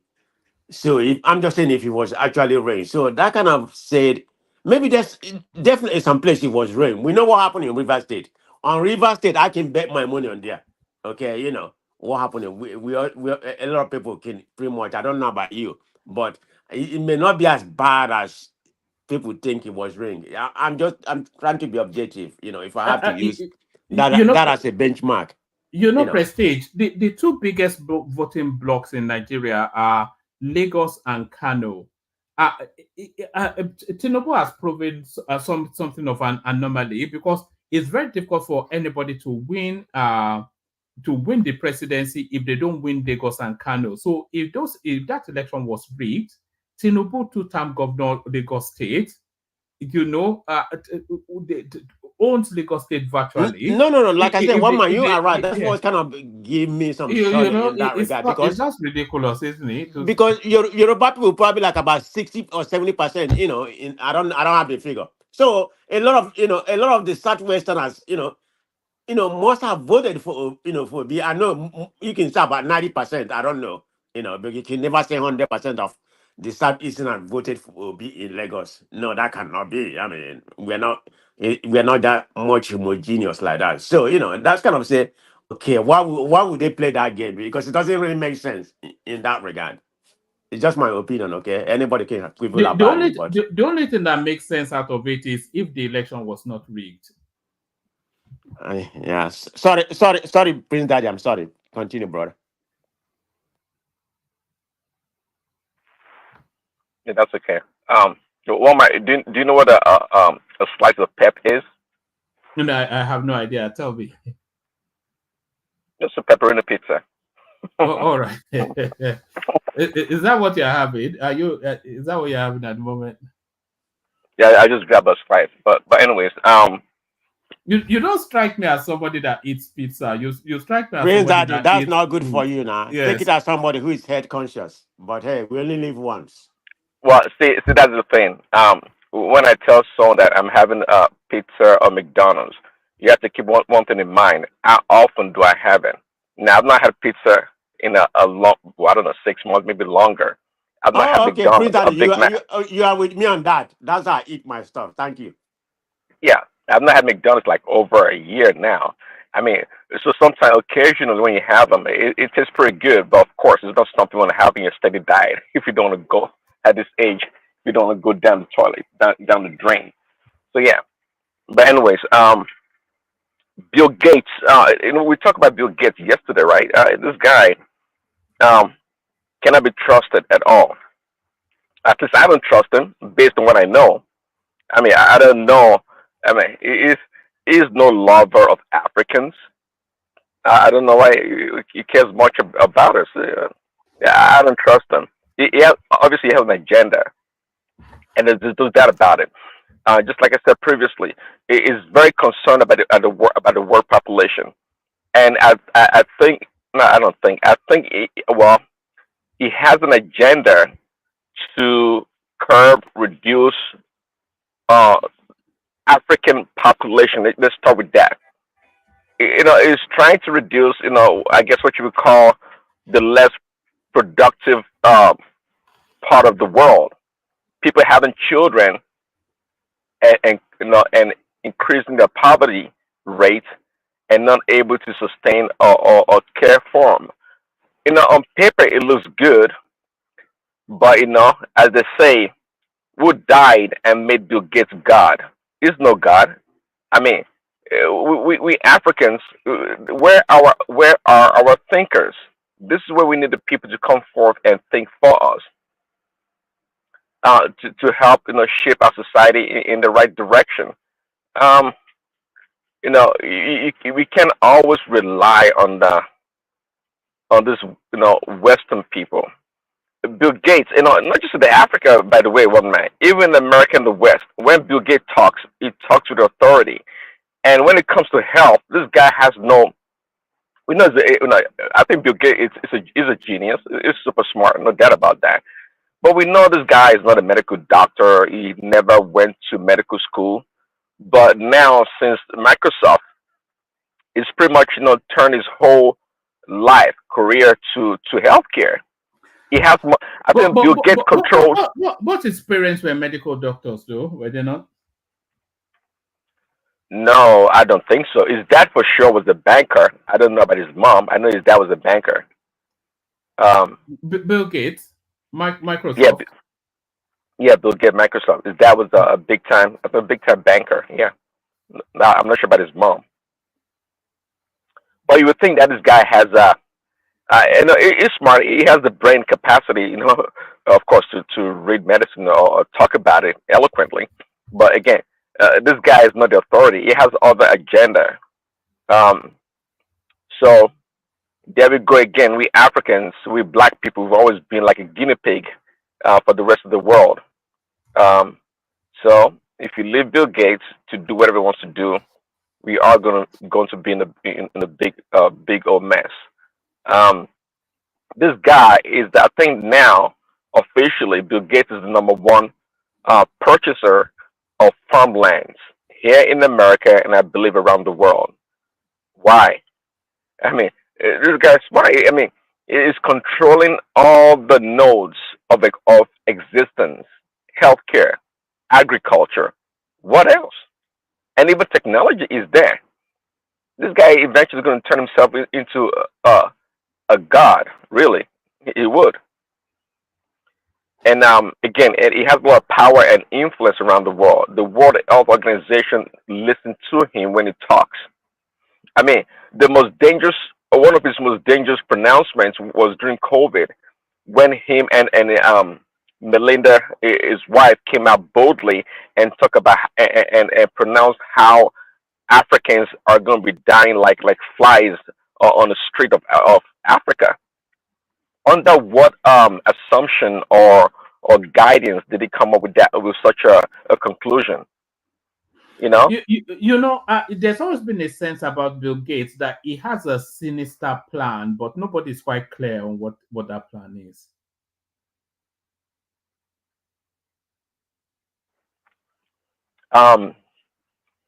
Well, he does, promoting all this GMO. I mean, the other day someone was there, I can't remember if it was Benny or whomever, was telling us about the GMO stuff. Well, yeah, we Africans, if we have arid land, you can plant all kinds of stuff. But now we want to rely on GMO seeds or agriculture form of farming. This is terrible. This is absolutely terrible. It shows lack of leadership, lack of direction in any direction. Put it that way. Put it that way. The other day I was watching just a short clip on I think one of the TV stations about this forest in Ogun State. I can't remember the name now. That people go, of course, and cut down the trees, and of course they have to go to the west or the western nations to help with the reforestation of the land, teaching them how to protect the land and some other stuff. These are things that our schools, our high institutions can do well for us. But of course, we always lack funding, lack the R&D to get things done. We don't do enough research. The last research I think we did was on Kilishi. I heard. Yeah, I, I, exactly right. I heard this guy. I couldn't. Well, actually, yeah, I saw the clip of this Nigerian. It was the minister, whatever, talking about the R&D on Kilishi. I mean, this is the level of our deplorable state in that country. I mean, it's shameful. But let me touch quickly also. Your guest yesterday was quite interesting. The comrade, right? His Yeah. exchange with Ben was quite fascinating. Um, but he had a good point. He had a very good point regarding the Constitution and whatnot. But and I thought about it also. Of course, Ben had a great point also, and he's trying to give different reasons why a Constitution can be formed, and give example of I think Malaysia and some other places. But your guest was making an argument that look, if it's military, um, um, if the constitution was made under the military, it cannot be a constitution, a binding constitution. It's it's a decree. Therefore, we should defenestrate it. It has no worth, which is quite an interesting position to hold. And I don't think I'm not sure if that is universal in that pronouncement in that position.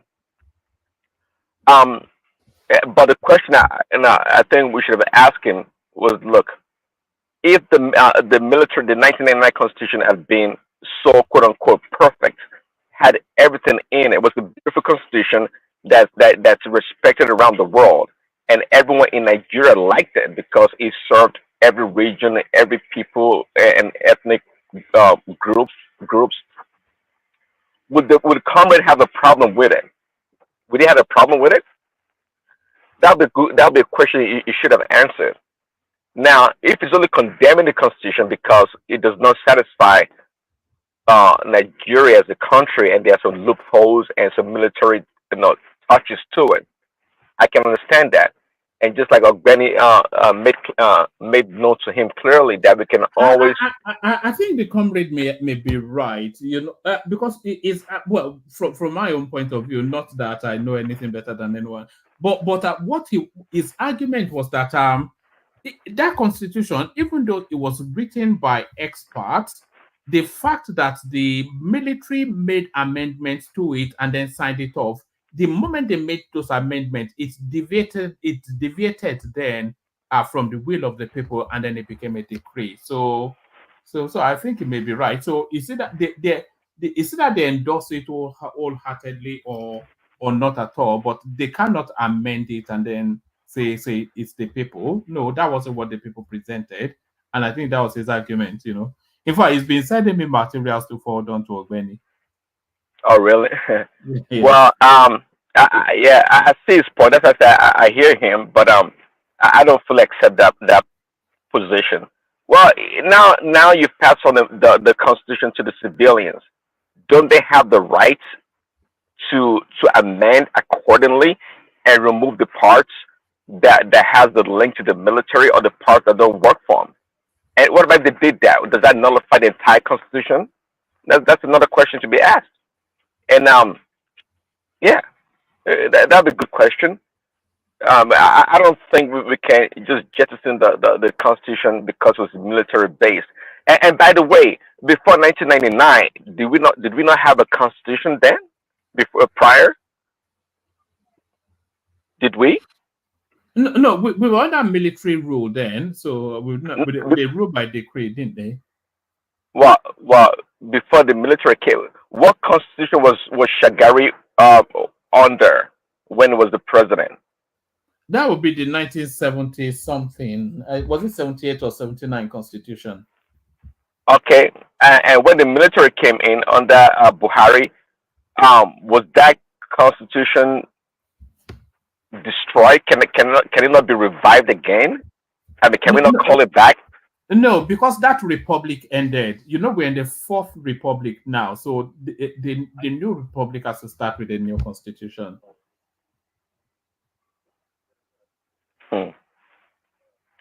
Well, okay. Well, then we can't use the analogy of what you call it, Darwinism position on evolution.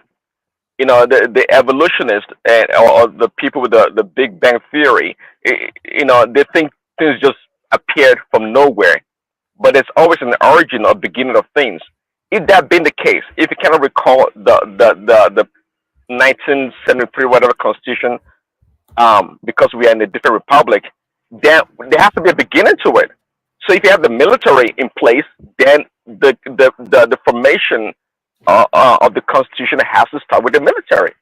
So from that point of view, then I guess Ben is right, because you have to start from somewhere. If you can't recall the old because you're in a new republic, that's the way I say it. All right, still on the constitutional space, the guy that actually designed the Nigerian flag, he passed away, but the state have refused to give him a state visit, not a state visit, but a state funeral. So his family somewhat up in arms about that. Yeah, and I heard what you said earlier. I was going to say that's a shame, but you know, not really. In the Nigerian space, is not. But you would think like such a task. There's a government agency that overlooks such a task. I guess it fall under culture or whatever, or national culture and whatever. I'm not sure what ministry will handle it. But I mean, that ministry or the person in charge of that ministry should be the person pushing and making sure the family gets what they needed for the state burial. It's not that difficult. I mean, there has to be follow up. Are they waiting on Tinubu to do the job? You know, this is the problem. This is the bane of Africans' democracy. You know, our institutions are weak and poor, and when it comes to continuity, we don't tend to have it. We don't have it. What we're talking about here is quite simple. It's really quite simple. And if the government failed, I mean, I would think, you know, the wealthy people, or rather the rich people in that country, can step forward and do something decent to honor the family and the man. Even you said the guy came from Oyo State. Okay, what about if Oyo took it upon him, the government took it upon himself and do something on behalf of Nigeria? They did actually. The Oyo, Okay. but what the state actually promised him was a state funeral. You know, because he gave us a flag, you know, and I think that probably deserving of somewhat an acknowledgement from the federal space. But they held him at the mortuary for 12 months, and then the family said enough, you know. You said this. Okay, the state given a state burial, or what you say? No, he passed away, and then the state promised him a state funeral. That is the federal state. So right. the family then kept him in a mortuary in anticipation and in waiting.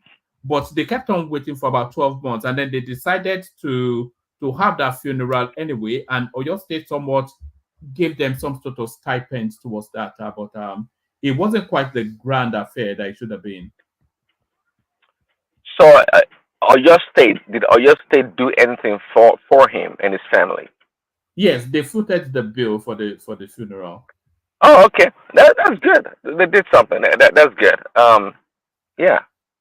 After all, not bad. I mean, I think if the Oyo State governor or the Western, at least the Western governors had reached out to Tinubu, I think it would have made it happen.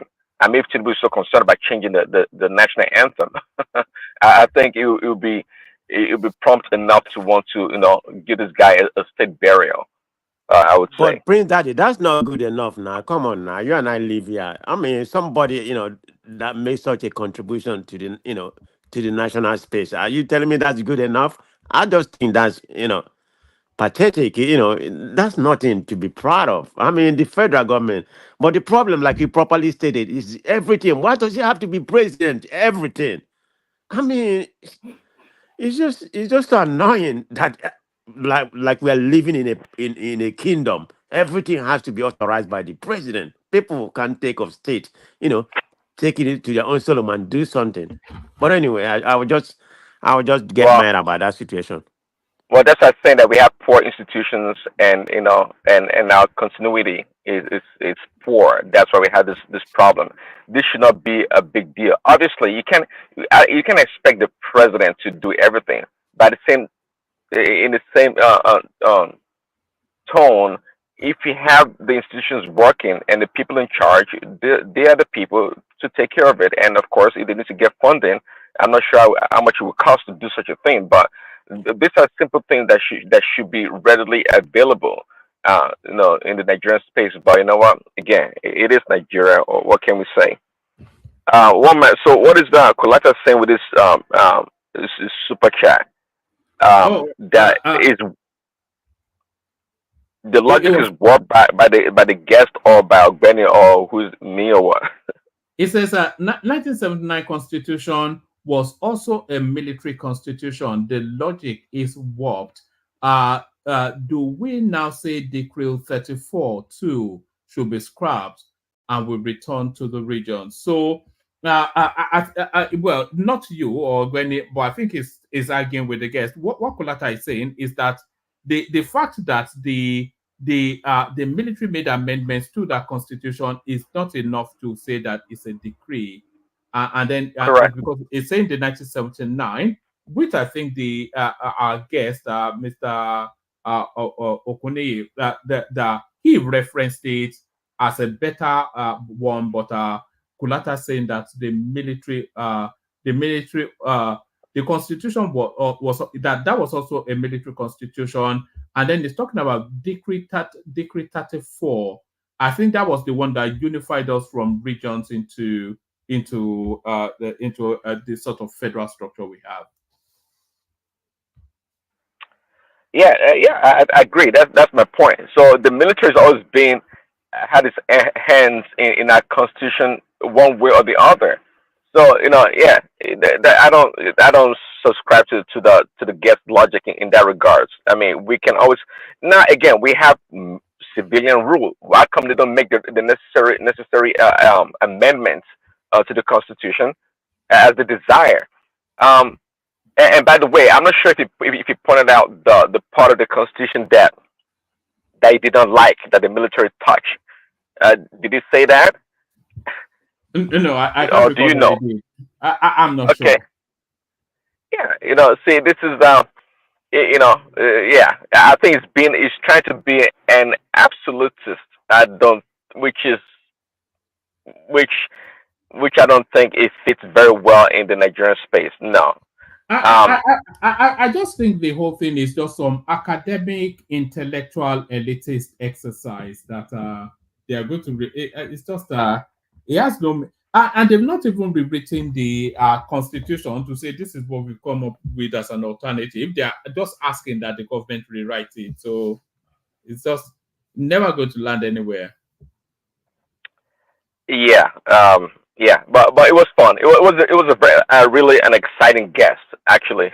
I guess your cover what do you call it? Your caption about him before the show was a little bit deceiving. I thought it was much younger. At least it looked much younger in that picture, the photo. Yes, that was the picture that I got. Even Choba was pointing it out as well. But yeah, that was the picture that I got. Maybe it had a rough day, but it looked a lot. Certainly a lot different than his picture. Certainly, yeah. I mean, well, no, I mean, how old is he? He said he's a friend to Buba Galadima and some other, older people and prominent people in the space. So I'm guessing he's not a young person like that, I think right? maybe in his early to mid 60s. That's what it looked like to me. Uh-huh. Yeah, okay, that's about right. Okay. So It's also in just that, in a veteran comrade. So that tells you he's been in the okay. trenches for quite a while. Yeah, I would have thought that with that photo that it's probably in like 30 or early 40s. Yes. But anyway, You know what I usually do is I just I Google the names and the picture that is most catchy, I just grab it and use it. So he did ask me if he should send me an image. I just told him no, don't worry, I'll get one from online. So maybe I'll take the blame for that one. But no, certainly it looked totally different from that picture that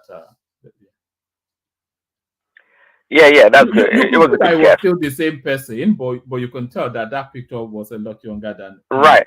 yeah. Yeah, we can still tell it was the same person, but I thought it was much younger. But yeah, it was a good guess, ready to engage, and but at the end of the day, though, I didn't know it was an obedient. I didn't know that. Yes, he But actually he campaigned for Bina. He was one of the oh, yes. okay. So I guess it doesn't care for Tinubu then. Well, um, all right. And the question I even asked him, actually, the simple question I asked him, I've been asking that question even to the panelists, that how do you define power in the Nigerian space and also the Northerners? How come, every other region or peoples are afraid of the Northerners? But he dismissed that nobody's afraid of the Northerners, and I'm not even sure how he defined power in the Nigerian space. But anyway, that's his opinion. That's fine. All right, brilliant. Please stay there. Let's bring Larry Yeah. into the conversation just to see if he is still there. Larry Ojosuno. Hey, hello, man. God, that's the heavy sound of sleep right there. Bele. No, I'm enjoying Prince Daddy. Yes. So Well, so so really, we were talking about Sowore claiming that the DSS have put him on a watch list. Even if he claims it or not, I think that's probably almost certainly true. Why we declared 2023 presidential election at 2 a.m. for all of the reasons that would have guessed at. That was when the results was finally satisfied and they just announced it. So nothing, there's no grand conspiracy there. President Tinubu's economic reforms are difficult but necessary. This is Bill Gates, the new BBF of the man from Bottilion. Labour Party will win, take over Lagos come 2027. That's Chinedu Rosevivo that talking in La La Land somewhere. The guy that designed the Nigerian flag, he's passed away. Family buries late Nigerian flag designer after federal government failed promises. So they promised to give him a state burial, but I think Oyo State just sent him on his merry way. So that's that. And then we're talking about China's growing influence in Africa, somewhat replacing the Western space. So those are the parameters of the conversation. But you can come in if there's anything else that interests you, just speak to it. yeah. Thank you, man, and thank you, fellow panelists, and good evening to our audience. Yeah. So yeah. Let me start with Bill Gates. Nobody's actually disputing the fact that the policies that Tinubu actually has are great policies. But the problem is, in terms of implementation of some of those policies and managing aftermath of some of those policies are kind of like poor. And that's exactly why we're actually in some of the situations that we are in now. And there's lack of trust within the citizenry. And those are key things, right? Because the president is not really making people trust him. I've always said this. You can't tell people that Nigeria is broke, is in austerity. There has to be some austerity measures. There has to be this. There has to be that. When they are not even seeing it, some of those things in your own lifestyle, right? And that's exactly why people, even when you tell them that you have a very good policy, if you tell them that there are some policies that are more of necessity that has to be done, but they need to also see you to also live by some of those things. And those are things that are really missing in this government, right? And sometimes you look at things, I just look at things, I'm like, okay, fine. Are these guys really feeling what people are feeling? Do they even have people that are really telling them the truth? I can tell you, because what I see, what I see almost every day, right, it's not really encouraging, right? Okay, at the point we're talking about escalate. Do you know that the vice president also bought a new Escalade? We're talking about Tinubu. Tinubu, why is Tinubu buying, another Escalade? I saw it yesterday. The vice president's convoy, and I saw another Escalade there, and I'm like, yeah, what exactly are these people really telling Nigerians? You can't tell people, right, that there is a problem, you're trying to solve it, and they are also seeing the way, you are kind of like living your life, right? And it's not really encouraging. It's not even encouraging for people that even want to defend some of the policies they have, right? Okay, today, I don't know if you heard what was actually happening with some decorations. The wife of the president kind of like, paid for some events, like 250 million naira for some events, and things that are kind of like just flimsy things that do not really represent what people really want to see. I think we over-labor this escalade No. You know why I said debt and whatnot. no. Of course, Because if you get a new car now, it's the president of no, Nigeria. You can no, buy a car, we you are can not have even a talking. jet, No, I'm not you even can talking have about. all No, these I'm things. even talking about the vice president's son. One man, some of all those things. See, we've been talking. Okay, the president. Now we are not even seeing it to the vice president. Another one does today, right? 250 million just for decoration and stuff like that for an event in Villa. See, one man, some of all these things don't really make sense. Let's not deceive ourselves. This is more like you're rubbing things in the face of Nigerians. We know, right? Because these are things that people want to see, and when they hear some of all those things, it makes them hungry the more. One thing is for you to have a government. You are telling people to, okay, fine, please, it's going to be a limited, for a short time. Things are going to be better. And when they see some of all those things, it makes them angry the more. And that's exactly what the problem I have with them. Yes, some things are things that we need to do, but there are instances where people are saying, okay, fine, you yourself, you're also doing one or two things. Okay, fine, we know it's for a limited time. We're still gonna be all right and everything, right? So for me, let's not deceive ourselves until we get to that point where the citizens, right, will get to start trusting the government, and they'll start trusting you by seeing what you do. There's no policy that, even if there are good policies, if Tinubu comes out today, oh, this is what we are doing, the fact that there is no trust, some of those policies will not fly. And that's the major thing. They need to look for a way to win back the trust of Nigerians. We can be here, and say, oh, these are good policies, orientate people. But the bottom line is the people are not even, they are not blind. They can see things themselves. It's difficult now, right? For people in Nigeria, I was watching some things to them, like, yeah, it's really, really difficult, right? And that's exactly where, you need a government that is passionate about people. You need a government that is kind of like, show some empathy, show them that you're really working for them. And that's exactly what we are not even seeing. I need to be very candid with you. Sometimes, when we talk about some of those policies, we know they are good policies. But at the end of the day, you talk like this and people keep showing, okay, fine, you said this. Okay, can you see this? Can you see that? And you're like, no, some of those things do not even make sense. You understand what I'm saying, Woma? That's just it. We can now, fine. They are in China. They went to China. Yeah, I'm not even against them going to China, right? But I just want them to, I don't want them to go to China and come back like what happened during is it Amechi's period? That they came back, they said, oh, they signed some things, they didn't read it very well and all those things. I don't even want to hear that. As far as I'm concerned, I don't even believe in all this going traveling all around and looking for somebody to come and help, because the help you need is in Nigeria. Nigerians can help. There are a whole lot of people in Nigeria that have a lot of money that can even help the government. But the only thing is just that, do they even trust the government?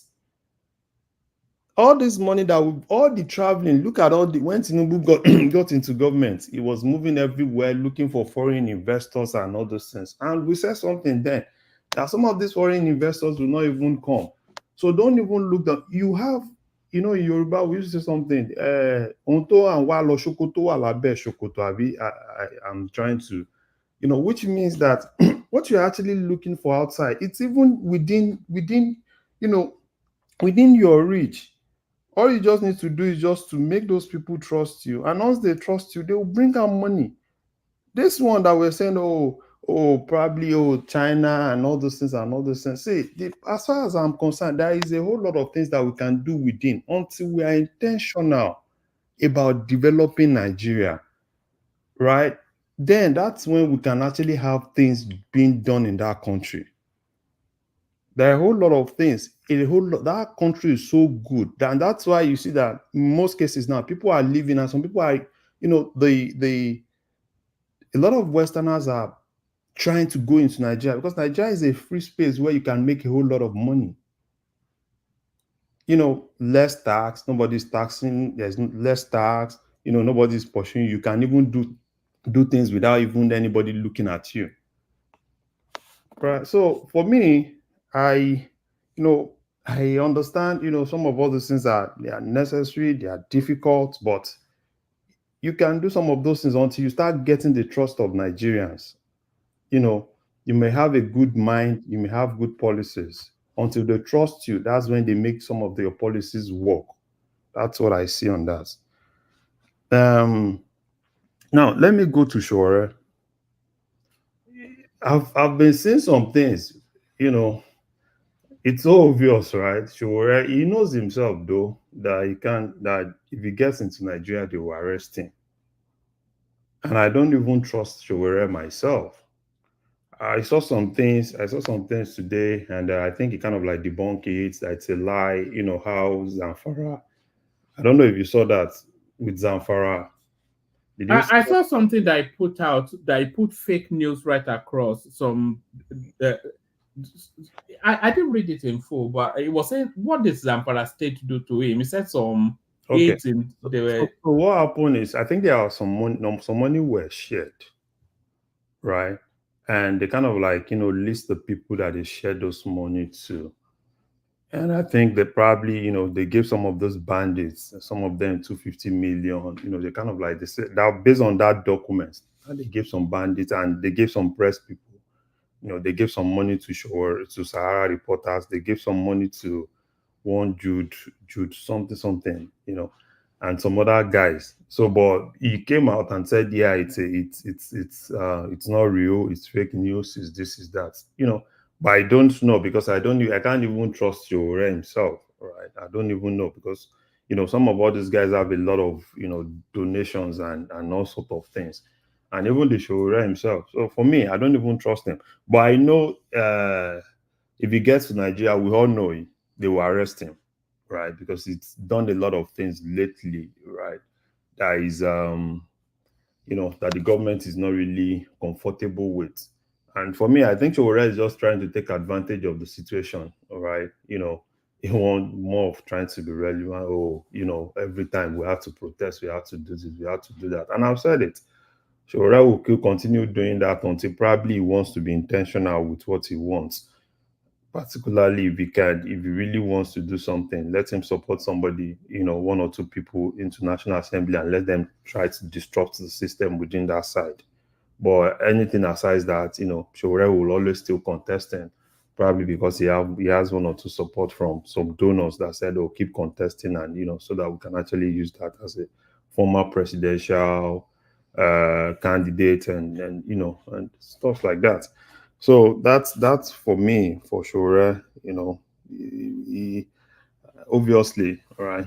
And I'm sure he won't even want to go to Nigeria. He would rather still be in the US and organizing meetings on Twitter, TikTok, and try to like look for ways to, let them protest and everything. And I think people are beginning to tell him, like, yeah, not just all about going out to protest. We want to, we want results. Because even if they go out tomorrow to protest, I doubt it if it's still going to bring anything.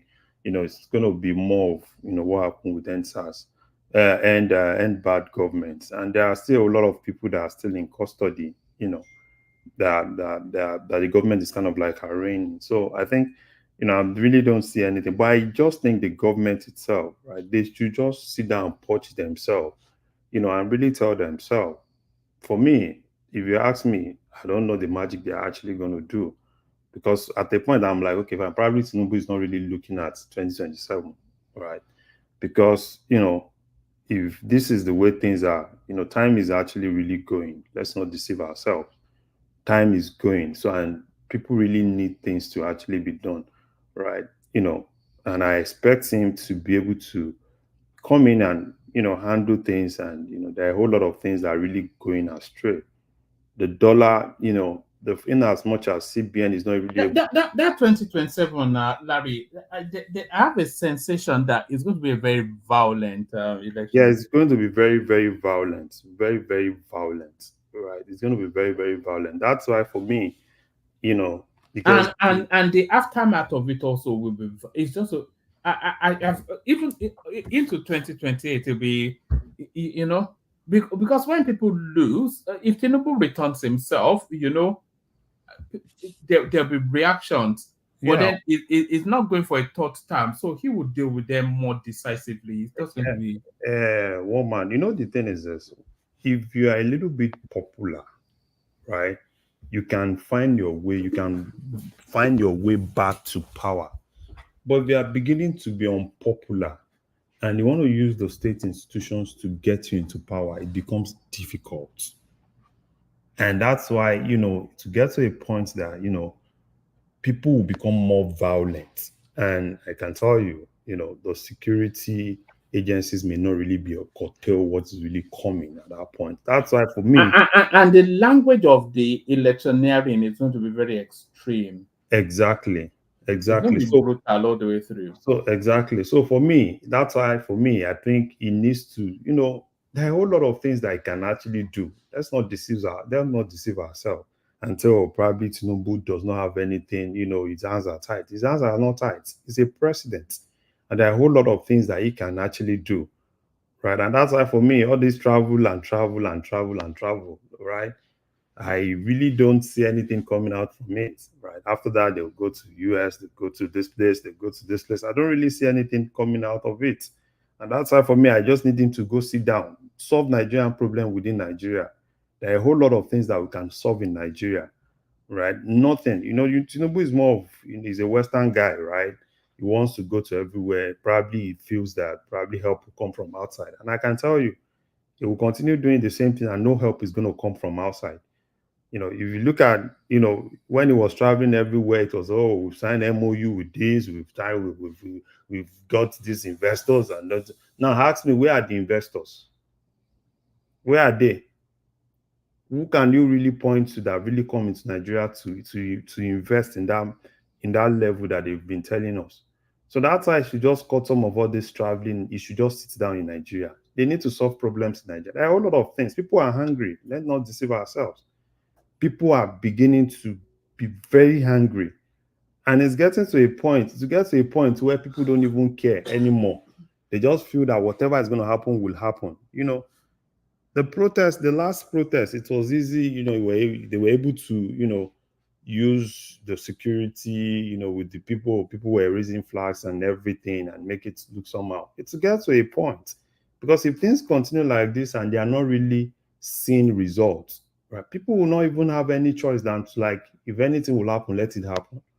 And that's exactly where I really don't want Nigeria to get to. That's why I feel that the political class need to sit down. Not all this, oh, we are sharing rice, we are selling rice. It's people that have NIN that will buy rice 4,000, no, 40,000. Those are not things that needs to solve that problem. It needs to be intentional You about saw that you saw that headline as well. That it's yeah. only people that have an NIN You see, number that will buy it. when you saw it, one man, was it not funny to you? Yeah, no. To me, it was clever, but I saw it different because I think they are trying to tie the country together. So if they use that food to bring them into being documented, then is that not a clever? Woman, Yeah. probably if they are probably, let's say, probably 2 3 months when Tinubu just came in. At this point, some of all those things, people will be like, which rice? You understand? People at this point, when you do something and you do it again and you do it again, it become unpopular. It's they will give them rice. You understand? And that's not really, it's not even a short-term solution. That's not the solution now. There is a whole lot of things that they need to fix.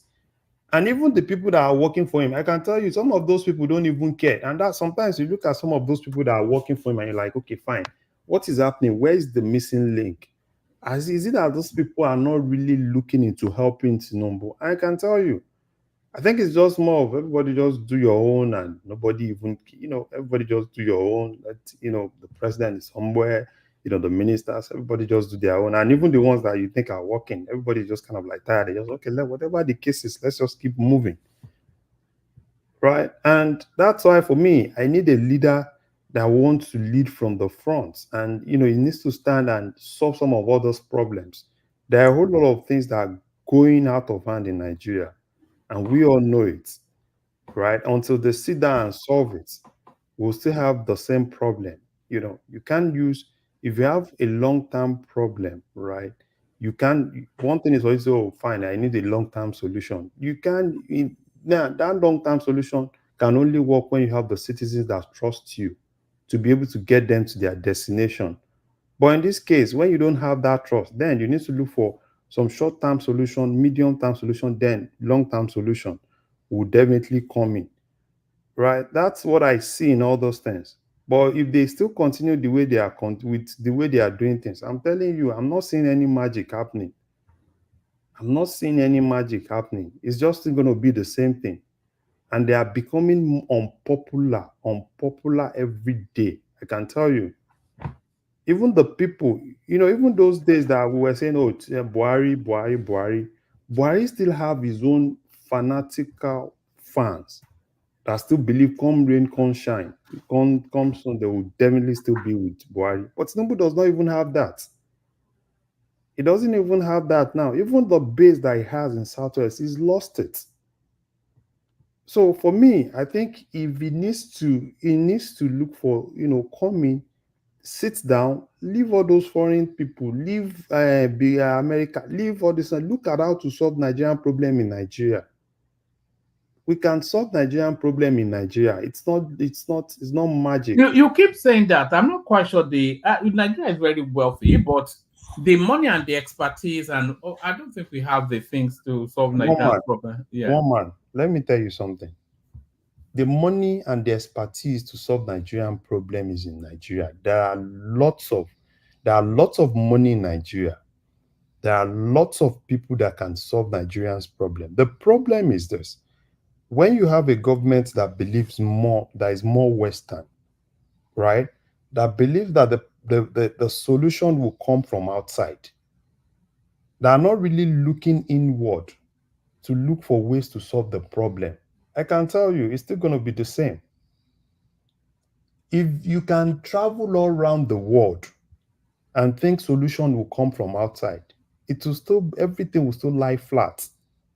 Do you know the number of countries that Tinubu has gone within this 1 year and this thing, and they keep telling, oh, we've signed an MOU with this, we've done this, we've done. It won't come. So why about we sitting down? We know we have a problem. Let's look for how to solve the problem.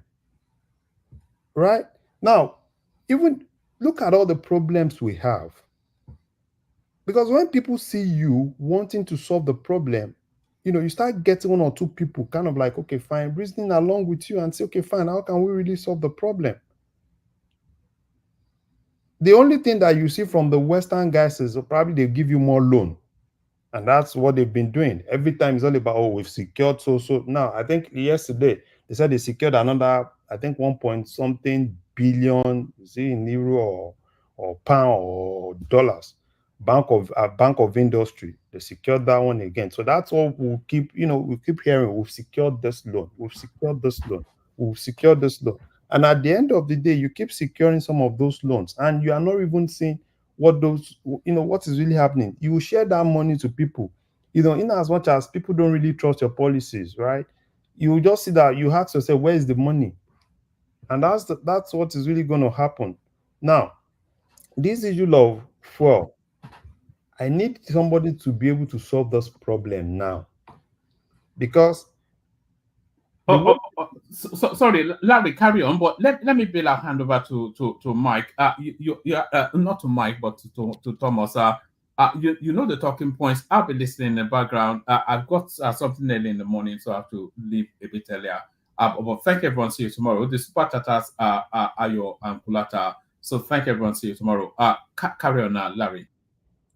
So like I said, I don't know. Probably they are seeing what we are not really seeing. Because look at those four issue now. How are you going to solve the problem?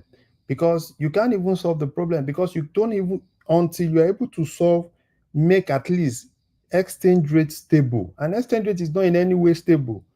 And they are also still using the same solution that is not even giving them results. This afternoon, they said, oh, they gave Bureau de Change $400 million, thinking that that's going to be, that's going to really make it stable.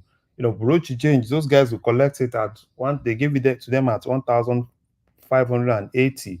Those guys will still collect it to make money. The guys, the big guys are really making money and all sorts of things. And we still, but how are you, my brother? I want to push you back. You said the president has been trying signing deals. I think, don't you think if you sign a deal to get it materialized, it's a process. You can't tell me he just went to those people to sign deal in vain. Those ones that, if Nigerians are not serious, those countries are serious, those business mogul are serious people. So you can't just say, even though he hasn't been materialized now, you can say it has a process. Understand what I mean? Okay, yeah. Wait.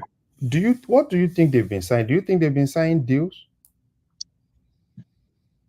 What have they been signing? We've not been signing deals. It's just normal MOU. Okay, fine, I'll come and invest. It's not like you've seen people really coming in. Let's sit down. Let's sign. This is what we want to do. Let's sign it. Everything they've been doing is more of MOU. It's not really something that is really key. I can tell you. Everything we've been doing, all this, it's just based on promise. Oh, okay, don't worry, we'll come and do this, and all those things is exactly what we've been doing.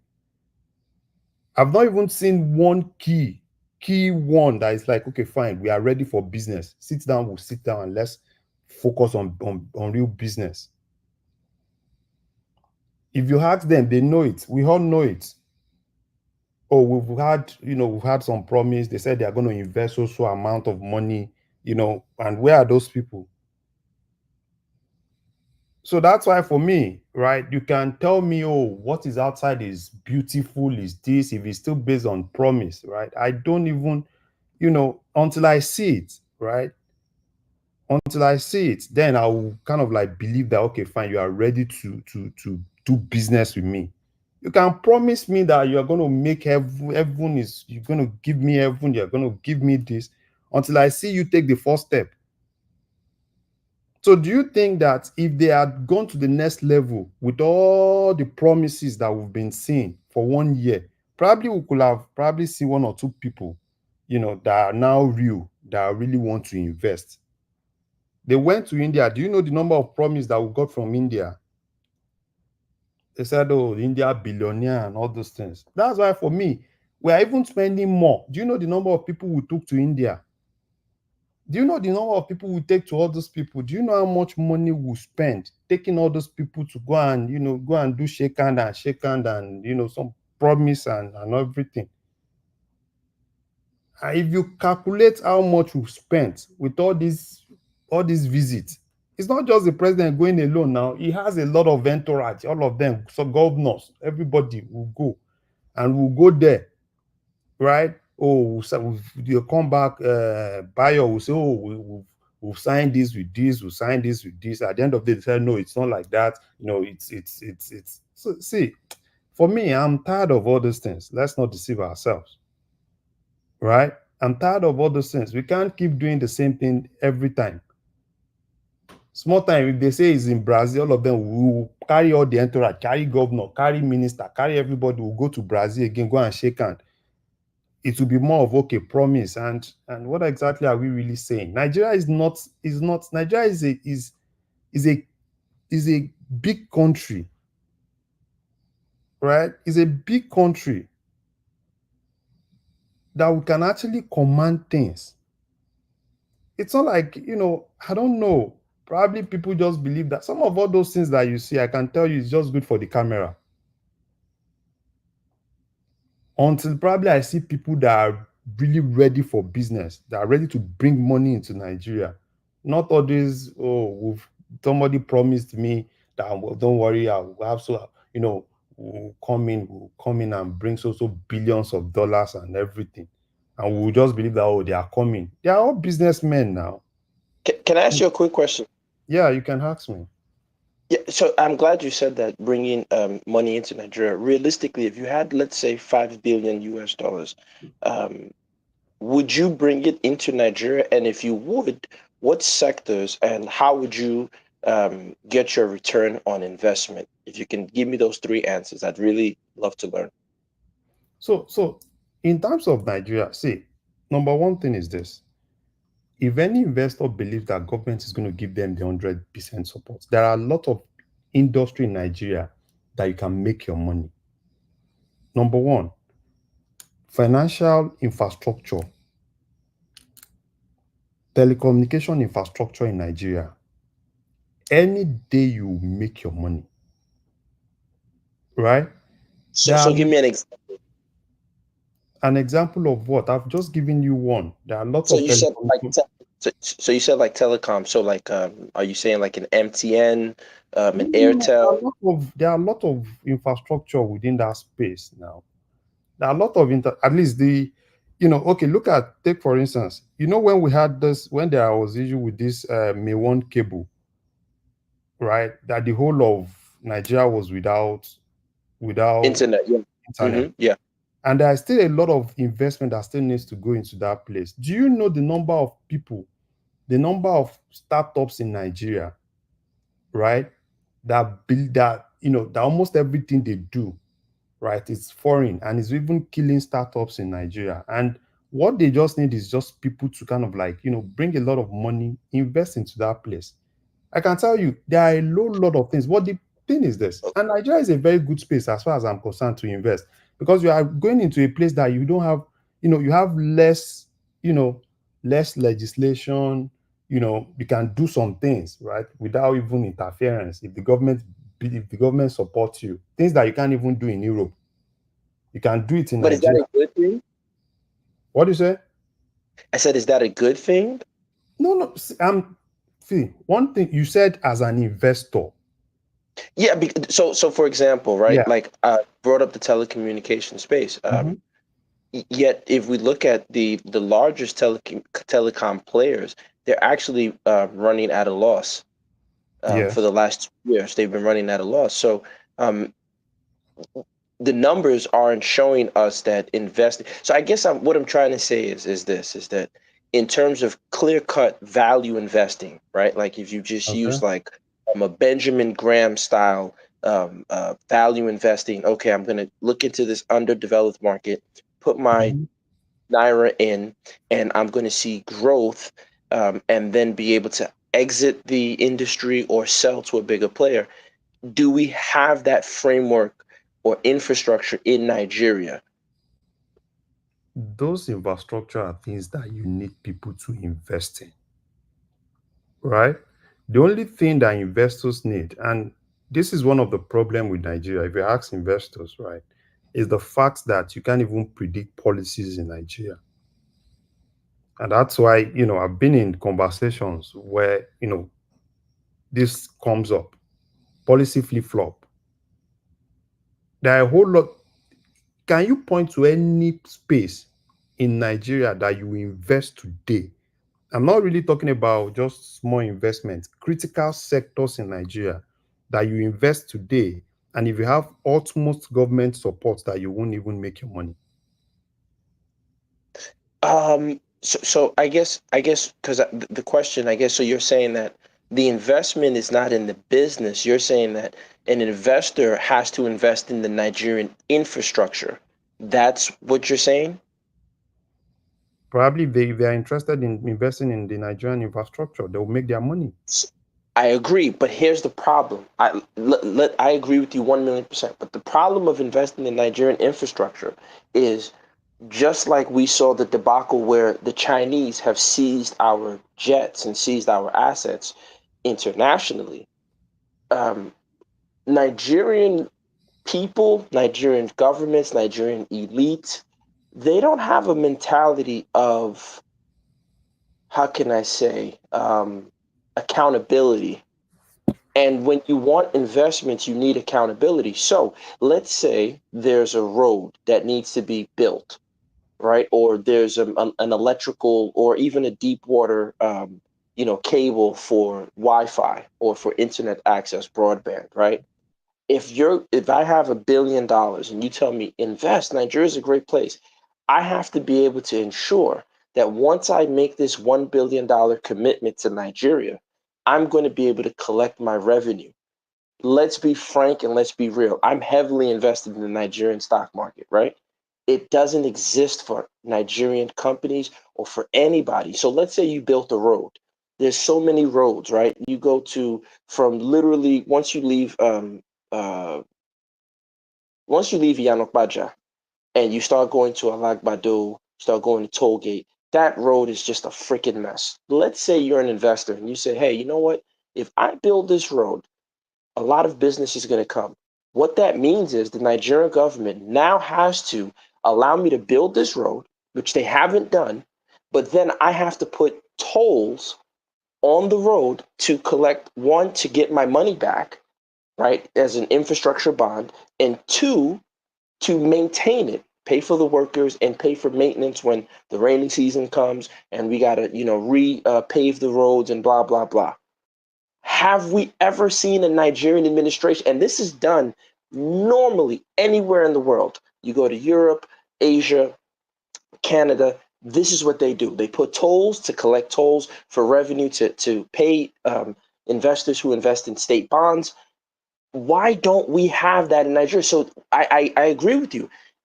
When are we going to get a Nigerian government, whether APC, PDP, Igbo, Yoruba, whoever? Because I'm saying it's a Nigerian problem. When are we going to get Nigerians who say, you know what? We want foreigners to invest. Let's be accountable. If you're going to help us build this freaking road, we're going to put tolls. We're going to have an open account with UBA and Zenith. Every car that drives past and pays a toll, it counts. Let's say there's 20,000 cars that drive by this road every day. One car pays 1,000 naira. A truck pays 5,000 naira. And so every day you see the number of cars and then you see it reflected in this balance on the account that the people of that local government can see. Why don't we have Nigerians who think like this, who want this? And I'm sorry to say, I don't mean to take your time. I've spoken to Nigerians. You know what a Nigerian will tell you when you talk to them? Like, oh God, I want not too much work now. I beg you won't stress me. What's the From the coastal road? top to What's the coastal road about? Isn't that the exact same thing? Sir, no, wait. I was asking the gentleman. I just No, wanted to hear his. I'm answering you. The coastal road is exactly what you described. Wait, no, but I can't, brother. You know, me and you we don't really No, gel. it's not Like, about me and you thing. There's no me and you thing here. You I described don't a want. scenario, and I'm answering the question that's what the coastal road is all about. It's going to be With all due told. respect, sir, with all due respect, I get it. Great. Can I speak with the Are gentleman if you you don't mind? aware of the coastal road? Sir, with all due It's a respect, question. We're having a conversation. This is not kiddie affair. Are you aware of the coastal road? I'm not. I'll be honest. I'm not speaking with you. I'm speaking with the other gentleman. No, okay. This is not So, a sole let, conversation. You interjected, and I didn't say it I'm was sole conversation. interjecting too. The No, I'm coastal waiting. road is what you described. One man, can you allow the gentleman that I was speaking with respond? Because if I Where's did one this man? to One man is not here. whoever's the co-host, if I did this to him, you guys would push me in the back. This is what y'all It's do. an interjection. Why are you I don't. bellyaching? Listen, Kulata, come Gas, on, man. Kulata does this all the hold on. time, and when you guys let him do this, right? If I did this, right? Hold on, please. Hold on. Calm down. It's an interjection and it's a question. If you don't want to answer, say you don't want No, to answer. It's no, not sir. cursing you. It's not Hold on, insulting you. No, listen. This is the first time I think I've Larry engaged with Larry you. has the floor. This guy doesn't have the floor. Yeah, So he has the Hold floor, on. isn't it? I'm asking Larry. You see, this is what I'm, sir. We're on these platforms complaining about our Nigerian government, right? Let's say you're in charge of Nigerian government. I'm telling you, this other citizen, me and him have interacted. We don't get along. I'm asking Larry a who question. doesn't get So, along? Who's your mate that's fighting with you? What are you talking about? let me get your name. General Thomas. Thomas, listen. Thomas, please don't do the APC mentality. Tell Kulata to fall back and let me discuss with Larry. Don't What favorites. are you talking Larry, about? Thomas, This favorites, guy's man. a clown. Be a Nigerian. Be above this. This is why our government sucks because we're doing it to ourselves. You know, me and this guy don't get along. So tell Kulata to let me talk with Larry, and Larry can Well, respond. Don't do this, this man. is not a family This is intervention or something. I don't know you from Adam. yeah, man. So there's no we get along, we don't Speak get to along. This is a public so platform. bro, listen. You have No, every I'm not right to your bro. I'm not your bro. speak to me, man. Stay away from And me, then I'm Larry. speaking to you. I said, are you not aware of the coastal highway? What you're describing is the coastal highway. It's a simple yes or no thing. And then you're Listen, belly listen, aching. listen. Talk to the people that you want to talk to. I don't fuck with you, Okay, G. Larry has the floor. I'm talking to Larry. Larry, You don't have no, the I'm floor. talking. Yeah, gas them more. No swearing, please. Please, no swearing. Please. I You think it's can talk without swearing. no, Please. no. Please. Kulata, I Kulata, don't take swearing. So let's have a good conversation, not swearing. Yeah, gas them more. No swearing, please. Yeah. Have the All right, conversation. Thomas. If you want to have the Thomas, listen. conversation, Thomas, listen. hold on. Thomas, If I'm talking, you hold on, please. If you don't want to have conversation with Colata, fine. No So I swearing. was having a conversation. Yeah, that's great. I hear you. My point is, Thomas, I was having a conversation and I was talking with Larry. I would like Larry to respond and Kulata not to interject. I When he finishes interjected. responding, You interjected, Larry. I interjected. You're not the one that owns the floor.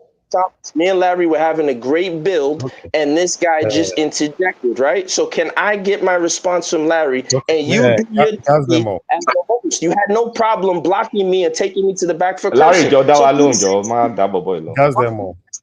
politics. Then we complain about Nigeria. You Gas doing them, the same thing the leaders are doing, man. This is the sickness. gas them all. I'm So the thing is this: if you remember, if you heard what I said, one of the problem of Nigeria is politically flawed. And you as an put yourself in the shoe of these investors, right? You want to come into a country, you want to do things with that country, you want to ensure that the government supports you. You also want to ensure that you're able to really take out your money, right? And how are you like what you said, right? Oh, them building roads. And I think that's what Kulasa was kind of like saying with the coastal road, right? It's more of, it's not really supposed to be government thing. It's more of private people bringing money. And that's going to be told, right? But still, if you look at it, why are people not really investing? People are not investing because they do not really trust the government. And in terms of investment, and for me, I'm not really a fan. Like I said earlier, I'm not really a fan of probably somebody's bringing money from Japan or somebody's bringing money from Germany. Nigeria, if you know how much volume of transactions that happen in Nigeria daily, that would tell you that there is money in that country. But people don't really, have that confidence, trust the government to be able to even let go of their money for things that will be beneficial to everybody. Another sector, take for instance, now let's look at rail. If you invest in rail transportation in Nigeria, you will make your money. Look at that. Look at this Lagos rail. Do you know how much those guys have? I don't know anybody that's close to. Larry, Yeah. why are you going on esoteric stuff? Gas sector, we're getting some floating. I don't know if you read the news. Yeah. There's an investor from Norway and another one from South Korea. They're creating something like what you have with petrol, the FPSU. They're Mhm. creating some floating stuff for gas. Mhm. So those are secured. We're getting those investments. Before you Yeah. start talking about those are less risky stuff. Yeah. My own is Bulata. My own is this, right? Fine. Those guys will come from, everywhere, right? But I still believe that when business guys in Nigeria have trust in government, they will bring money. We have money in Nigeria. I still have that belief, right? We have that money in Nigeria. And even those guys that are even bringing money, I can tell you they will have sat down, analyze and analyze and analyze. But technically, look at it this way: when you say business people in Nigeria, then you have to look at it from an emotional aspect. Some of that is happening. You have the Ajip acquisition, the onshore acquisition by Ajip that just happened by O&O. You have the mobile one. I don't know what's still delaying that one. The With Sahara one. no, not Sahara. This other guy. This that medical doctor's company. God, I keep forgetting that company. There was some litigation about it, but they're acquiring mobile onshore assets. So everybody's trying to invest in the Oil, oil and gas, right? oil and gas. Now, the other areas that are not, because we don't, oil and gas still has some basis of sanity in Mm-hmm. terms of like laws, governance, Mm-hmm. and some infrastructure. The other ones, let's just call them greenfield investments. Nobody has really gone there. For example, the um, mining side that's kind of like left fallow. I really don't like that personally because of the environmental degradation. But there's the mining side. But there are areas that people need to think more about, like healthcare, Mm-hmm. because we have people, they may not have money, right? Mm-hmm. But you could pull that population if it's something cheap you charge from them. Cheap healthcare, nothing fancy. There's a lot of opportunity there. And even for the few middle class we still have, we could still get healthcare investors. That is happening, but not to the extent that you want it to happen. Because I was still in Lagos last week. There So, are some, yeah, that is happening, Kolata. And have but you been not able to it's not probe? happening enough. Yes, that's what I'm saying. Have you been able to probe why it's not happening enough? Larry, Well, can you ask yourself, right, Larry? If you ask yourself, you just said that the people don't trust the government of Nigeria, and that's why they're not bringing out their funds. So once again, if the people of Nigeria are not bringing out their funds, why would we expect foreigners to bring out their funds? Look, Larry, have you seen recently? I think this guy just posted. Bill Gates was in our country, and he's having a meeting with Shatima and Dangote, right? Why is Bill Gates having a meeting with our brain trust? Do you see Bill Gates in meetings with the premier of China or India or Russia in terms of policy decision and policy making? No. So what's going on in our country that, our so-called big men, the ones who are supposed to protect and lead us in the right direction are often acting like puppets. So that's the real problem. It's like, who's going to want to invest when your leaders are entirely compromised and people are just making excuses for bad government decisions across the board? And then what they do is they point to, cherry-picked white elephant projects that really don't serve the interest of the country. So one or two people may. Larry, Seplat was the company I was trying to remember. That's doing yeah, the mobile Seplat. mobile acquisition. And then when we talk about There are litigation, a lot of litigation in that side now with Seplat. There are a lot of litigation. I mentioned that. So when we talk about, okay, why don't we have more of the healthcare part? It's all about is the returns. Like someone called Nigeria a pure water sachet economy. The buying power of the people is pretty low. But then when you look at the telecom sector outside of the recent devaluation, they're making a killing. So there's some elements of services, if priced properly, can be done. But when you talk about the local investors are investing in the areas that will make them money.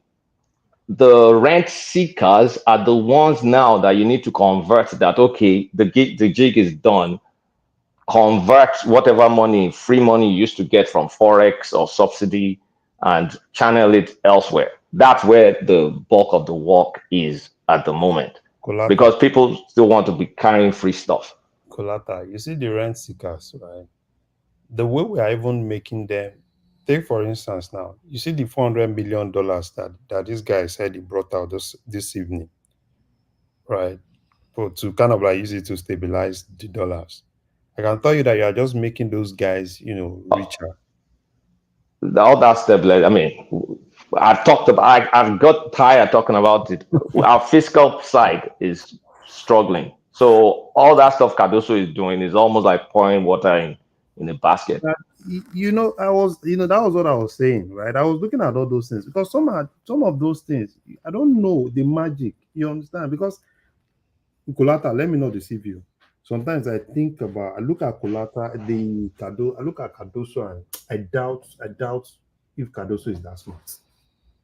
No. It's not Cardoso. No, you know why I said that, right? You know why I said that. You see, there is a whole lot of things. We all know the problem, right? And we all know the problem. No, wait. Can you be specific? What exactly is the problem? Yeah, obviously everybody knows the problem. Yeah, I don't know. I'd love to hear what you say is the problem. So, okay, Cardoso is taking care of monetary side, right? Yeah. So from Cardoso's side, what is left with are the tools, interest rate, BDCs, flow into the reserves. I mean, what else? So okay, Colata. Now, Cardoso is using the normal, traditional way to solve this problem. But do you think it can solve any problem with the way things are? Well, that's why I said it is a lot. When did you start annoying people? People don't want to get along with you. I've never seen anybody say they don't want to get along with you. Everybody wants to have. When did you start? What's the problem? Thomas, let's leave that side. Yeah, Thomas, Thomas, are you here to do the partiality thing? Because you see, this is the problem. Thomas, let's leave that side. Yeah, of course. Come on these platforms and you say that the Nigerian government is bad, and then you do the partiality. You guys like Kulata, and that's great. You can like him, but when he's doing something that's just reductive and silly, Larry, call him out. Tell him, hey, don't do it. But it's ridiculous. A lot of what is left. See, Cardoso cannot solve food inflation.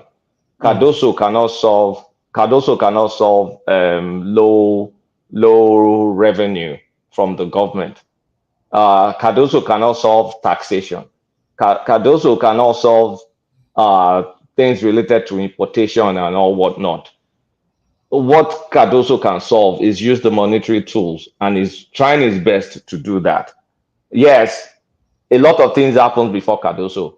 Perhaps before we floated the currency, by that time we had the acting CBN governor, that Yoruba engineer guy, was Sowore. the one.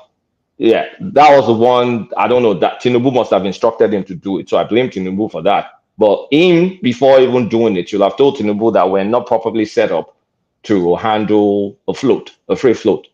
Maybe thinking back, maybe they could have done a crawling peg by gradually devaluing, but that will not solve our FX liquidity that we needed to solve. So that one is, maybe you can even forget that. But I'm not blaming Cardoso, because Cardoso is doing everything within his See, fiscal power to uh, do monetary power to do monetary things.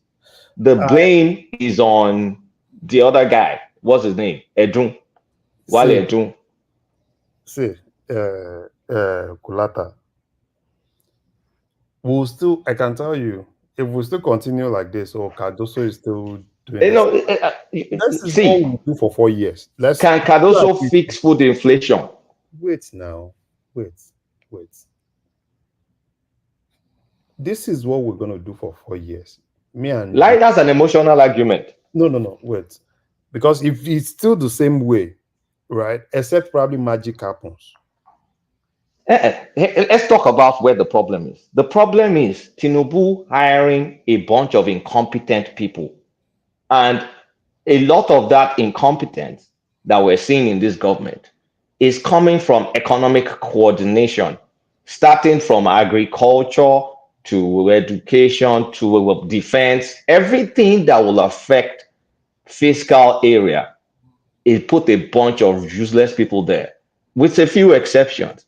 The exceptions is maybe interior minister. I mean, we've gone through this exercise. We even did the balance scorecard, for crying out loud. But so you can't put a blame on Cardoso. It's just the CBN governor. No, I'm not putting the blame on Cardoso, right? But Cardoso is just part of the government, right? And no matter what Cardoso does, right, he can't even achieve any success in isolation. So it's still going to be more of him pulling things from his side and every other person pulling their other things from their side, and kind of like Who's responsible for economic coordination? See, Kulata, forget it. No, damn alone now. Who's responsible for coordination? See, coordination is not even the problem. Let's start with I'm not saying whether it's a problem. I'm asking you who's responsible. Wale is responsible now. Wale is responsible. Thank you. Wale is responsible for economic coordination. And we all know that Wale is just good with grammar, block grammar, follow the president everywhere and everything, and fine. I don't even want to talk because I'm tired of talking about Wale Edun. You understand what I'm saying? Because I know you are a fan of Wale Edun. I'm not a fan of Wale Edun anymore. That's why I've been rating him low. Because I know you used to be a fan of Wale Edun, right? That was then. Yeah. Because for me, me, I know the likes of Wale Edun. You understand what I'm saying? They have big CVs and everything, right? But for me, in terms of can they really handle some of all this things? I think it's past his expiry date. Yes, that's the truth that you are just saying now, because you were not really saying that this truth. I was saying that when we were analyzing the ministers. Because for me, right, let me tell you something. I can even prefer a Kemi Adeosun to coordinate things than a Wale Edun. But let's turn this conversation into where the problem, Larry, where the problem is. Larry, do you think that, for example, right now there are certain countries, particularly in Africa, that have taken a step towards nationalizing their assets and using it as a form of collateralizing their currencies? Do you think if Nigeria were to look at their commodities in which they have in abundance, such as lithium, oil, and they pegged their commodities to the Naira and they strengthened the Naira in that regards, do you think that would be a better central bank policy as opposed to free floating the Naira? Yeah, it's it can actually help, right? It can actually help. But for me, I really don't want to talk No, about Larry, food. when you say it can actually help, the commodities you don't No, have on wait, you, it's just no, the, no. it's It's just not. No, it's not really talking about you not having it, right? I think it's, no to peg it now because no, see, no. I think it's you have talking. lithium in the ground. Wait now, Kulata. I think it's talking more about some of those the ones that we have. Like for instance, now at least to a particular extent, small. At least we know that like mine gold, right? At least we have gold that is really coming out of that country. And for me, I think if government, I think probably CBN should just all those gold, rather than them selling it and that you just see Nigerian gold in Dubai and We're everything. buying it. Kolata, we are not buying. We are. Kolata, I can tell you that we are not buying. Me, I'm telling you. Shebi, this Wait, gold from Malaysia, that's the one wait. that at least is proven. We're Kolata, buying Okay, it. That's my wait, backyard. So wait. Larry, do you know that the price of gold right now? Do you know which how the price of gold is set internationally right now? Price of gold isn't set by the market, right? The price of gold is set in London. And Mm-hmm. so Zimbabwe recently tied their currency to their gold reserves, and against the IMF and World Bank, assertions. And what they found out, you guys can quickly check this out, is that their currency is actually performing a lot better, right? They've always had issues with hyperinflation, and now that they've pegged their currency to the goal that they actually have. So what I'm saying is that when you look at Nigeria in particular, Which one of country are you our talking about, problems, Gassama? Which country is that? Zimbabwe. Is it okay? All right. Yeah, so I'm just saying, Larry, that the problem I have with these central bankers in Nigeria is that they're still using the same Western playbook, and that's why I asked you guys again, what the heck is Bill Gates sitting in a meeting with our brain trust for? You never see Bill Gates in a meeting with the head of the Chinese Communist Party dictating policy to them, or Russia, or any of the developed countries. But here it is, our policy leaders are sitting down in meetings with people at the World Bank and the IMF, and they're taking positions that, if you look at these developed countries that aren't in Europe, they never followed World Bank policies to develop. Gas them, They never gas, followed IMF policies to develop. gas them on. What do you know Bill Gates came to Nigeria to do? Do you know specifically? Who's asking that question? Thomas. Okay, Thomas. Listen. I have no idea. All I know is that Oh, when hold on, Dangote, please. But you are making a critical point now, fact, that Bill Gates came to Nigeria to make policy for us. But you don't know what Bill Gates came to Nigeria to do. So okay, what? I said. Okay, Thomas. Listen, I said it tongue in cheek. Obviously, I have my No, opinion of but what. no, hold on, please. But you said it as a fact. If I don't challenge you now, some people on the internet will think maybe Bill Gates is in Nigeria to make policy for us. If you No, don't know but something, said, no, hold on, please. You hold on, please. Let me land. You can't cut me off. If you are talking, I'll keep quiet. When I'm talking, please hold on. You are just saying something that you don't know, but you are saying it like a fact. Some people will take it as good time and think that Bill Gates is in Nigeria to make policy for us, which is not right. So check your I very well before you make a comment, Thomas, please. Thomas. Okay, first off, you're incorrect. You need to check your own facts. I know exactly what Bill Gates came to Nigeria to do. I don't like to tell Nigerians this because they respond just the same way you did, and that's with, oh, this is incredulous, this is not true, it's a lie, our leaders, blah blah blah. And the truth is, our leaders are weak men.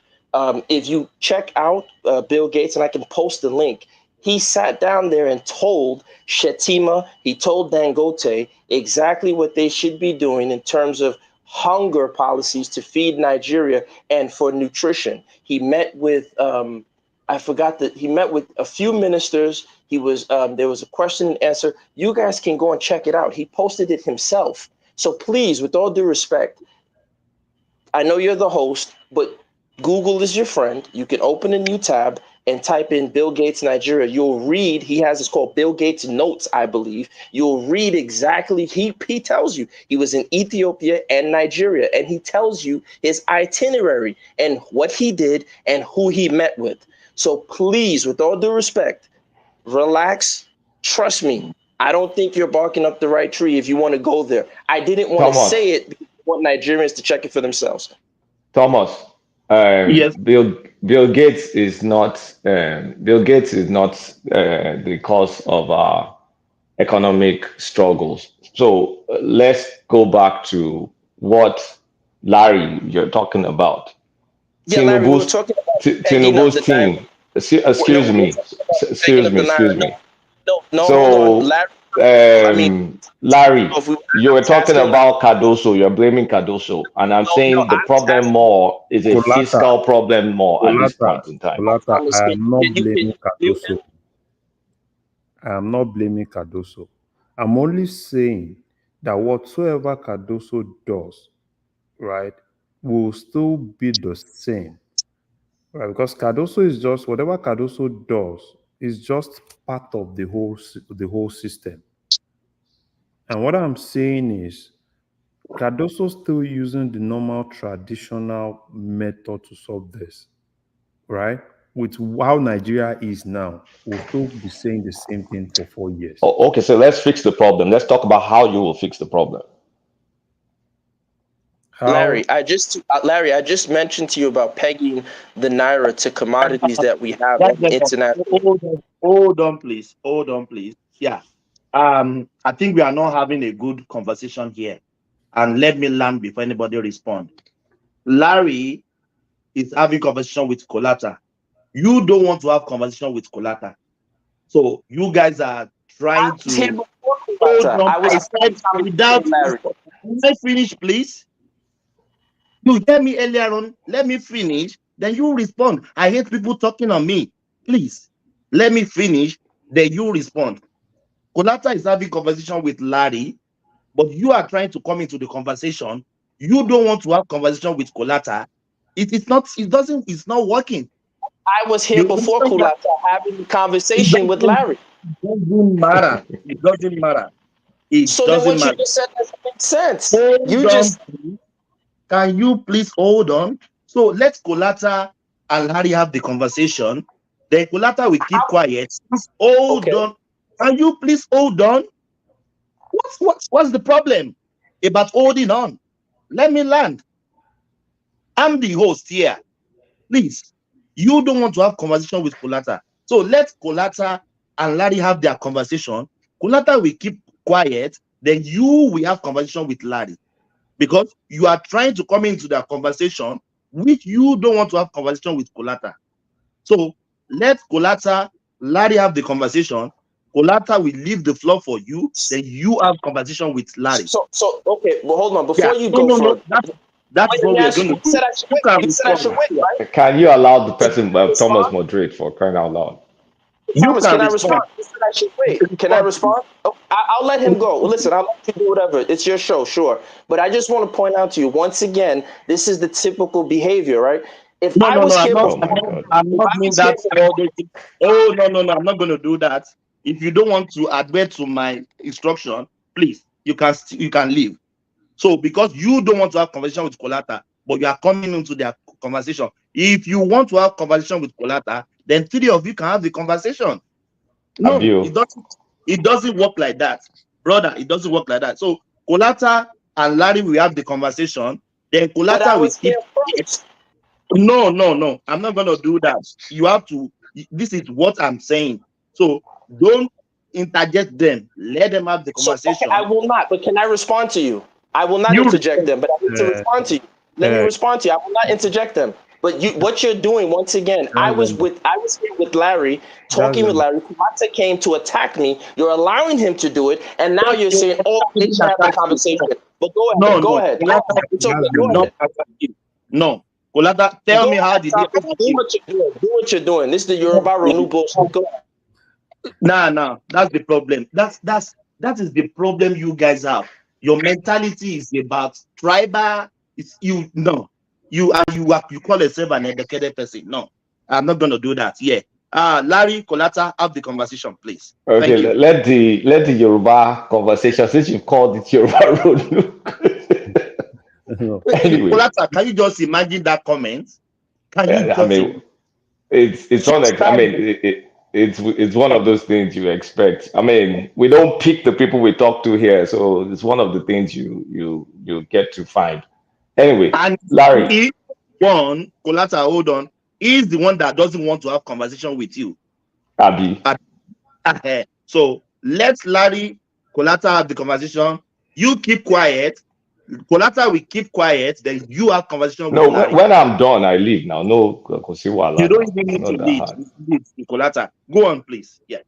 So Larry, yeah, I mean, so we're talking about Cardoso using conventional tools and all whatnot. Yes. But what I'm saying is, look, at this point in time, when you look at the problems, a lot of it, I mean, the conventional tools, interest rates, I mean, like I said, they're buying gold. They're even repatriating our gold from the US and they're buying the local gold being produced. But how much do we even produce? So Cardoso is using all the conventional tools. We're not seeing the result to the extent that we're seeing because there's policy changes. There are things like, okay, they're going to increase fuel price again. That's inevitable. The time we removed what's it called, the subsidy, you should like actually just fully deregulated the thing rather than the background. Now, anything Cardoso has done to curb inflation with the new price of PMS that is guaranteed to go up, that contributes more to inflation. So the issue is more on economic coordination because I think it's beyond just monetary tools and monetary things. Like what is in Cardoso's arsenal that is not using? So I mean, your opinion. Okay, so the thing is this.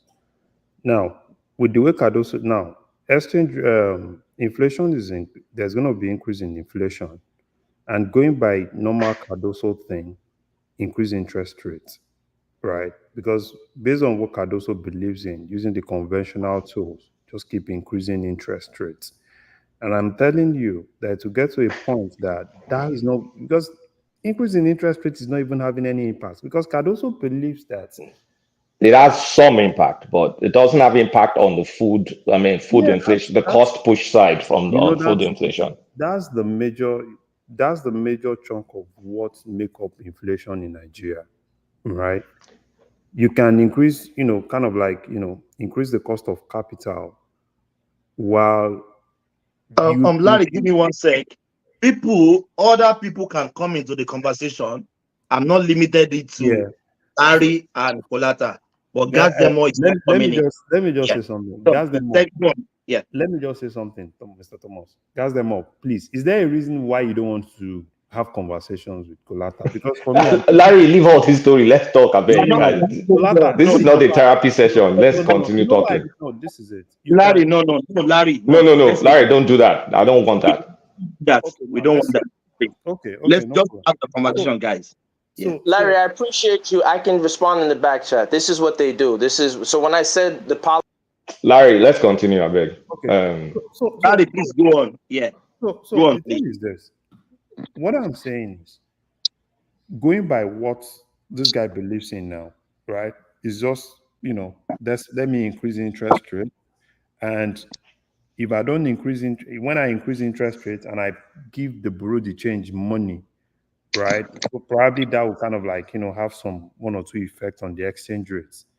And we're now saying, the problem. There's problem, within the fiscal sector. And it's still the same thing. And I'm saying this same thing would not solve any problem if every other variable still remain the same. Yeah, but he's not responsible for the fiscal side. He's not responsible, but the problem is whatever he's doing, we'll still keep saying, he's trying his best, but problems are not solved. Okay, when do we now start blaming Tinubu's fiscal team? That is why he is also part of the government. No, Larry, I'm trying to say, look, if you put Cardoso based on CBN governor's scope, that is his scope, right? The economy is overall economy. The president is ultimately responsible for whatever happens, whether I mean it's deserved or not. But a lot of cases is deserved. But the guy, the coordinating minister of the economy that should coordinate everything, have a big picture outside of the president, is Wale Edun. So why is Wale Edun not getting the bulk of the plane right now? Because you can see Cardoso, at least you can see him making all sorts of policies, changes, memos in CBN with some result. A lot of it not full. You can't sustain it on the long run. Why will I blame someone I don't believe in? You know, And from the then, outset, if you don't believe in it, then we've been talking about Tinubu's about the time you change your freaking cabinet. From the outset, I've always made my view known that I'm not a Wale Edun guy. You were a Wale Edun guy, right? But I've gotten over that now. Since I've rated him low, let's get rid of all these filks. From the outset, I've always told you that Wale Edun is not the guy for the job, right? And I've always told you that if you want to make, you can make Wale Edun just Minister of Finance. Forget about this coordinating economy or anything. He can't coordinate anything. Just make him normal Minister of Finance and let him do debit and credit. How much is coming in, how much is going out. The work of a coordinating minister, probably it's not something that Wale can do. The only thing Wale can do is to speak English. And I'm not in for all those things. Right? I'm not in for someone that speaks English, you know, speak Queen's English and everything, and I'm not even saying anything. I talk about Zach. Wait, the key guys, now, even if Wale is not doing what he's supposed to be doing, right? We talk about Zach. What exactly is Zach doing?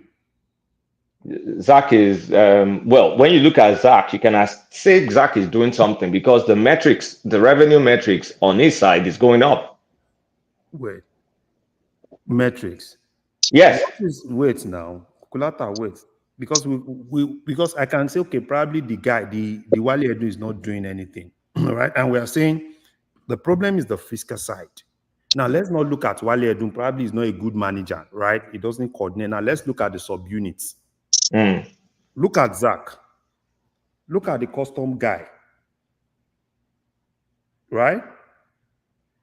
You look at Zach, you look at the custom guy, you look at the NNPC guy. And also a Greek minister that joined that one too. Greek minister. Now, these are 4 people. If Wale Edun that is supposed to be coordinating all of them, now let's say that Wale Edun is useless, as agreed by me, that Wale Edun is just a Queen's English. We've rated Wale Edun when we did the balance scorecard. Yes. It's crap. You understand what I'm saying? Now, I'm not saying let's assume that we don't even have a coordinating minister of economy. We just have a minister of finance. Now, look at those subunits. What exactly has those subunits done? What exactly is the custom guy doing? Okay. Let's look. In terms of, have we gotten increased custom revenue? Not attributed to devaluation, because that's another thing. Like, I mean, because of devaluation, everybody's numbers goes up. So have we gotten more efficient collection? That part needs further study. But all in all, because if we nitpick, all in all, we have a highly incompetent team that this guy has hired. Highly incompetent, because we don't see anybody thinking out of the box in anyone. And I think all of them are just doing the usual stuff, just going there to steal. So it's time to rejig. I mean, it's been time to rejig. I've been saying it for months and I just got tired of talking about it. It's time to rejig the cabinet. The cabinet is just incompetent. It's the worst. Because you can't put everything on Cardoso. I mean, what the hell is the guy going to do more than use whatever tools he has? Defense is crap. Defense affects a Greek. A Greek affects a Greek. The distribution of funds, they are Greek. It's coming from the coordinating minister and all whatnot. That's no longer with the CBN. So it's just an all in all incompetent team. Now, we may have some respite, depending on how that goes, from Dangote. in terms of the fiscal side. And that's not due to attributed directly to whatever government is carryover from what Buhari did.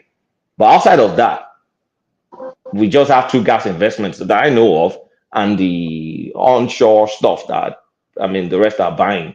I mean, the onshore stuff that's been going on. So nothing seriously is going to kick in. The earliest that anything can kick in is the effect of Dangote if we stop the actual importation of PMS. But price is going up. Price is going up. So Thomas, how long does this conversation last? Because I mean, I was here first. I didn't get to have my conversation with this guy, and you're gonna let him keep going? Is that what we're doing? Oh God, Jesus. So Larry, this is a whole cabinet issue. Tinubu needs to rejig his cabinet. We can't blame Cardoso. So Larry, am I going to be? Can we have our conversation? Because obviously this guy he's been talking with you. I have a name. Don't call me this guy. Don't be rude. Sure. I don't know you. So like I said, you have a screen name. You can read. I can't read. So I'd like to. Okay, then maybe you shouldn't be here. Thank you. If you're going to be rude. Yeah. You were rude too. So yeah, Larry, if you don't mind, I'd like to ask you my questions.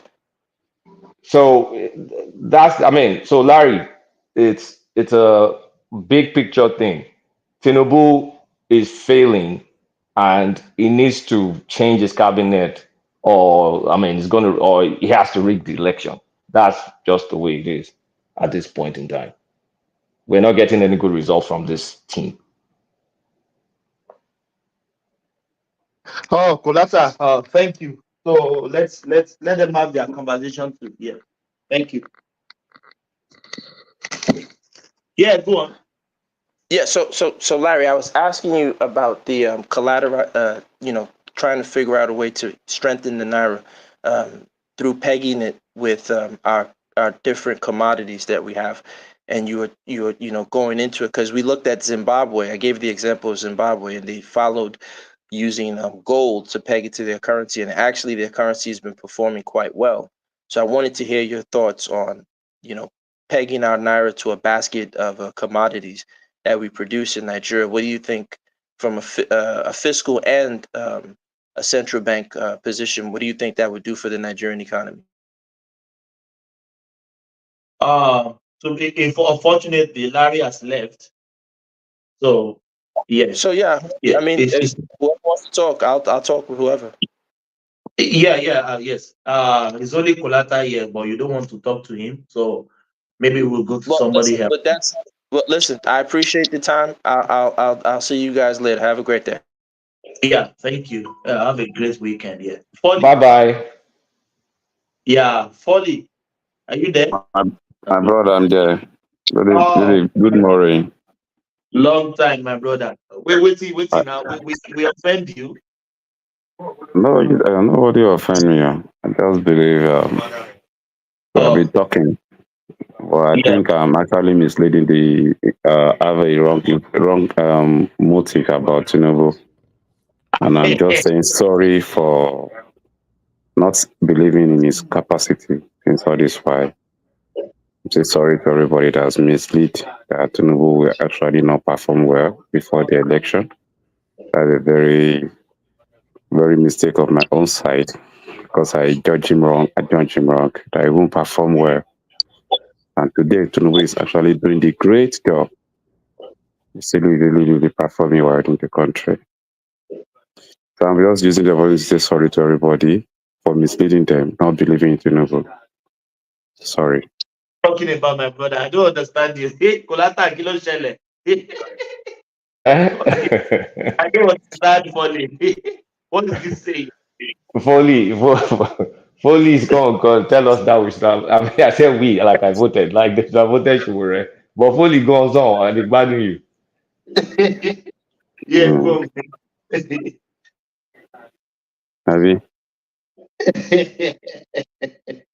So at this juncture, I don't think we have much to say. We can really talk before the election so that people can see what we see. But now, people did not hear us then. So we are sorry for misleading people that Tinubu will not perform. No, here's the thing, Foley. See,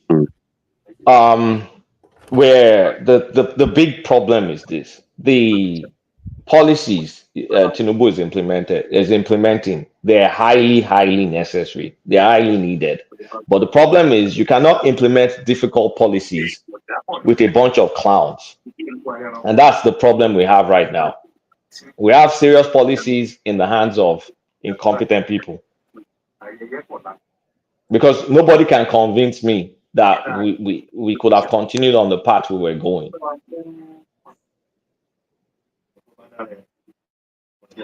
Well, you're right, my brother.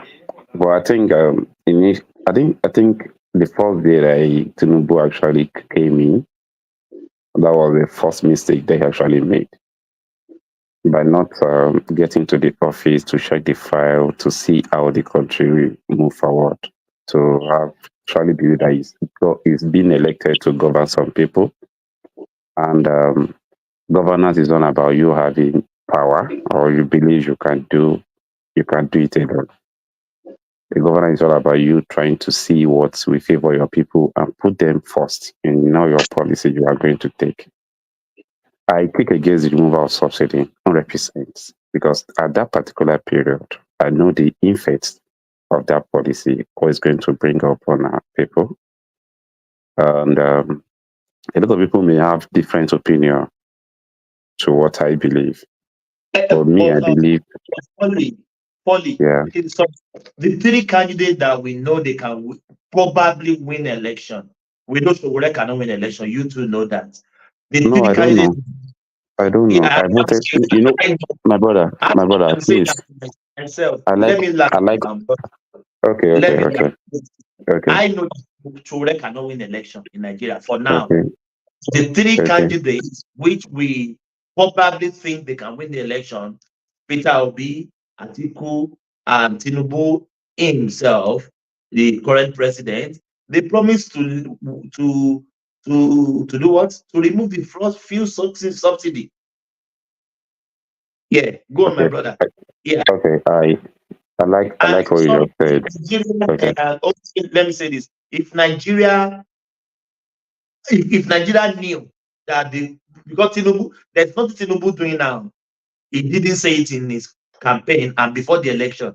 He said he's going to remove it. He even said it that if you protest or transformer, I will remove it. So why still Nigeria still vote for him? And the three candidates I'm talking about, they are the one that has the highest vote as well. So the Nigeria doesn't know that if they remove fuel subsidy, things will be hard. Go on, my brother. All right. I think this structure we should be talking about the idea that rule the world, not who will win election. Who will win election does not matter in this case. It's all about we keying into an idea that we think that can actually give us a kind of progress that we want. Me, I know Sowore will not win, but I still go ahead to vote for him. But today my conscience is so clear that wow, you're actually right when you are voting. You don't vote because of who people want to vote for.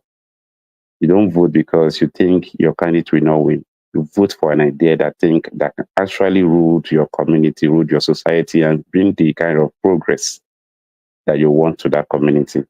That is what we call voting. It's not about who will win. Who will win? Someone can win and ruin your life. So why are you voting? Why are you voting because someone can win and ruin your life? Why can't you vote because you believe somebody can actually have the capacity to change the narrative? So this narrative of we having three candidates, we are wrong. And until we change that mindset from us, that is the only way I think we can actually get it better. Why will you be believing that the worst candidate among you is one lady that can win election? Why can't you look inward and pick the best among the candidates? And let's vote for the best and we elect the best. Fully. Yes. The best one now. The best is Tinubu. Which best do you want to get? Sowore is not the best. Sorry to say. Well, it's a subjective thing. Okay. I'm not arguing with you, but I think Sowore is the best for me. So you tell me your own best. I'm not a voter, but I don't think Sowore has any. I And mean, that means not you're, even, that means you're not in the calculation. You're not even supposed to say anything because you're not a voter. You just I'm an remain where you are. observer. I'm an observer. And why will you observe when your country is going to destroy? No, Why will you look, I observe? don't think. See, here's the thing. That this is where you and I will differ. I think all the reforms are absolutely necessary. Absolutely necessary. I'm one of the people that felt that they should have truly, truly deregulated the PMS. Let it drop where it drops. Now, I fault the execution. I fault the people in charge of the policies. The policies are good. Yeah, like Everybody knows. drop at 2,000 or 3,000 a liter for how long? Can we sustain that? No, here's the thing, Prince Daddy. Okay, if maybe the issue was with the sequencing, because they did two major things close to each other without, like, the time they took off, the time they floated the currency. Maybe, I mean, this is in hindsight, of course. Things are always better in hindsight. Maybe they could have done more structural things, like a lot of what they did eventually, before they actually let it float. You see, like, I mean, because they floated it and then they started a rash of policies to try and curtail it. Maybe they could have done all those memos that we've seen. Maybe they could have thought through it before, because I think the president is impulsive. The president can be impulsive. That may be his character, but you need people to maybe rein that impulse to say, You okay. know, Kalata, when you give your analysis, the range of analysis, I think you don't factor in the stronghold on Nigeria economy in terms of the people in power. I mean, we know the president Tinubu just came about for the most part. I mean, the problem is so entrenched that Tinubu can't just do anything in just 1 year or 2 years, actually. I know, Even one I know. term would. Okay, I know. so we should always look at that. And to your question earlier about the portfolios. Now, let me ask you, which one of those portfolios do you think is the bottleneck to the other ones not performing? Because you mentioned about 4 or 5 of them, and it appears that there has to be something. I want to blame, or if I'm going to lay blame, because all of them have their issues. But there's one guy that said he's supposed to coordinate all the activities, and that's Edun. Kulata's guy. It's supposed to be the coordinator. Larry, I thought you bailed me. No. I was having one or two network issues. Yeah, that's why. I mean, look, it's not. I don't know if we say it's fair to blame him alone, but he's the coordinating guy, right? Kulata, do you know the problem, man? The way the thing is going, everything has even gone out of hand. Because I don't know the magic we're going to do. This dollar issue will still be there, and that is going to affect every other thing. So there are lots of misstep, and this had to do with people. Tinubu trusted a lot of all these guys, and and he probably felt they are so smart. Even the whole thing that Tinubu did, they all sat down. They said they were economic team. Then they all sat down. They didn't even analyze everything. They just, they gave him that policy document. When he did it with, subsidy is gone. Fine, that one is good. Who were the people that told him that the next thing to do is to float the currency? That's where I was going to, that the sequencing. And do you know, looking back, the sequencing. Do you know if they had managed that thing very well and not misuse this issue of demand and supply will dictate? That was exactly what happened. We will have probably later. Hold on. I want to make a quick question before you. I'm sorry, quick. Yeah. Maybe from a timing perspective, maybe. I don't know how that, because you remember, let's not forget we had the backlog issue. Let's not forget the issues we had. So I don't want us to forget all the issues. Maybe if it was sequenced, just maybe, if it was sequenced with Dangote refinery, maybe 6 months after Dangote launches PMS, and then we drop. I mean, they push it so we drop 40% of our dollar demand. It drops. If they make everybody buy from Dangote, then you now float. That is. But I don't know how we will have survived the forex illiquidity from that time to now. Colata, the forex illiquidity at that time, right? It's not like we solved it, right? It was basically we went in, we borrowed money, and we just and took some from the reserve, and we used that to clear it off. It's not like money came from probably somewhere, right? Or probably it's probably due to one or two things that we've done. And but we've increased a lot of liquidity now. Wait, that is why for me, right? I still believe that these guys are not smart. The Wale Edo and the likes of them. And the problem of Tinubu is Tinubu believe these people so much. Larry, I was don't say you don't know their capacity. I mean, you probably know a lot about them, but they're not smart. It's more complicated than that. And quickly to ask, Kolata, you said they repatriated some gold from where? They're In what starting quantity? The gold reserves that is in America. What is the worth of that gold reserve? I have to Google it. I don't have it at the top of my head, but it's not nothing. It's not that plenty.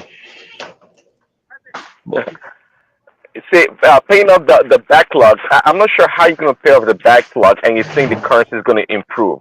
Obviously, it turned out that it didn't improve the currency or strengthen the naira. So, a strong currency is usually backed by collateral, right? To a certain degree, right?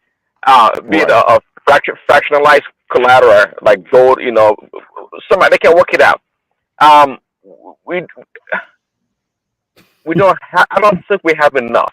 I mean, if you collateralize, it has to be. I think that asset has to be put aside, like there, not being used in the normal activities of the nation or of the economy. That's my thinking. So if you have even the lithium and all those natural resources, I don't think they can back up the strength of the naira over it's not that easy. It's something. I mean, something that's in the lithium is in the ground. Let's not go there. It's esoteric stuff. But here's the thing: is I don't want us to also forget, because I think we're forgetting what we're dealt with. We had 20 trillion printed, 70 trillion extra printed. So our currency essentially was devalued. It was just a matter of time. Kulata, if they had managed that thing very well, right? Yeah, the management. Yeah, let's question the management, but the policies we can't. If they had managed that thing very well, right? Today will be around 800 naira to $1. I don't believe so. I don't think so. Okay. Now let's look at. Can I say something? Yeah. Sure. Yeah. Sure. Yeah.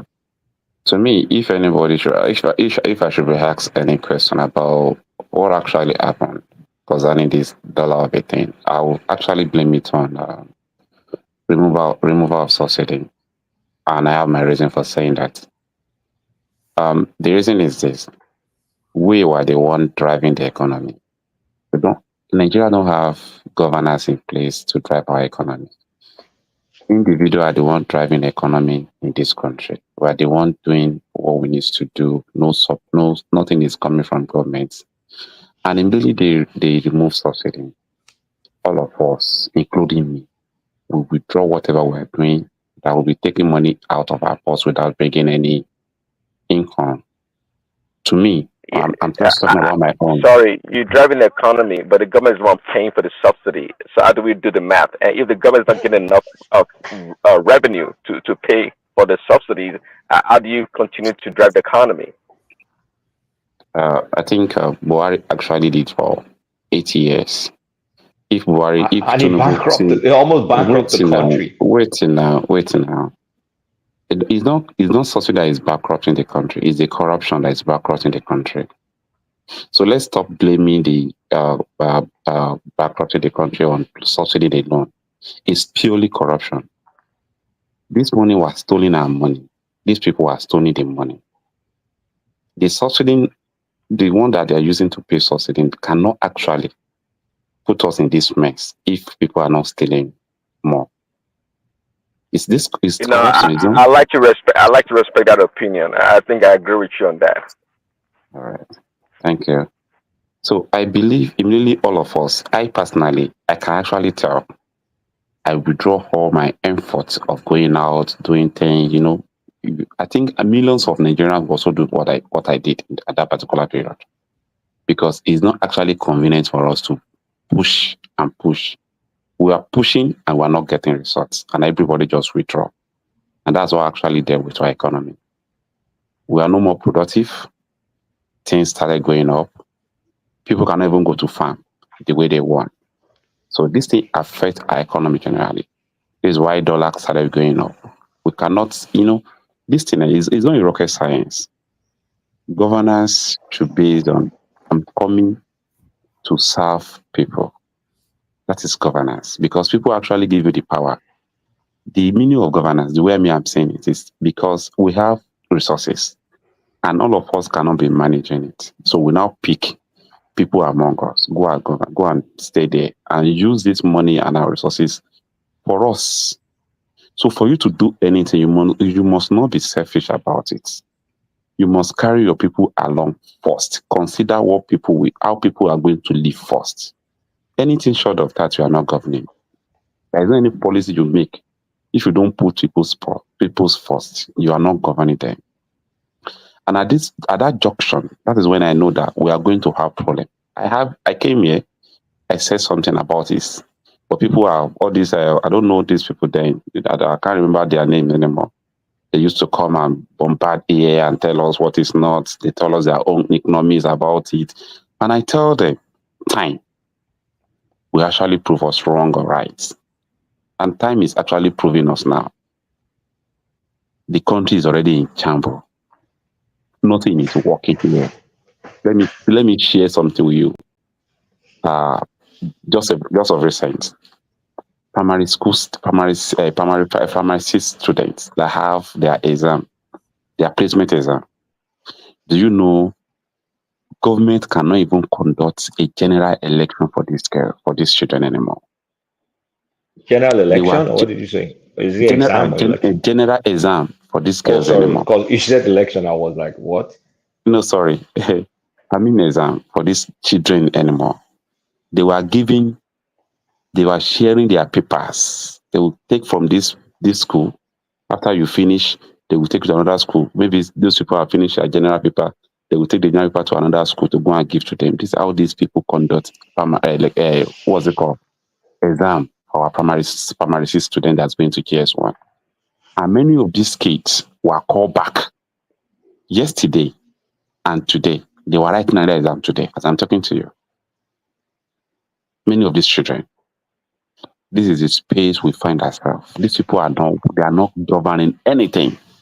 And the reason why all this thing is happening, Nigeria has to kill corruption first. And unfortunately for us, people governing our space from head to toe, they are all corrupt. They are all looking for where to make money to meet up with their needs. They are not governing us because they want to go and serve people. People are contesting election today because they want to go and make money, not to go and make impact. And the earlier we all know what is. And we can change this by us trying to get involved in politics and make sure we don't allow this set of people, to be the one governing us. This is what we have been saying. There is nobody on earth that will spend billions of dollars to win an election, and you are expecting that person to come and perform miracle. It will never happen. It will never happen. My take anyway. So, how many more years do we need? We need 30, 50 more years to get to that point. And quickly, to Larry and Kulata. So, what does it take? What can we do to strengthen the naira? So far, I think all the efforts they've tried has failed. What is left in the bag? Dangote, in my opinion. Kolata, let's listen to this video. Then we have conversation on it. It's one of your friends. Professor Patutomi said, if you were in President Tinubu's shoes, he will return subsidy in some ways. And you were saying that you wouldn't remove subsidy. That means you're saying tonight that President Tinubu should reverse the subsidy policy. No, look, President Tinubu is not going to revise any subsidy policy because of the following factors. One, he ran on the basis that he was going to remove subsidy. Under his own vision of Nigeria, where Nigeria is going, Nigeria and subsidy, prosperity and subsidy cannot coexist. And he made his case that if you like, you can go on rampage, you can go on demonstration, you can go on riot, you can go on anything. I will remove the subsidy, and there's nothing, I'm not going to change my mind. And people, when I heard that, I said, I'm going to defeat this man in this election. Clearly, people are not going to vote for someone who wants to remove subsidy. And the same thing, the PDP candidate said he will remove subsidy, even to boot, even sell NNPC. And the Labour candidate said he would also remove subsidy on day one.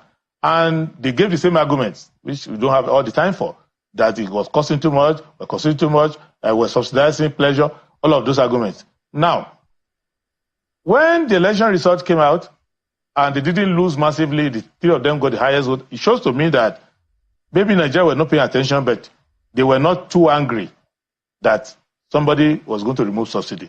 But when they started, when the policy was now official, I kept reminding people that you see this policy move is going to cost you.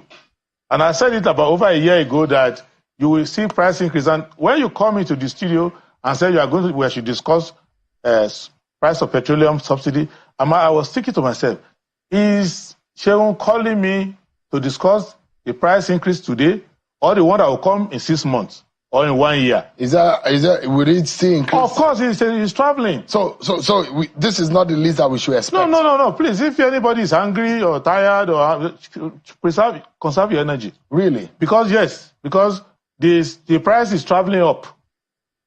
So can't waste all your tears. The price will travel up, the pain will increase also. Yeah, because government can do some other things. Like what? To reduce the pain. They can put the horse before the cart, if they can find where the horse is. So what they should do is to now try to tell Nigerians, okay, petrol is not your business. And you can do that.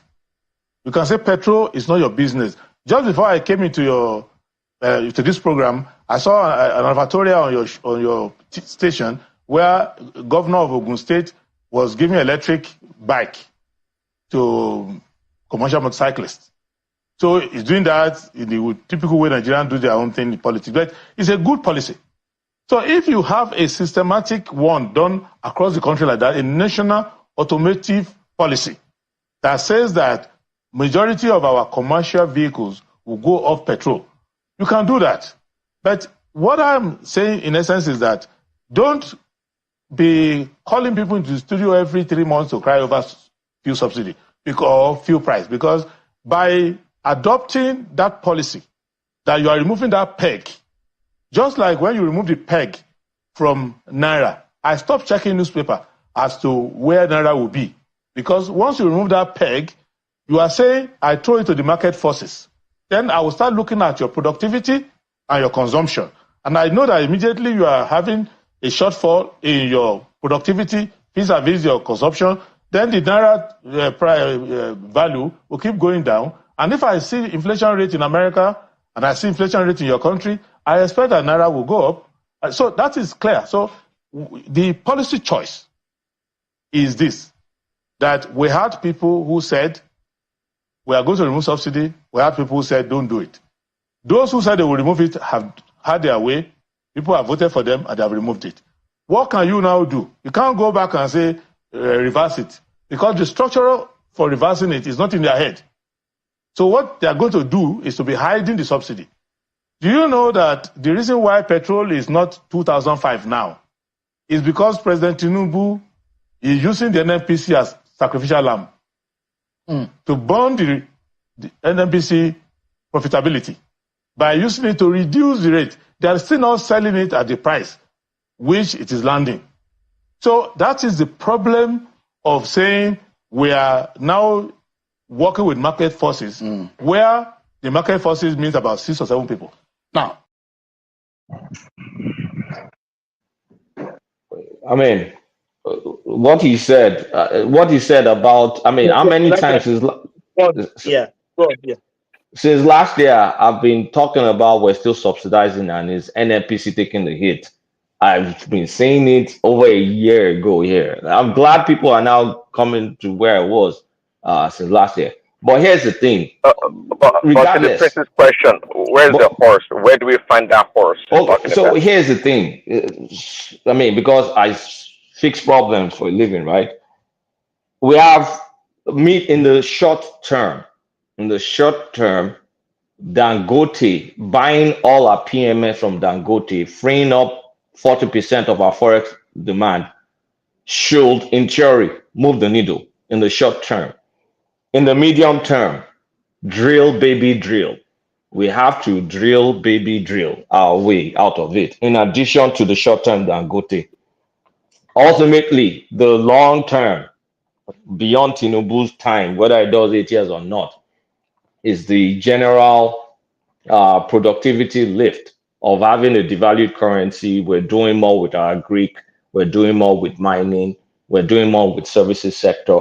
We attract more investments. Our gas investment is starting to mature, but we're talking about over 10 years here. But the immediate short term is that Dangote refinery, especially if we don't buy PMS.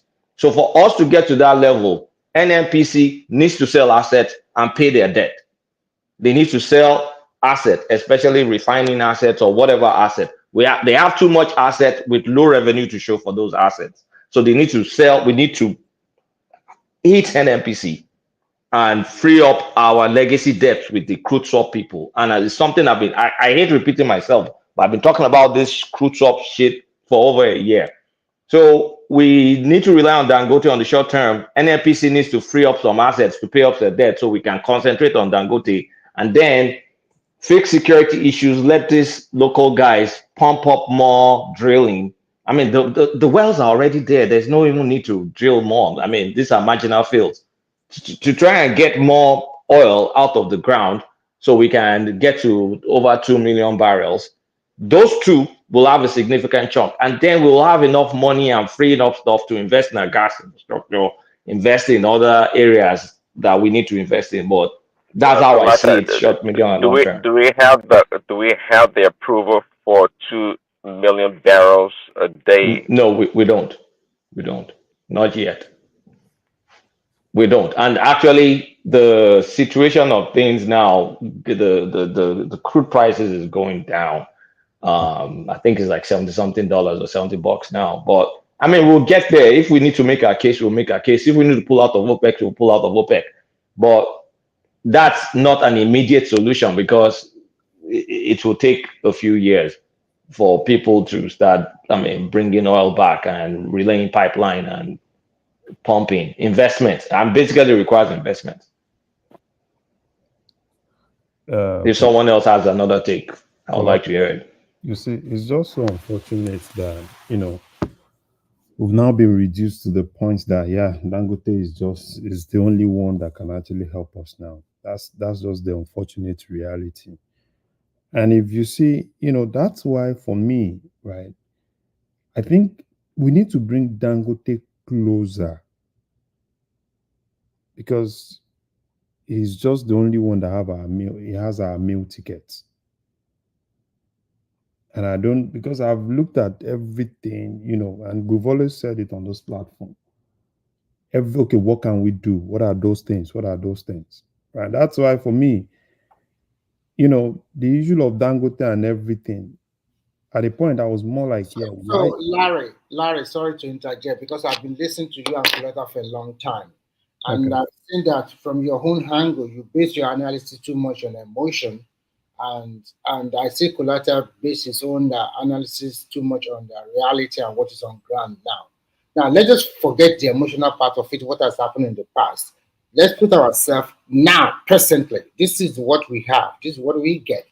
This guy said he has removed subsidy, but one way or the other, he still intervened. Now, Dangote is coming on board.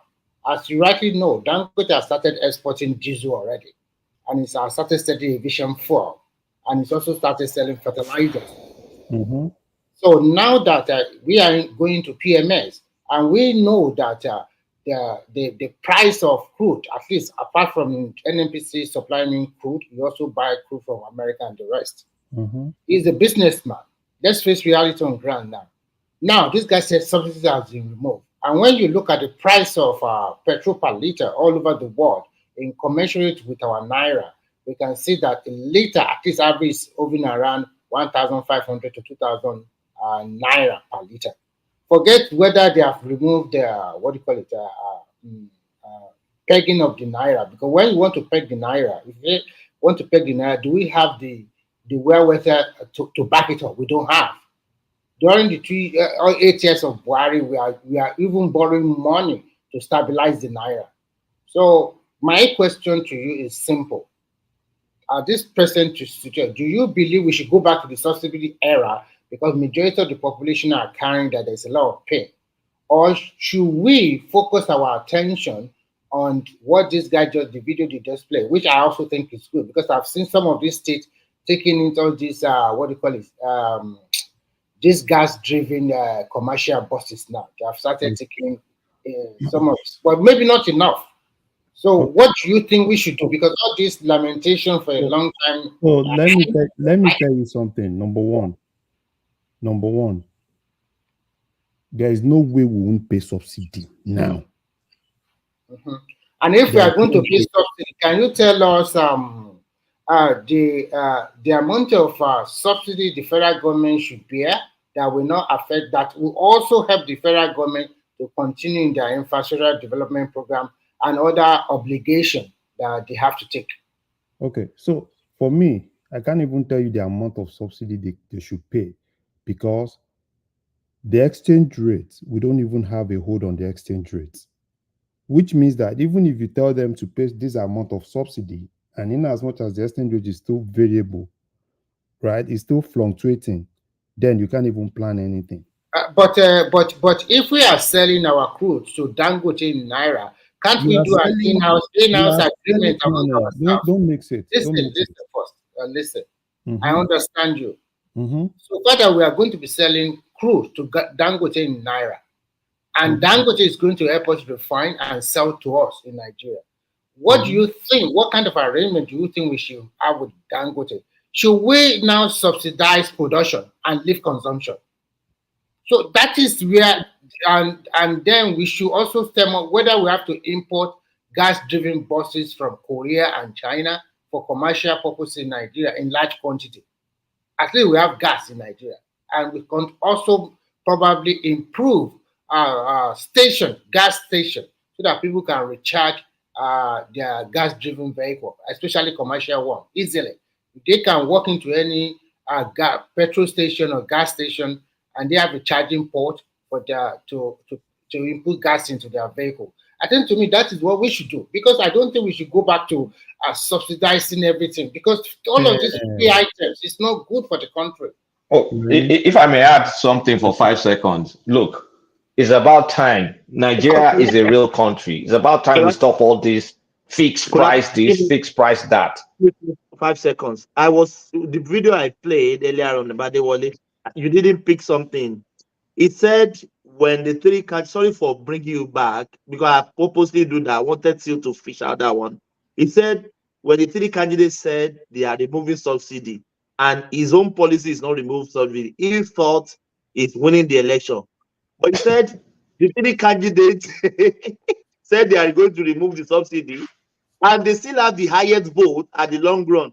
So you think Nigeria is not serious? They don't know what they have. What do you need to say about that? I love that comment, my brother. I love it. Yeah, go on. What I'll say is Nigerians actually know the truth.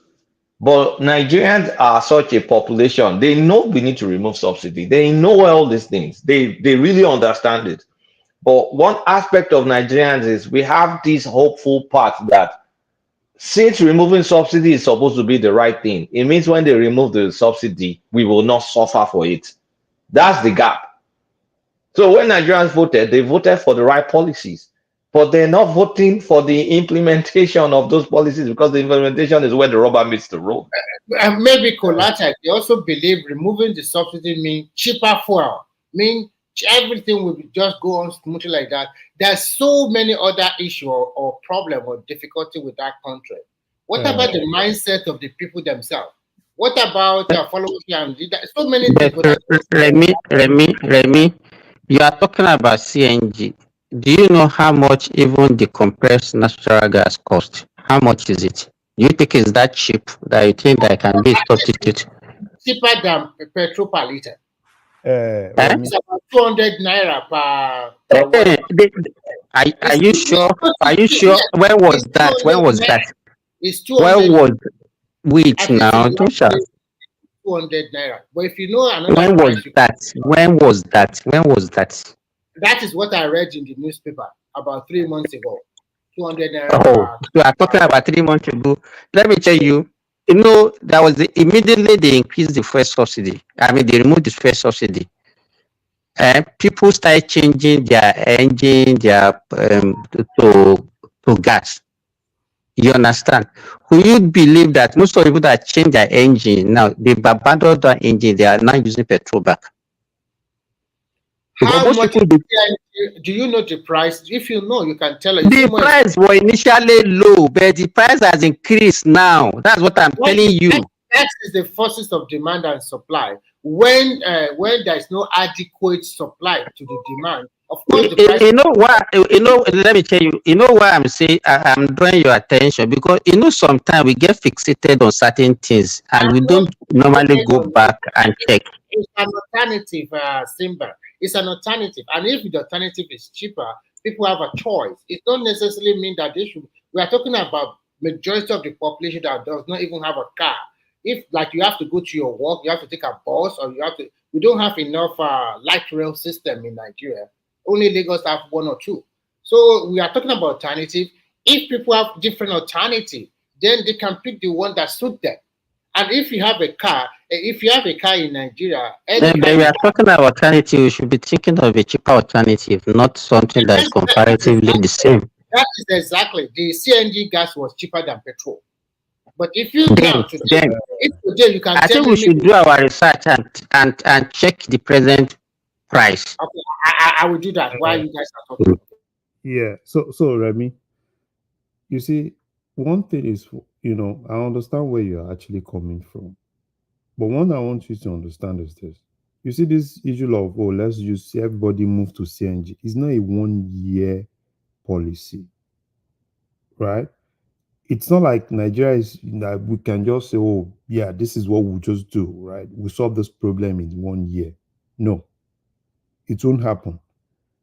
To cover the whole of Nigeria alone, building one CNG filling station, a filling station in Nigeria alone, right? Let's have one across all the local government. I'm telling you, you can't even have that done in a year, right? So when we say in terms of, yeah, it's a good thing, right? Oh, let's move to CNG, right? It's a whole lot of things. It's a whole lot of infrastructure that still needs to be put in place for us to have that total shift to CNG. We can't even power as of today. I'm not even sure. Probably Lagos, or I'm not even sure if there is any CNG station in probably somewhere in Osun or Ekiti. Not to talk of the north. Right. So No. We have like 2 or 3 in Ibadan, because recently. Okay, 2 or 3. Wait. You said 2 or 3. 2 or 3 in Ibadan. I know it might not be enough. You are right that you are right about do you even know if there is any of those things in the north? I don't know. It should be. It should be in the north, because if they have in Abuja, I think it should be in the north too. No. None of them in the north. No. I think CNG is a medium-term solution, because we can't scale up as fast as we need to. We can't. If that technology is so cheap, why? It's not only even Nigeria. Everybody should be buying it, and everybody should have shifted to it. I don't think it's just that something that we can just be seen as an alternative. How many countries are using CNG? At least they said in the short term or medium term, And what I learned about this thing is that if you are driving a You know, commercial, you just like this kind of I everybody think will just jump at something that is not no, visible, that is not sustainable. I think we Nigerians we are too. I see. I'm sorry to say this. I see a country that we all know the truth. That country has been messed up over 4 decades. We know the truth, and we know that to turn it around, it's not going to take 1 year. Even if we are lucky, we will turn it around in 10 years. If we are lucky, and then we have a good, at least a fairly good government. We must tell ourselves the truth. This is a country that has been messed up because of so many things. We cannot just expect a miracle under 1 or 2 years to happen. Although this guy might also have their own problem. Maybe they put the wrong people in the wrong position and they are not performing optimally. But in the short term, so far we do not want to suffer and we do not want pain. And we still want our own thing to be cheap. We still want this subsidy. We want cheap petrol. Remy, the question we're supposed to be asking, why Nigeria cannot survive without subsidy on fuel? Why? I don't know. Why other countries, especially the neighboring, even the so-called neighboring country that are poor? Cote d'Ivoire is selling petrol for like close to equivalent of close to 2,000 naira, and their minimum wage is like Ghana is selling almost 3,000 naira per liter. So no, it's not that, Ghana is like 1,000 something from what I saw. Colata, you know, I don't like this comparison that you guys. No. You don't have to like it, Larry. Look, we have to live in the real world. Have you lived in a country outside of Nigeria where the price of one commodity is just fixed for years? Me and you know that this is not apple for apple now. Why are we? It's not apple for apple, but it's equivalent. No, it's not. It's not. There's a whole lot of factors that you put in place if you want to do that comparison. You can't just pick one thing and do that comparison. It doesn't work like that. Based on cost of living. Larry, the question we're supposed to ask is that for decades we have been doing digging about all this remove fuel subsidy, don't remove fuel subsidy. This thing, and we all know the reality that this thing has to go. It's not sustainable. What we should be looking at, what is the solution? What are those things that can make Nigerians to survive without fuel subsidy? I think that should be what we should be talking about. Simba, not all this we go up and down, digging and all those things. Simba, why are we saying Nigeria cannot survive without subsidy? We have removed subsidy on diesel. We've removed subsidy on petrol. How many people died? On kerosene. I'm so sorry. How many people died as a result of that? Nigeria can survive without subsidy for the large part. We just don't have the political balls to pull it off. Yeah, Simba, you asked me to do the check-in on the CNG gas. Sorry, Larry, I just did it, and this is the price. The federal government set it at this price. For power and commercial buyers, it's about $2.42 for power, and for commercial buyers, about 2.92. And I now multiply it by an average of 160 naira to a dollar. I get about 387.2 naira. Below 400 naira per liter. So okay, you said fixed. You can hear. No, just hold on. Wait. You said fixed. That means that is not the real price. No, I did not say fixed. I said the federal government. This is the price. If the federal government is the one telling you the price, that's what that is another subsidy of it. What's going on now? There must be a base price. From the base price, then maybe everything can change later. Are you sure that there is no subsidy on that CNG also? I can send a link to you. It's about I'm not just hold on. I don't need the link. What I'm saying, if the federal government wants say, okay, maybe they just want to use that one as authority to palliate, are you sure that by the time we latch on that one, there won't be any issue on the real price is this, we are paying subsidy on this, and we will not back to the same situation? Because I'm very sure that cannot be the real price of the CNG. It cannot be. Okay, do you have an idea how much you are if you are patronizing CNG, maybe for your farm or for your car? Do you have an idea? I don't use CNG. I use solar. So that I mean, I don't give myself a headache of diesel or You drive petrol or solar car? whatever it is. No, Okay, I'm at talking least about my what I farm. got In my is farm. In my farm, let's I don't use any of the fuel again. Even for my borehole, for my fish, for my pumping, I use solar power. See, let me say something. Because I just got back from Nigeria. See, in Nigeria now, everybody knows about Band A. Band A is freaking real. No, Everybody with Band Kolata, A. I experienced. Me too. I just came back from Nigeria. In fact, I was telling them places like Agege. I'm not even talking about highbrow area of Lagos, Alakuko area, Agbado. People are enjoying 18 hours, 20 hours lights. Let me put it this way. Even though I stayed in my friend's house for a little bit before I went to the hotel, the light did not blink. But guess what? Guess what Nigerians are saying? Nigerians are saying, please, Ikeja, in Ikeja, near, what's it called? Opposite of Allen is the other road. What's the name of that other road right now? Okay. Adeniyi Jones. Yeah. So they just upgraded them to Band A. Guess what? People are now saying, please, though, we don't want full electricity. Give us that 18 hours one. Because they cannot have Kulata. So in Oshogbo, I went to see my brother. I spent just 2 days with him. And you know what the first day when the wife came back in the evening, and he was saying, why did you put on the freezer? My mother was it's saying, like the way all these London people you live. understand? That They said don't turn the because light on, don't do this, don't do that. they said because the NEPA bills now they are now paying 40,000 naira. I said, is that too much for you to pay for this light that you're enjoying? They said no, it's too much. Oh, they cannot say so. They are now switching off every. In fact, when they are leaving their house in the morning, they will switch off everything. They will switch off everything. And guess what? And that was why I was even before this. I used to say, if Nigerians wanted 24 hours light, can they afford this? So, My Ghanaian friend, let me tell you, Bukulata, said we went on vacation, just came back. She said she was paying an average of like 50,000. I mean, what was it? Was it 30,000 every day? Every day, no electricity. Every day.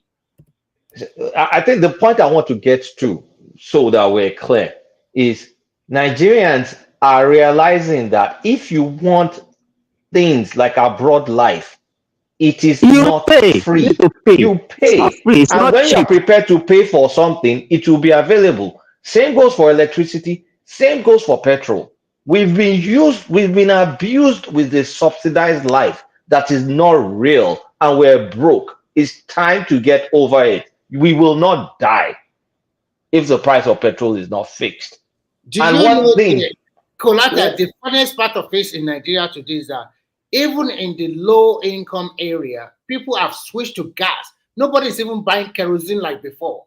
They are not using kerosene like before. Everybody is switched to gas, even with a small cylinder. Nobody use kerosene again. No, nobody use kerosene again. Everybody use gas. Even before, when people was white, even the years have abandoned charcoal. Remy. Abandoned charcoal. Remy. Yes, sir. This thing you just said, right? You are now answering your question. You see, if you don't have an alternative, we are talking about government can remove subsidy in kerosene, they can remove subsidy in diesel. They already removed kerosene. Yeah, that's what I'm saying now. People are not complaining because there are alternatives that are better. What is alternative to diesel? What is alternative to diesel? That all the truck always use. Now look at how many people really use diesel. Many people? Listen, listen. Let's have a little conversation. All our trucks run on diesel. All our trucks. Diesel. And in fact, this diesel that is actually diesel that most of the industry use. most banks, in fact, it's diesel that runs the economy. It's Yeah, just the petty things that they use petrol for. diesel is not an household commodity, right? Which But the Larry, diesel, let me ask you, which one will affect the price of goods and commodities more? Wait Is it now. petrol or diesel? Wait now. For diesel, they still have a way of kind of like putting that on the price, and people might not even feel that like petrol. Petrol is a household commodity. So when you are No, comparing, the question I'm asking, I'm talking about price of goods and commodity. Which one will affect it more? Is it diesel or petrol? But diesel has been stable for years now. It's not like diesel is just increasing. What do you mean by stable? Diesel is fully deregulated. Diesel is It's fully 1,000. It's 1,300. So what do you mean by stable? What do you mean by And stable? wait now, in terms of that deregulation of diesel, do you know the year that they will deregulate diesel? 2017 or so. No, it's been a long time, but it doesn't matter. It's not even 2017. During Jonathan, it was 2011 or 2012. Before around 2011. Yeah, but it But doesn't I matter. don't Look, people understand what got you mean by used to stable. it. But the price has been The price is fluctuating. not So I don't fixed. know what you mean by stable. So the price has been fluctuating, but most people are not even looking at it because this is not an household commodity. But it's something that actually affects the price of the goods. Businesses that use diesel, right? They have economic of scale, right? It's not like, take for instance, like if you say Dangote is using diesel, right? Dangote has economic of scale, so you can actually look at that, and it might not really affect him that much. Unlike what is more of an household thing. Do you think that if, take for instance, now if diesel is being used by almost everybody, people will not feel it? People will feel it. So don't compare diesel and petrol. They are not the same thing. They are not on the same level. Larry, they pass through the cost of the diesel on whatever produce you're buying, because diesel is the industrial because that is fuel. what I mean by economic of scale, right? You can't, okay, take for instance, can you compare the volume of diesel that Dangote uses to what probably, let's say, probably Larry, I don't understand your argument. Are you saying we should be stuck on a fixed price for petrol that is not realistic? That until we have viable alternative, then But do you know? But that necessity is the mother of all inventions. When they let petrol go, the alternative will come up. Kulata. Take for instance now, let's look at New York.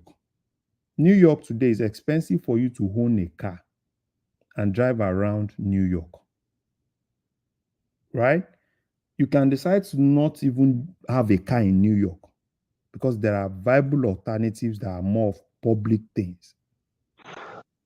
Now, let's come to Nigeria. Do you think that today, if there are alternatives, probably, petrol will be more like, probably you just said like you don't want to go through that normal alternative that is a little bit, not too cheap, but at least affordable for people.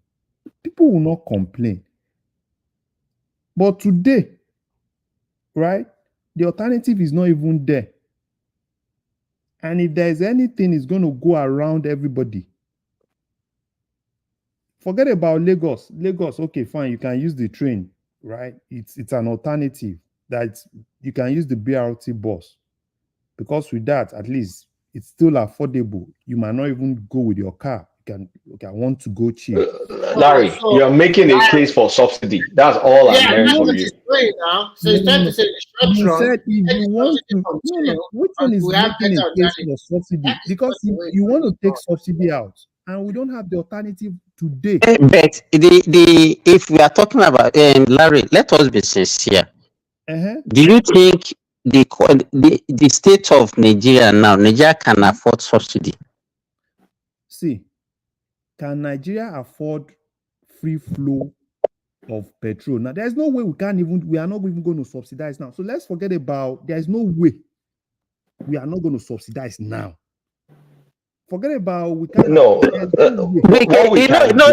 The kind of subsidy that Nigerians are expecting. Let me ask you this. About what Nigeria before the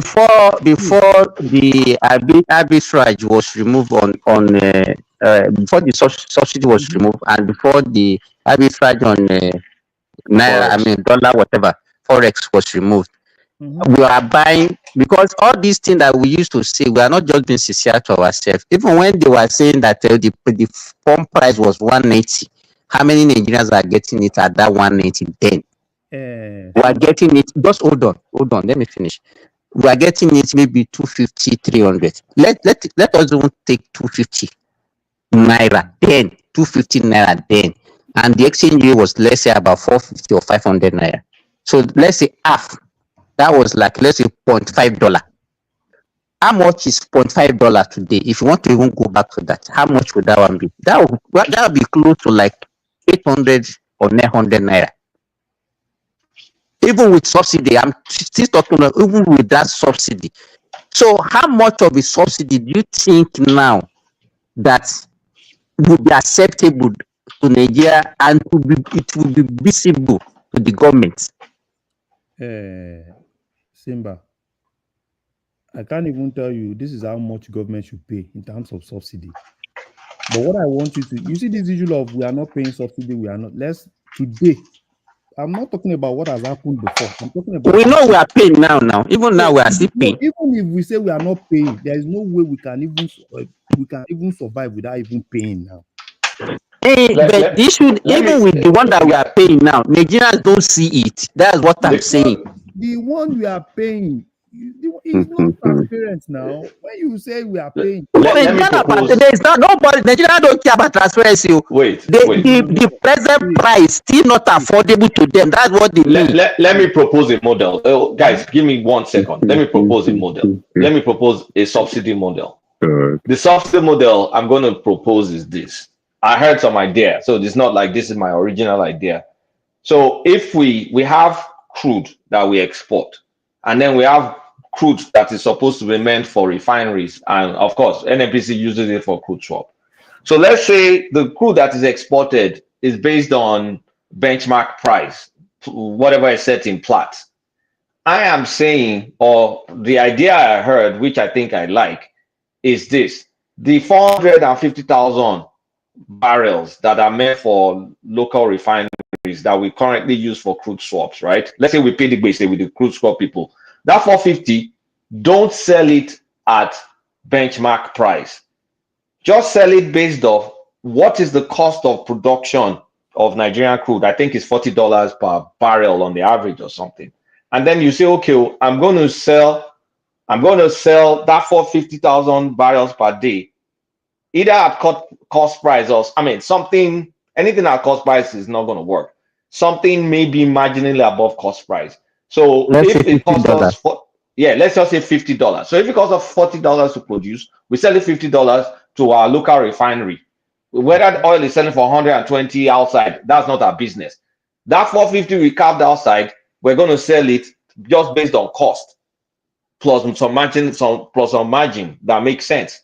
And in that way, we're subsidizing production rather than subsidizing consumption. So that way we can calculate our own local petrol price based on that subsidized crude sold in naira. And then they can, Dangote is going to put transducers all over his truck so they can track whether they're driving outside the country or not. In that way, and then let it be market driven. So whenever we can drive down the cost of our production of crude, our petrol becomes cheaper, and whatever is happening outside, it's none of our business. Petrol will be more. Petrol, diesel, everything will be more affordable in the country. Lata, what you said is good. You know, my own, the whole agreement they had with Dangote, if I were the government, by that time they were negotiating 20% with Dangote. They will have just bought that 20% and negotiate with Dangote to rent Dangote. Let Dangote know that Dangote, you make more money selling outside Nigeria, right? When you rent, then you are giving Dangote crude, and Dangote is refining for you, and you are paying him the cost of using his refinery. At that point, because now our own refinery, forget all this, our worry, data, blah, blah, blah, blah, refinery is not going to work. With that, you will now have power over whatsoever is coming. If you are giving Dangote 400,000, 450,000, 300,000, Dangote rent Dangote refinery, refine that crude, and get whatever you want to get from it. And at that point, Dangote can then sell outside Nigeria, make money.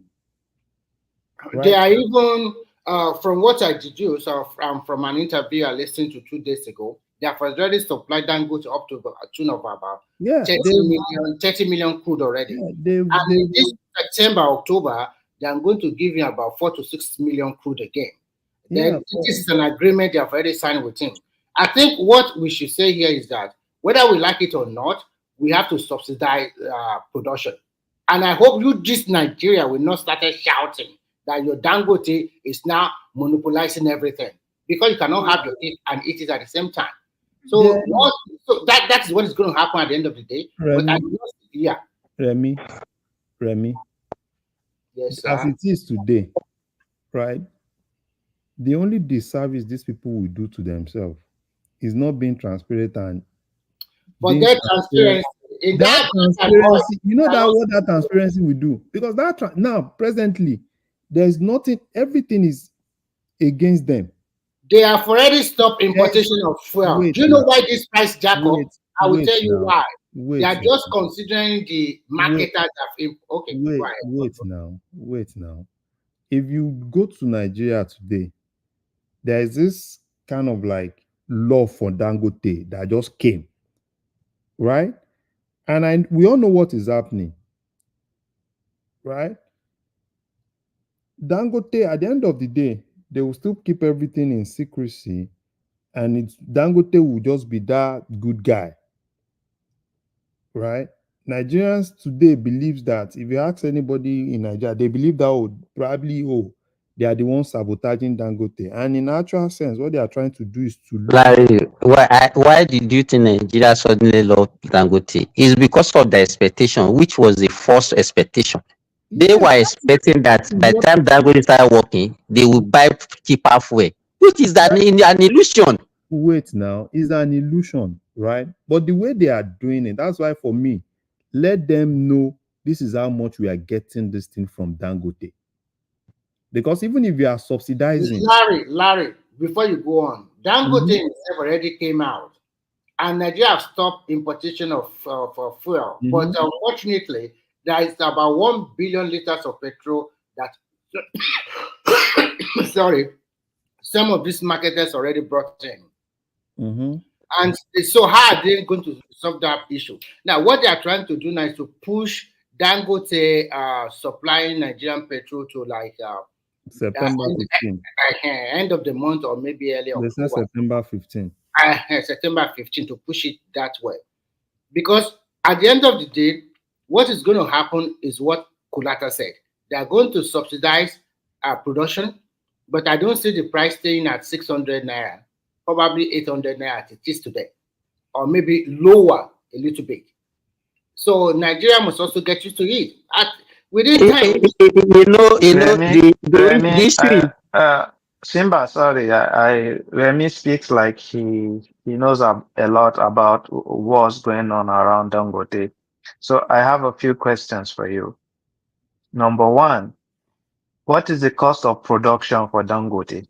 Sorry, I don't know. Number two, number two, okay, if you don't know, so how can you justify government because increasing? We talk about subsidizing production. That is it. Hold on, Remy. Hold on. Let me land, then you will respond. I want you to have a full understanding of my question.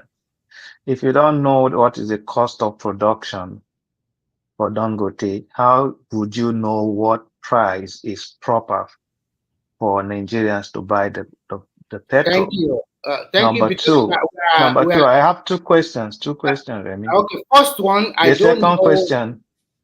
Let me answer. Second question. Wait, now, Remy, let him finish. Then we ask her the question together now. Okay. Yeah. The second question is, if by going by what Dangote said, he said he's gonna give Nigeria exactly what they need, meaning that the over bloated claims these marketers always make that they supply how many million barrels of petrol, which we know Nigeria is not consuming up to that. And Dangote himself said that's gonna be history because he's gonna be able to track It's going to track whatever exactly. good. So if he's saying that, meaning what the government moving forward will be subsidizing will be less than what they have been subsidizing so far. So why? So the issue of petrol being taken across the border does no longer exist. If all this stands true, why is it at this point the government is trying to remove subsidy or whatever name they call it?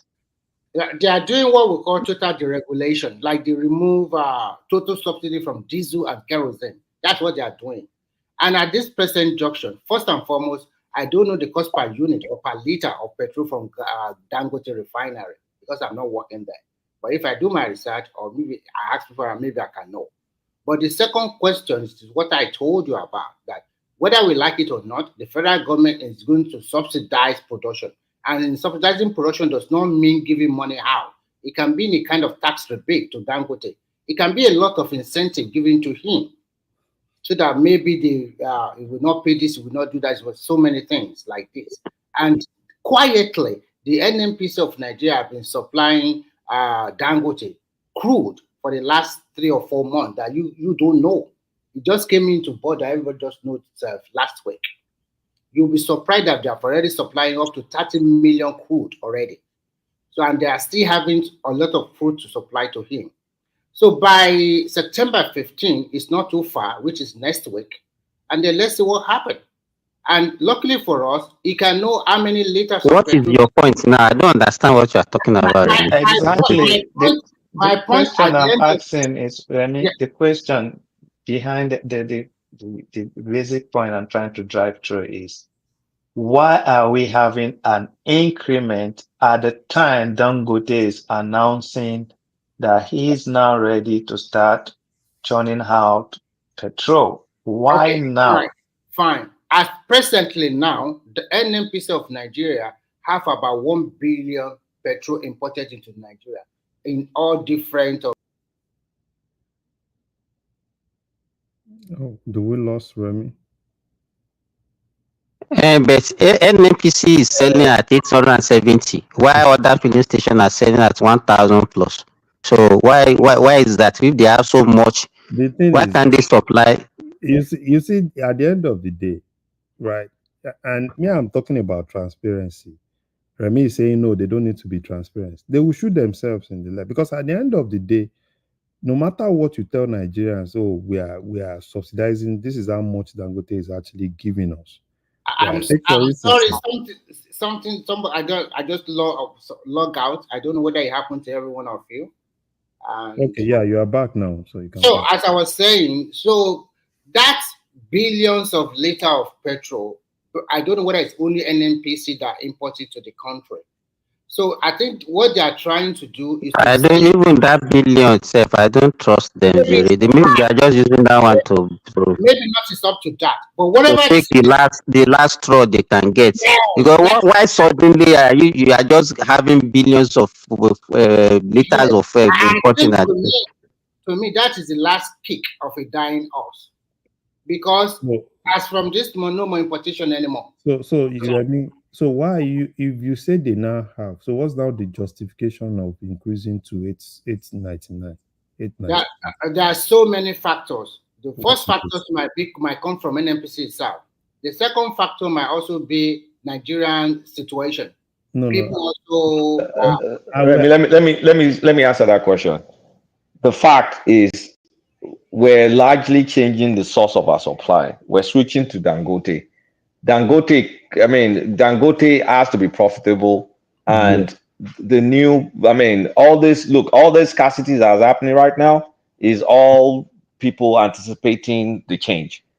And the reality is Dangote cannot sell us. We can't buy fuel from Dangote at 600 and whatever. Mm-hmm. It's not happening. It's Yeah. it's more going to be 800 and something.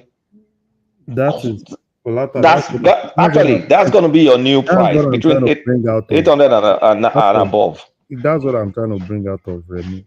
So that Sorry, that argument Polata, is that that really scarcity? Is there really scarcity in Nigeria? I think it's engineered because of It's anticipation. not, because what I experience is this: you see queue in place in some filling station, and it's because of the pricing. The price. You go Yeah, to I was in NNPC, you Nigeria see last queue. week. If Yes, they're that's what selling I at experienced 1,000, also. there's no queue.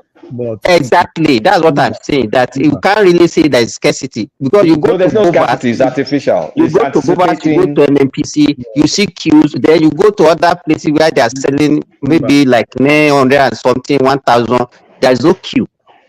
People want to sell their those 680 people naira stock. They want to sell it at no, the thing is this, the 800, 900, 1,000. we said there is no queue, but are those guys getting that fuel from NNPC?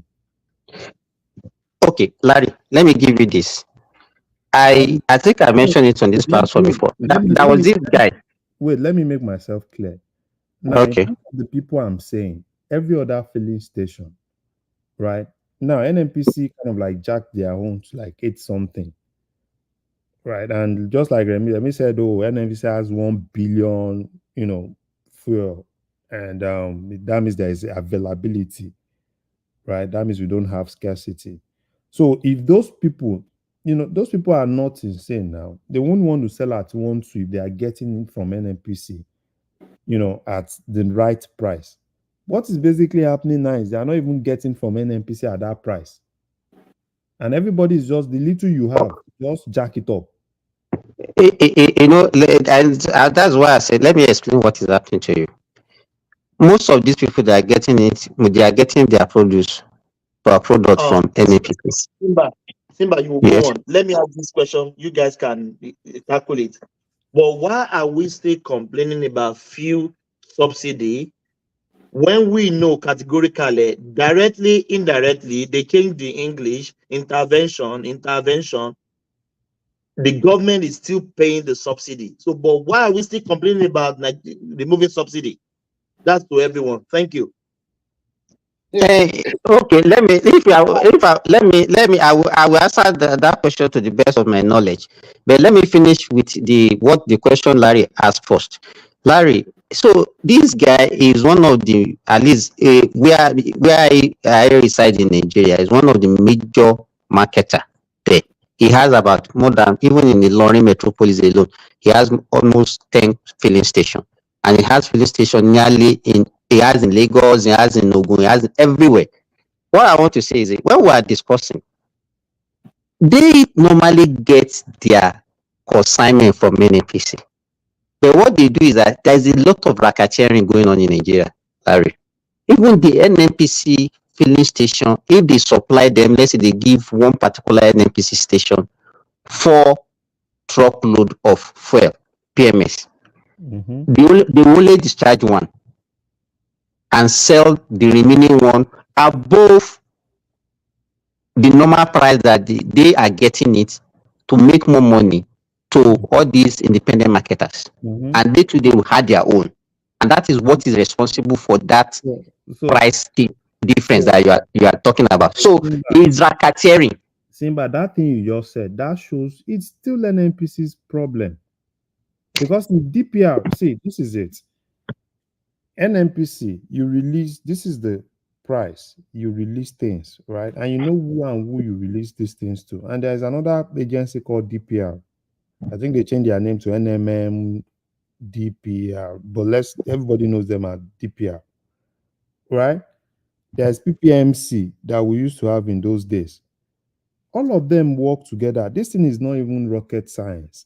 But when you are in a situation where even the regulator is even a thief, and there's no transparency in anything, nobody even knows anything that is actually happening, it's going to be easy for people to do their normal racketeering.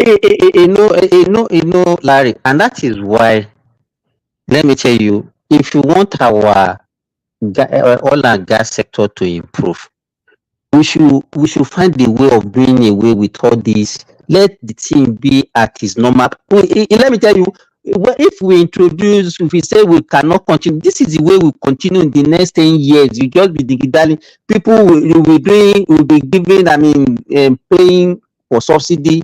People will not enjoy it. You will not get it even at the price they're supposed to get it. And that is how it has been for years, for decades. People will not get it. Exactly, Simba. That is why I'm asking. Why is it that there's so much secrecy around the Dangote stuff? How come we don't know what is the That is what cost I'm of saying. production? That Why is is what I'm why is saying. why is there so much secrecy about it? The only way we can get rid of all this and things will improve is by allowing the market price to prevail. But anything to say you want to subsidize, you want to do this, See, people will still not. Let me ask you. The question. So back to the question. Thomas asked that. Okay, now we are subsidizing. People are still complaining because let me tell you, Nigerian expectation. They are still expecting that 190, 150 naira. no, Fuel. people will always say all those ones, right? See, Simba. But I've asked you, Larry, before that what is the realistic price that you think? You don't know the realistic price. Hey, so now let's say now Nigerians are paying half of the price of the real cost. They are paying. No, just hold on. That 870 is still subsidized. So Nigerians are crying on that 870. You understand? So what price will make Nigeria not to cry? Okay, why would you Remy? Sorry, good morning. Remy, I think you should be retired of all this defending all this. We are not defending. Nobody is defending anybody. We are talking about solutions. You should be retired. I beg you. This same you. Hold on, Folly, please. No, don't try to blackmail people. Please, no. We are having a conversation. Not people. I mentioned Remy. Don't say people. It's not even Remy. I was one that just finished talking. We are talking. It's Simba that talk. So, and I'm not defending anybody. We are talking about solution to a problem. Nobody is saying that. I want to talk to Remy personally. I'm not talking to people here. Talk to me. What are you talk to me? I'm listening. Talk to me. You know what? I wish Nigeria government can actually be vibrant as you are. They can be able to come out and defend themselves the way you are defending them. I wish. I think, let me quickly respond to you. First and foremost, I'm not here to defend anybody. I base my own analysis on what I read and on my own personal little research. And I base my own thing that goes around the world. I'm not here defending anybody. I am here to talk to you about reality on ground. Because you are not the only one living in Nigeria. I have people living there. I ask questions around. I have many people I talk to sometimes, which you don't know. And I think that the way you have what you have in your mind is totally different. That kind of a free money, social welfare kind of thing is outdated. A lot of, even here in Europe, they are overstretched. They are not doing that. They are cutting it off. So if you believe you can believe all this free menu, free food everywhere, subsidy this, subsidy that, it's not working anymore. This is not that does not necessarily mean I'm supporting somebody. That is totally untrue. So please. Okay, let me put this to you. How do you feel if a country cannot subsidize their citizens and they are subsidize their politicians? How do you feel? Okay, I will answer your question straightforward. Okay. First and foremost, every country do subsidize, but the percentage they do subsidize, on what are they subsidizing for? In Nigeria, we are subsidizing consumption. That means whether you are poor or rich, you are getting from this. And this is not how it's run in other climes. That is not the way. If you have a money to buy a 10 million naira car, you are a rich man, and the government is subsidized for you. Why you that doesn't have money, you are taking the bus or you are taking your bicycle or whatever. These are the people they should subsidize for by providing cheap commercial buses. Cheap, maybe is that happening here? It's happening. As I in know, in Nigeria. I will hit the nail on the head for you. If you go to some countries like America, if you want to go to university there, you pay through your nose. In Nigeria, if you are trained as a medical doctor, somebody is here, we can ask how much does it pay all throughout his 7 years stay in Nigeria in the university. Try it in Europe or anywhere in the world. And even if you want to do simple nursing, it's not cheap. So what are we saying here? We have it very cheap in our country. We must tell ourselves the truth. And these are subsidized education, subsidized health. I know when I was in the secondary school, if I'm sick, I go to Euro Market. It's free medicine, everything is free. And some of it is being done today. So many subsidies out there in Nigeria. That is why your country is not moving forward. Oh, okay. Okay. I think I get you. I get where you're coming from. And I can't really put that blame on you. I don't want to really. Actually, I've actually retired myself of coming to this space to get what's it called? To argue. I think what you should do, folly these days, you believe in your own ideology. Try to promote your own ideology, or try to think out with it that you think people will see it as is better than the one in existence now. People are not stupid; they are not foolish. If you I think the problem we have is. Folly, please hold on. My own sister, the firstborn of my house, her husband is a surgeon. He went to UI. He said he paid less than 500,000 throughout 8 years course in US in UI. Less than 500,000 naira with the tuition fee, everything. A medical doctor. What did I say? A medical doctor, surgeon for that matter. Can you pay equivalent 500,000 in dollars in America? Can you pay that kind of money to school as a medical doctor in America? Let me now respond to you. That's a very good one. That is what we're saying. But after your country trained them, did your country actually allow them to practice what they invest on them in their country?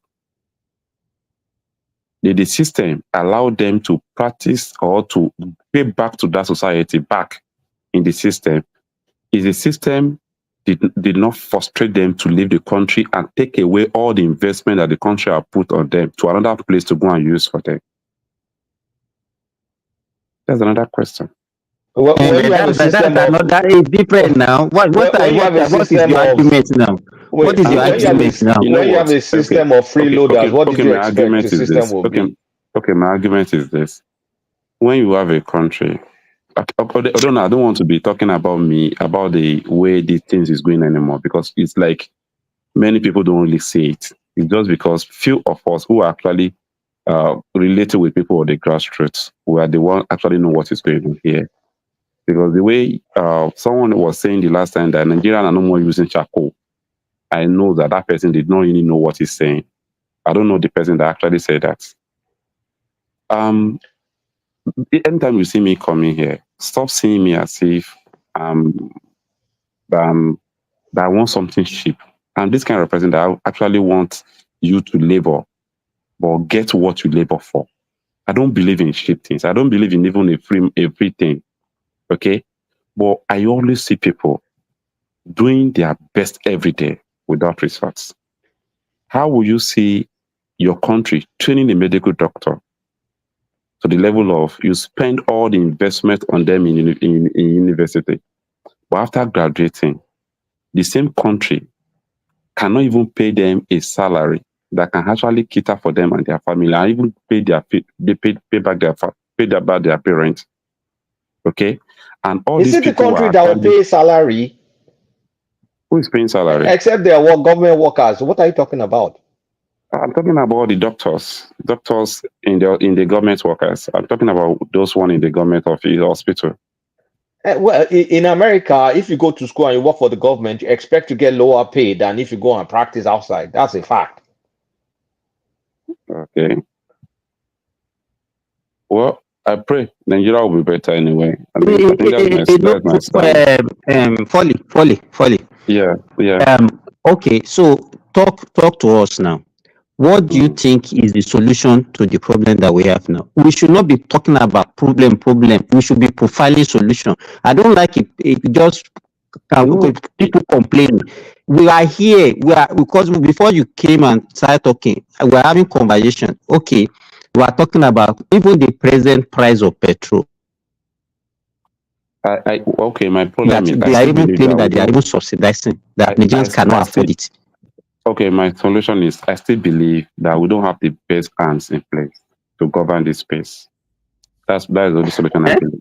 That's kind of I like a still believe that we Messiah don't have the best solution now. hands. Let's talk about processes and not But personalities. before you can do any process, you have to have people who have the willingness to do the job. The people that have So the solution, as far as you are concerned, is change of hand. One voice, please. Because I still believe these people are compensating the people that are supposed to do the job.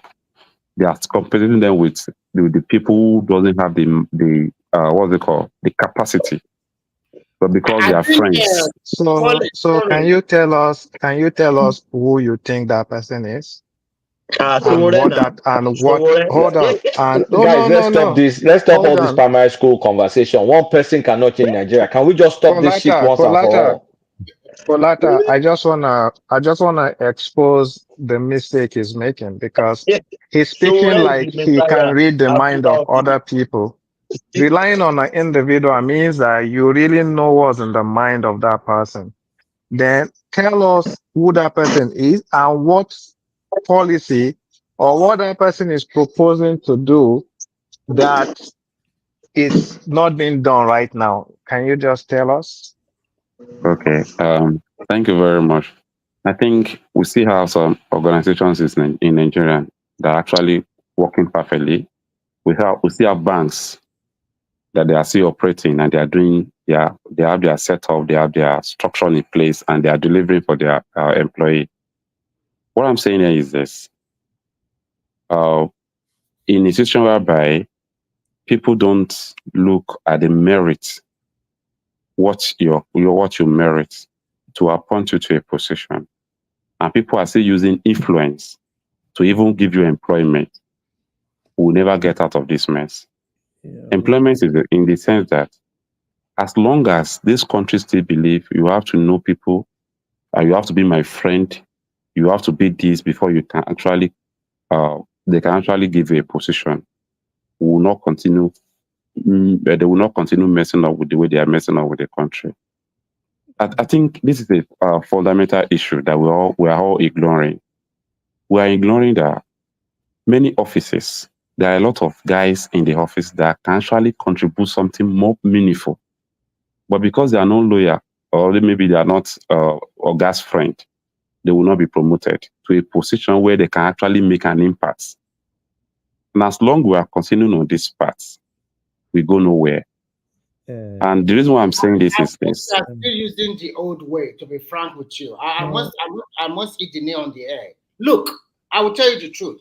Anywhere in the world, there is people that will push you up.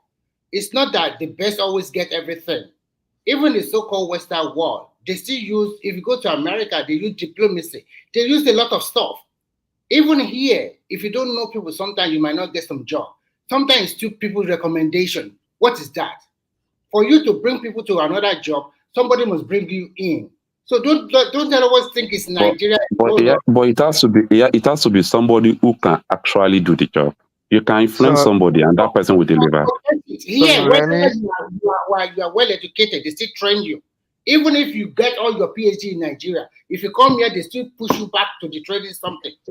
Guys, any conversation that involves one personality is a useless conversation. I'm sorry.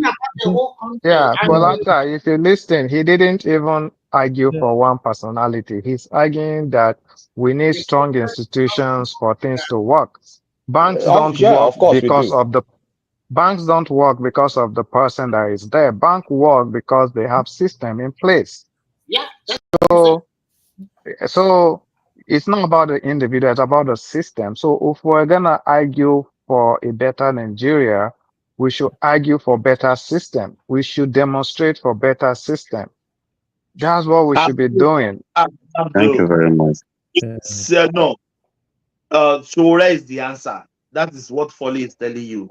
Sowore, the No, answer. the last speaker actually got my message right. So I don't have No, anything to say. All you are right. just hiding. You are already under him. Sowore is No, no, your no, no. answer. The last speaker actually know what exactly I'm trying to. So I don't want to argue with that Yeah, anymore. but Thank if you. we, I don't want to get into some esoteric conversation that Lata, is can not we go back? tangible. Let's go back to our previous conversation. Come on, read between the line, my man. That guy is not being diplomatic with you. We all know the process is very important, but at the same time, even with the process, there will still be some people that will push you along the line before you get to that exact position. And there's no perfect human being. If he is good at this particular situation, maybe the other aspect of his life is not good. That is why they have continuous training. And when you talk about a country that have three major tribes with about more than 200 ethnic groups, you have to balance a lot of stuff. It's not an easy country to rule. And you guys that the followership, they don't want to have no pain, and they want all good things of life at a cheaper rate. And the world is not like that. Maybe you move on. And another topic here, you guys can tackle it. Labour Party will win election. Will take over from Lagos. Ask me who is talking. Rose Vivo. They said 2027 they are winning the election. Labour Party is winning the election. So what do you guys think? Are you serious? Like, Brother, are you laughing now? We don't need to discuss that one. Let's move to another one, Jerry. It's just waste of time. It's one of the topic of today. What are you mean? What do you mean, Remy? It's one of the topic now. Maybe Thomas, Simba and the rest can take because I think it's Thomas. Yeah. But he's just a normal person now, licking sugar. Like, it's not like, you can always say, you can wake up tomorrow and say, oh, probably Sowore will be president in 2027. Wishful thinking. Yeah. So, which is just normal. So he can say whatever he wants to say now. It's a normal thing. But with the reality on ground, based on the reality on ground, will Labour Party Yeah, maybe I think you guys don't want to talk on that. Tinubu, President Tinubu, economic reform are difficult but necessary. Bill Gates. Bill Gates said that when he came to Nigeria, and Nigeria new DSS chief reconfirmed directive to detain Sowore upon his arrival in Nigeria concerning the protest he's planning. What is the next topic? And Benjin is the best. Is the best for. I don't understand this one man English, but that's the topic for today. You girls can tackle it. I think our conversation has been on this. I mean, is on the reforms and basically is all this. I don't know if we call it ideological differences or realistic situations. I'm more in line with Simba. Like, look, it's. I mean, we're too complex, too diverse. That the best thing is just to allow to the extent possible, let the market drive a lot of these things and remove inefficiencies. Substitutes will come out of it. Yes. And for me, I'm more focused on solutioning, right? Because we've had a problem that we've been complaining for like over 1 year now. And if you ask me, there are a lot of bottlenecks, that don't really make sense to me. This issue of, NNPC will first buy this and, come now give it to those people is just an unnecessary bottleneck. Because that is even going to drive the price more. Because Dangote supply to NNPC. From NNPC, everybody will now go to NNPC and you now go and get. How about if you want to subsidize Dangote, you can subsidize, we've said it here, subsidize production. If you subsidize production, that would definitely, reduce whatsoever from Dangote, whatever he gives to those guys, and everybody go to Dangote, go and buy. Right at that point, we know the pump price. We all know how much Dangote sells. So it wouldn't even give anybody that opportunity to make unnecessary profits. Wait, are we sure that other marketers are not allowed to buy from Dangote? Are we No, sure? they are not. They are not. Dangote is not selling for anybody. Yeah, the reason why is like that, the marketers are also dragging their feet. They are waiting for NNPC. So that is the reason. Yes, that is, you see. I don't know why the marketers are dragging their feet. No, because the marketers, do you know, they've, at least I know about 2 or 3 times now that they've met Dangote. Dangote authoritatively told them that it's not selling to them. Maybe the price they are dangling in front of them is not. It basically told them that it's not, and that's why for me, if you want to subsidize Dangote, right, there are a whole lot of ways you can subsidize Dangote. Larry, let's think this way. Maybe Dangote is also trying to control a lot of stuff because most of these marketers, some of them also end up in neighboring countries. Remy, Dangote's hands are just tight. And Dangote is just trying to go through the soft way. Like, yeah, these guys, I can't fight with them. Because the bottom line, we all know what is happening. Now, take it to Dangote, take it to this and that is unnecessary. No, I said we should consider this. Do you know, let me tell you, do you know why they are having all this bottleneck? It's just because of the subsidy. Of course, now. It's because of let me tell you, Larry, is there anything that we can do to actually maybe do that we can use to maybe improve the purchasing power of Nigeria and get rid of this so-called nemesis or whatever that is? Let me tell you, if you look at it, this subsidy of 18 is a problem. We cannot get it. We cannot. Let me tell you, as much as we still want to be talking about it, we are not moving anywhere in that country. We're not moving anywhere. I don't know why we are so fixated. To me, people can come and be talking, and let me tell you, yes. Simba, you just said, see, you talk about the solution yourself. Do you think if we can do something to increase people's purchasing power, people will cry? Nobody will complain now. The problem is this whole thing is making people poorer. Because the purchasing power, it's not even improving, right? And if you are already poor, okay, why do you think we are stuck like this? Why do you think we are stuck like this? Why are other countries coping and Nigeria cannot cope with that?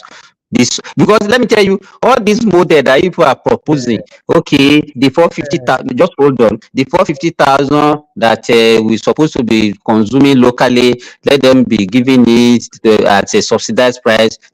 Let me tell you, that 450,000 barrel is covering something now. Okay. Probably they have used it to borrow or whatever. It's crude swap. It's crude swap, and we're owing basic. We're owing basic. So it's covering something now. There's no way any subsidy that we want to do, whether consumption or production, is going to leave a lacuna somewhere. So now let me now throw the question. You understand? So it's not free. It's going to leave a lacuna somewhere. And so all this, let me tell you, one of the reasons why Dangote is saying that it's not going to sell to the marketer is because of this tracking of the thing that he's talking about. The marketers, let me tell you, the market, they don't only market in Nigeria. All these marketers that you see, they don't only market in Nigeria. Well, that is not him not selling to NNPC or selling to the marketer. It's still the same thing. It's not the same thing. You know why? He just wants to cover himself, because whatever he says to the NNPC is what he can say, okay, people will believe. It's not going to help NNPC to track anything now. It's not going to help NNPC to track anything. Now, let me say something. We all know the problem of Nigeria. You talk about the purchasing power, right? And Nigeria this is a general thing. Nigeria is not a producing nation. And even the normal people, simple people that have one or two SMEs, I can tell you a lot of people closed to the down, right? And a lot of people are not even focusing more on manufacturing. More people are focusing more on services, right? And how are we going to increase that purchasing power? Because the bottom line is Nigeria is on almost Larry, let me answer your question direct. Yeah. Invest. I mean, there are two ways. I mean, there are two ways we need to do it. Investment in sectors that we've kind of like ignored, and it is an opportunity cost. Money you're using to subsidize should be channeled, because that's always the idea. Should be channeled towards other sectors. And then this question about Nigerian purchasing power. Look, I think there's only been 2 times in our history, in our recent history, that we have increased purchasing power. It was shortly between Obasanjo Yaradua ended around that Jonathan, and maybe in the 60s. That's where we had some inkling of purchasing power, because in the 80s, when they were selling Peugeot 504, 505 for 3 or 5,000 naira, if you listen to old songs, it was still Kosowolo de Kosike Nikon, and the cost of the car was freaking 3,000, 5,000 naira.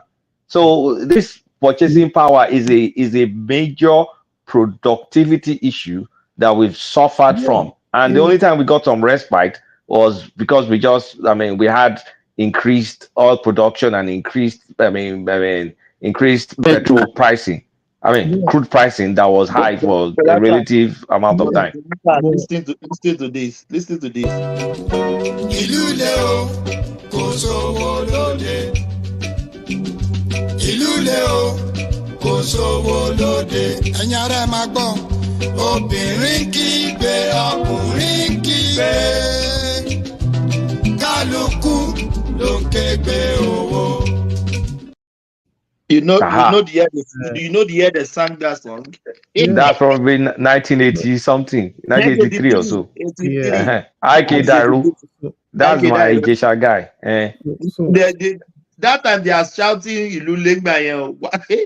And you know how much they sell car that time? It was like 5K or something. Station wagon 544 was used to be 5,000 then. 5,000 naira. New one, not to Kubo. You see, people cannot even afford to buy that 5,000. No, those people that are getting higher purchase. That time now. Yes, higher purchase. So forget it. This is how it's going to be to the end of the world. There's nothing. We talk about purchasing power. You know, prior to this time, you know, in Nigeria, even the classes, right? I'm not sure we have middle class in Nigeria again. No, we don't have. We still have, but it's reduced drastically. And those are the classes that power the economy. You see, one thing, when I went home last week, my dad said one thing. He said, look, everybody's shouting now, but it's always been like this. It was just because we had a break for some time and people got used to it that we expanded our middle class during Obasanjo, but we're back to default setting now, and then people are screaming. So we are now back. So that middle class is not even there, right? And that is where a lot of things needs to be done. Larry. Let me make this here, Kolata. Do you know how many years my father said he saved to buy Beetle of 3,000 naira? Beetle 3,000 naira then. How many years he saved to buy Beetle 3,000 naira? How many years? Those things. Don't let me tell you. Just forget it. Thomas, those things were luxury then. But your dad won't be complaining of the necessary basic things. He might not be able to buy B2, right? But he won't be complaining of, the basic things. He has the basic thing. Buying B2 was not. Larry, what do you think is the problem? What do you think is the problem so that we can find solution? Let me answer Larry. Larry, look, I grew up in a middle class home. Look, in Lata, you are a liar. You grew up in a rich home. In a no, rich man, home. we are not rich. No, we're not rich. We're just middle Right, you might class. not be rich, but middle class is comfortable. I grew up in a middle class home. Is the same struggles that I see my friends middle class today and my own parents that were middle class yesterday that we had back in the 80s, late 70s, 90s. Is the same story. To travel then was difficult. To travel for my friends now is the same thing. Our ticket is expensive. Then too, ticket was expensive. So it's the story is consistent. Kolata, all those things then, right? The basic thing for me then were not really expensive for people to afford. What do you mean by basic things? I don't understand. What do you mean by basic things? The normal basic Like thing, food. yeah, you want to eat, you might not be able to eat something that is so expensive, but you can still have. But Larry, I didn't know where you grew up, but I know I can tell you vividly that even those days, what do people eat? People don't eat what we eat today. Let us be realistic. How We many people actually eat better today. exactly? Because you eat yam that those days, nobody will ask for egg to eat yam. You eat yam with palm oil and probably you add salt. If you want to drink beverage, they give you tea and you soak it with bread. Is no additional egg. See, Simba. You understand? And people were doing it. Nobody was complaining. Kolata. See, let's look at an average person in Nigeria that works in Nigeria. Let's say you work in probably one of those banks in Nigeria and you make like 250,000, right? Like 250K a month. So that's 250K that you make. 1 year to this period, you were making that 250K. You are one of those probably, you are comfortable with 250K. You can do your normal bill and you can still see nothing to at least to relax, probably on weekends and stuff like that. But if you make 250K in Nigeria today, I can tell you that you will seriously be struggling. Larry. You are right. Larry. Nobody is disputing that. Nobody is disputing that. But the people that were making 250K back that you are talking about are no longer making 250K. How much are they making? Average. They are now making 1 million. Wait, how or much more. does an average banker make in Nigeria? Does an average banker in Nigeria make? See, let me tell you what is. I don't know your age or whatever, but I think what is really confusing you. You're looking at the boom days from Obasanjo's second term. I'm telling you Wait, let me explain something I'm trying to explain. A banker in the 1990s could not be traveling abroad the way we've been having bankers. You see the ways, you know that more Nigerians in the 2000s, to the early 2010s, before 2015, a lot of Nigerians could just travel abroad like water anyhow. That hasn't happened in the history of Nigeria since maybe the 70s. Do a compare. I'm not doing. So that's why I'm saying don't confuse the period of short boom we've had with our normal with our normal situation. I'm doing a comparison of 1-2 years before now, right? And comparison of 1-2 years and a banker 1-2 years in 2 years ago. A banker in Nigeria that gets not. Larry, what you are saying, let me. Everybody understood you. I'm asking you now, Larry. You are close to those. You are close to Nigeria. How much is the salary of an average banker in Nigeria today? Probably it ranges between like 250 to 500,000. It depends on the position. An average yes. talking about those big guys, right? That's what I'm saying. That's why I said. But That's why I I put mean, it like well, that. our own age and all that stuff, you won't really have all these entry level bankers in your circle anymore. No, normal. You know, we go to bank, we see them, all those cashier and all those things. They hand between 250 to 250 to 500. Those cashiers don't even make 250K. Probably those cashiers will make something around 100K, 100 to 120. Right? So an average banker today, probably, probably if you work in, probably First Bank and probably one of this, probably GTB, even GTB. I'm not sure if an Larry, you are still talking about the problem. Let me tell you another thing that the question I'm asking you a question. Just hold on, Larry. Even doing business in Nigeria, you understand? And that's why you see that it's not only because of maybe we say that maybe the economic situation. The economic situation is affecting production, and I'll give one of the reasons.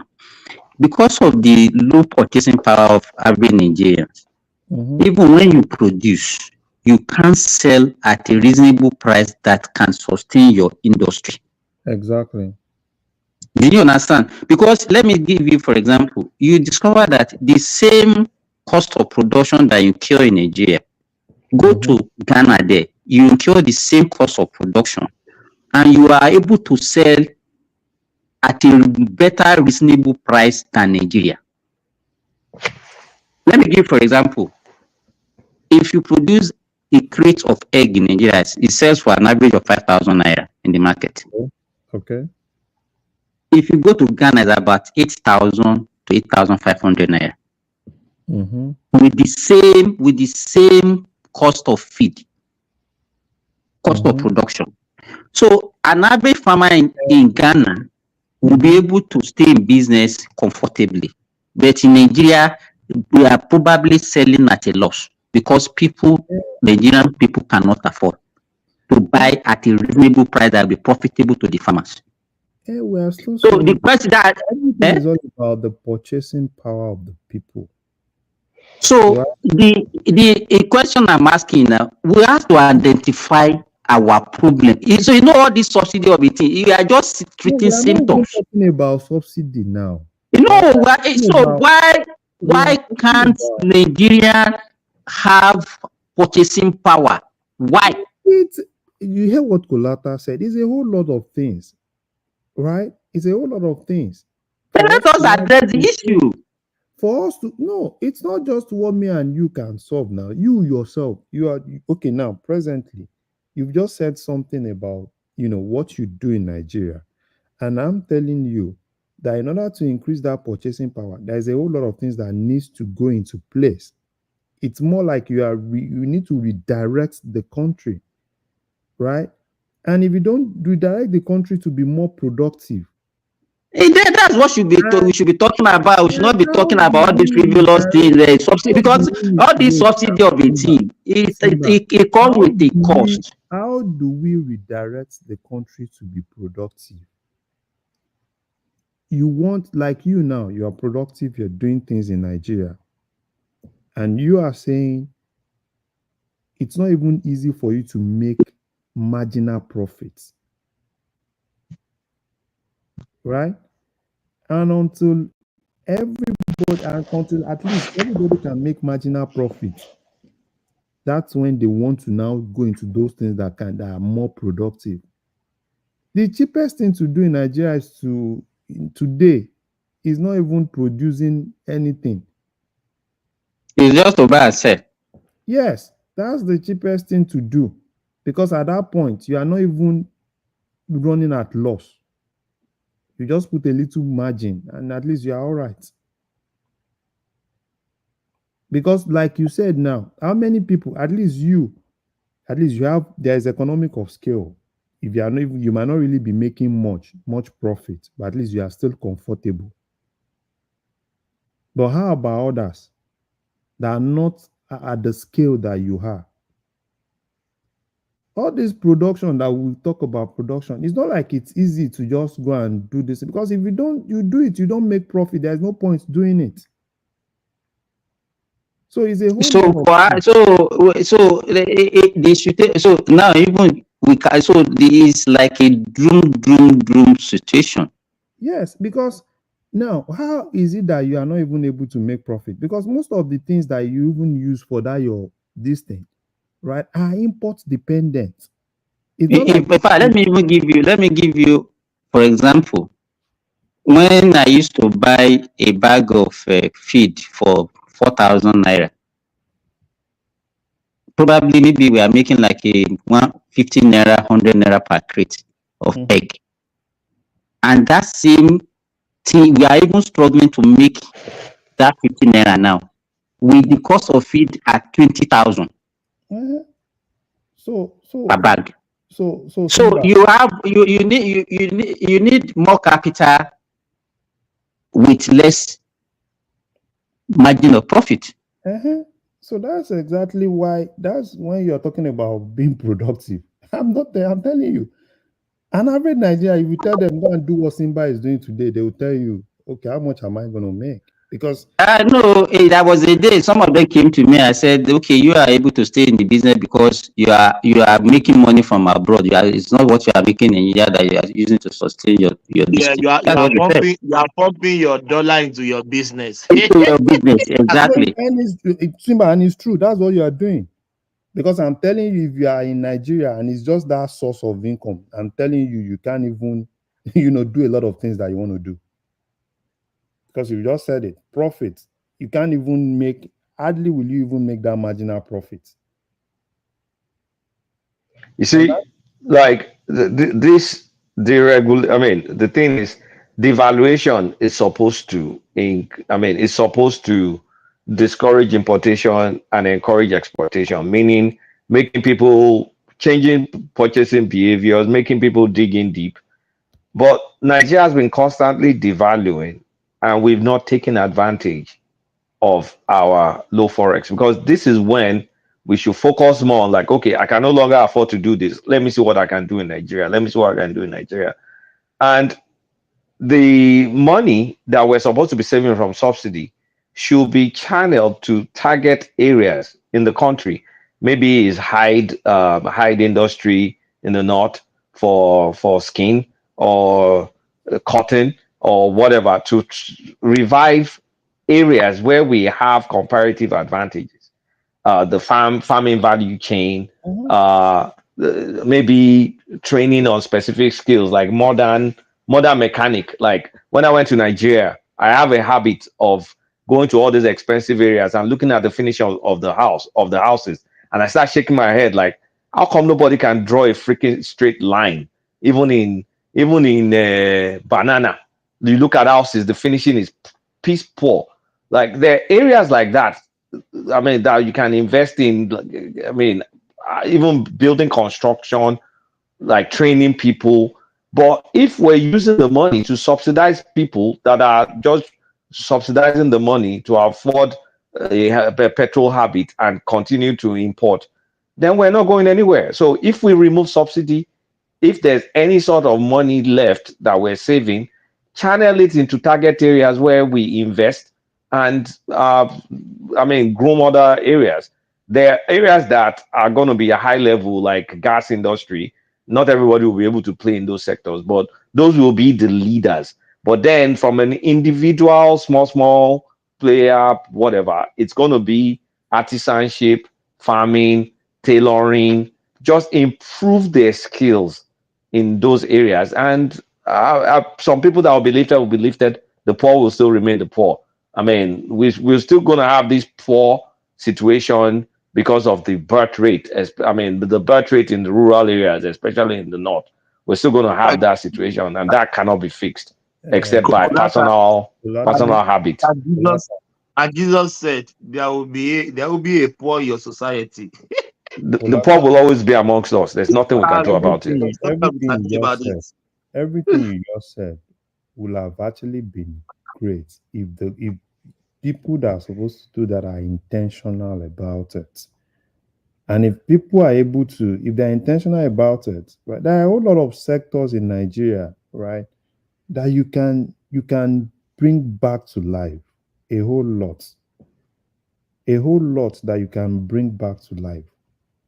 But the problem is, people are not doing those things. Yeah, but we can force it into it. We can force it. We can Yeah, force some. yes, There's some okay, things we now can force from you a are not political beginning. solution. You are not Larry, let beginning me to tell you do something. because If what we go political and push for what's it called? What's wrong with my brain tonight? And push for states to be what's that terminology that states start? Starts contributing to federal resource control. Sorry, yeah. Mhm. If we push for fiscal autonomy and resource control for states, don't you think all these things are going to be necessity, mother of all inventions? Yeah, We'll sit up now. Colata. Now, That is what I've been craving for those are good all of to have. this month. I've been You see, saying, I also said it yesterday. see, those are good to have. But looking at the present political environment in Nigeria, it's difficult. I'm not going to say it's difficult anymore, Larry. Not have you been listening to the North lately? Olata, it's not all about North. It's not even in the South. There are so many lazy states in the South. And let us have them. I think we know that So you're sure. and I don't know. Oshun will lazy Oshun. There are Oshun is not lazy. Our too lazy to rule up. There are so many lazy Let us take states. them out. All this resource control that we are actually talking about. Even today, if some states are not lazy, they won't be crying now. What we are saying is that resource control, if we have it, all this petroleum, something, everything will be over. But let see, them control their that resource control is the Larry, yeah. the only resources that can say federal government is taking absolute charge of now is petroleum. Exactly.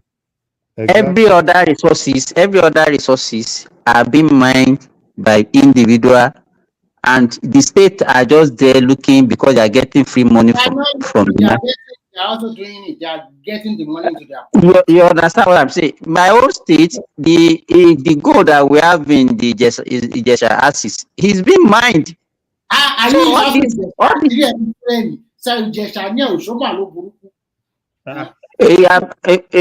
Kulata ló ń bú yẹn o. Kulata ló ń bú yẹn. Èmi ni Ìjẹ̀ṣà o. Èmi ò ṣe Ìjẹ̀ṣà o. Èmi ò ṣe Ìjẹ̀ṣà. Kulata, you guys have money now. You guys have money. You have everything.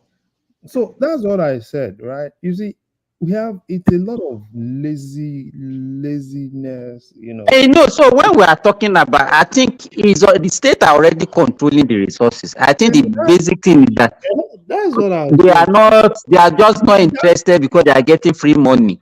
It's that free money now. Remove that free money and let everybody fend for themselves. Resource control setting. It's just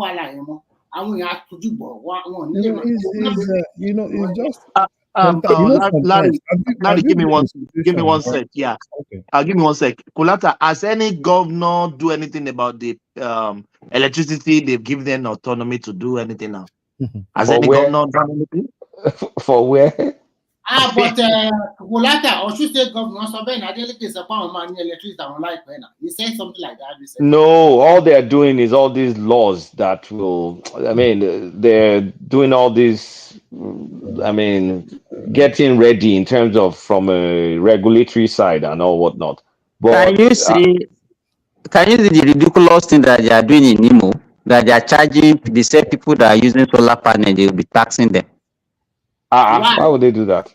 So you have not seen that? That if you are using generator in your house and you are using solar, that you pay tax. That's insane now. They are copying Australia. That is what we are doing. Thomas, when you are doing straight away. Kolata, they are charging for your electric car here. No. Different from shouldn't they be subsidizing that? I thought they were subsidizing electric car. No, they are charging extra money on the electric car in Australia. Kolata, the problem I have with that power is everybody is going to be building power station and everything that will be dependent on gas. And now Yes. that gas is a problem. Look at what is happening in Abia now. You know, those guys, those guys are having a lot of problem with gas. There's no guaranteed gas supply right now. So, which means that the whole thing doesn't even make sense, right? Well, we don't have the gas infrastructure yet. So that's, it's, I don't know. Even Larry, I think that with what collateral is, when immediately I don't even know where that power came from. We immediately started this band of the thing. You discover that electricity has been regular, and and then the even number of hours has increased dramatically. It's Like from even my gas, Simba. It's from gas. We Mhm. paid BC to the gas company. So there's It's gas existing now. gas infrastructure Gas is for the few major. stations. So they paid, okay. is it 200 million? I I can't think remember. I think there are two something million Dollars. dollars. But let me now tell you the problem that we're having, and I don't think that thing after a while it will collapse again. You know why? Nigerians now are not paying for the electricity that they are consuming. I'll give you an example. I have a friend that told me that he bought only 10,000 naira worth of electricity since last year. All of No, them they have yeah, adjusted they are just adjust capital and all those things. But all those things. no, those ones are easy to do. Let me give you, before I forget, let me tell you one thing that happened. Yeah, at my friend's house, they just changed it to band A, right? So there's one Indian guy that lives in their estate. The guy already knew they were going to change to band A. So he bought 3 million naira worth of units before they changed to band A. So he's now going to be using those units to pay for, to pay for his NEPA, utilize his NEPA bill. So it's kind of like bought close to 5 years of Mhm. cheap and constant electricity on band A. It's a normal. Hey, that one is even a smart. At least he pay for something. What about people that are not Eh, even paying anything? Simba. no, you can't do Those that with ones, band A now. With Simba, band A, you will pay. Simba. Possible with Those band A. ones are even easy to do. All you need to do is to pass legislation to adequately criminalize that thing, right? Once our people forget all those things. So Well, let me tell you, the people that are doing it for them are actually the PCN officials. So. no, it's not PCN official. There are a lot of guys. I'm telling you, Larry, they are the No, one. They are the see, one that knows about this. There is a computer thing. They will take it and go and wait, use one computer, no, whatever this thing, and they can. The thing no. will just not move. It's It not will not no, even be Simba, reading anything. Simba, Thomas, I want to Simba, change my Bluetooth. The thing is going to go down. So you may No, have to no add me what? again. Yeah, Yeah. no Simba. wahala. So people that do those things, right? It's not even they have a lot of all those people, right? They have a lot of all these people that do all those things. They're everywhere. Normal electricians, they know how to bypass all those normal bypassing and do I everything. mean, this one is not even bypass. So this one, I'm telling you, No, it now is real. it's still bypass now because the thing is the meter is just reading. You are not even using. Is But it? Larry, It's normal bypass. what I It's still bypass now. But what the I Normal thing, feel bypass is what they used to do before, Larry. Is normal Mhm. bypass. All those highly consuming appliances at home, maybe freezer and all those things, they will put it. They will not put it on the meter. But now everything is on that meter. But that That meter is the one that is not even reading. That is yes, what now I'm telling you. it's still bypass now because they tampered with the meter. They tamper with the meter. Yes, Yes. you know what they do now. That's the only thing they need to do because presently what they do, PACN go around every time they check your meter, they read it, and if they see anything, I think the fine is like 250,000. Like in my mom's house, you know, people within that neighbor, like they don't even come to because my mom will not even allow that. Several times, people they will come to her, oh, mommy, let's help you too. No, she said no. Even our tenants, all of them, but they Larry, don't do you even. know is same official NEPA official that still walk up to people to help them tamper with No, the it's meter? not. It's not NEPA. To get the money to pay. It's They not. get it. Yes, they are the No, one. Yeah. No, They are wait. the ones. It's not even NEPA office. There are a lot of people that do this thing. It's not even. There are a lot of No, them. Larry, don't dispute this thing. I'm on ground and I know the You know people why I that said, are involved. They are you their know why I staff. said, wait now. You know why I said it's not just NEPA official. There are a lot. That you might have some other people doing it, but I'm telling you that the NEPA officials are also involved. No, NEPA official can. I'm not disputing the fact that NEPA official can be involved. But you saying, oh, it's NEPA official that are doing it. No, there are a lot of people, even simple electricians. If you ask them, what do they know how to do? Is how to do all those bypass. And you know how bad it is. There will be one person that is so good at that, and this person will call this person and this person. Do you know the number of times that they've called, that my mom will say, oh, that they've called my mom to come and help my mom? Because even in her house, every house that she has, number one thing she will tell you is, you have a meter. If you bypass meter, she will be the one, because sometimes you call NEPA officials, go and check all the tenants, check everywhere. If you go to jail, right? So what we need is, because presently I'm not sure there is a law that criminalizes it. And once they are able to now, people just know there is fine of 50,000 naira, right? If they catch you, you have a fine of 250,000. But until people know that, yeah, I can go to jail for this, right? Because there is a law that says if I do this, I know I can go to jail. Larry, you know, before now, they always put the meter in your house, maybe in the staircase or the front of your fire. Now they are putting the meter on the pole outside. Yeah, it's just They will just run. They will just run only the cable into your house. They are So doing anybody everything. that wants to bypass it needs to still climb the NEPA pole. That's what they are doing. That's what they did in my mother-in-law's house. They are doing everything in order to really curtail this thing. And Until the bypassing, the criminal and has. until we criminalize, Nigeria, forget about Nigerians. So Nigerians are always afraid of things. If you criminalize that thing, in a neighborhood, 3 people go to and jail. they say so, and they see somebody that went to jail. Yes, now maybe they for charge 3 them months. let me tell you, 3 people, let's say in a neighborhood, 3 people, they charge them to court. But they give this one 3 years, this one 5 years. I'm telling you, nobody will try that thing. Thomas, are you saying that Nigeria will climb that pole and tamper with the meter? No, I said that's what they are doing now. Because people are tampering with the meter in the house now. Now they are putting the meter They will put it on the pole. But meter, yes, how many meters will they put outside. Yes, outside your house. So you have only the card reader that you will slot your card in your house. So you don't have access to the meter.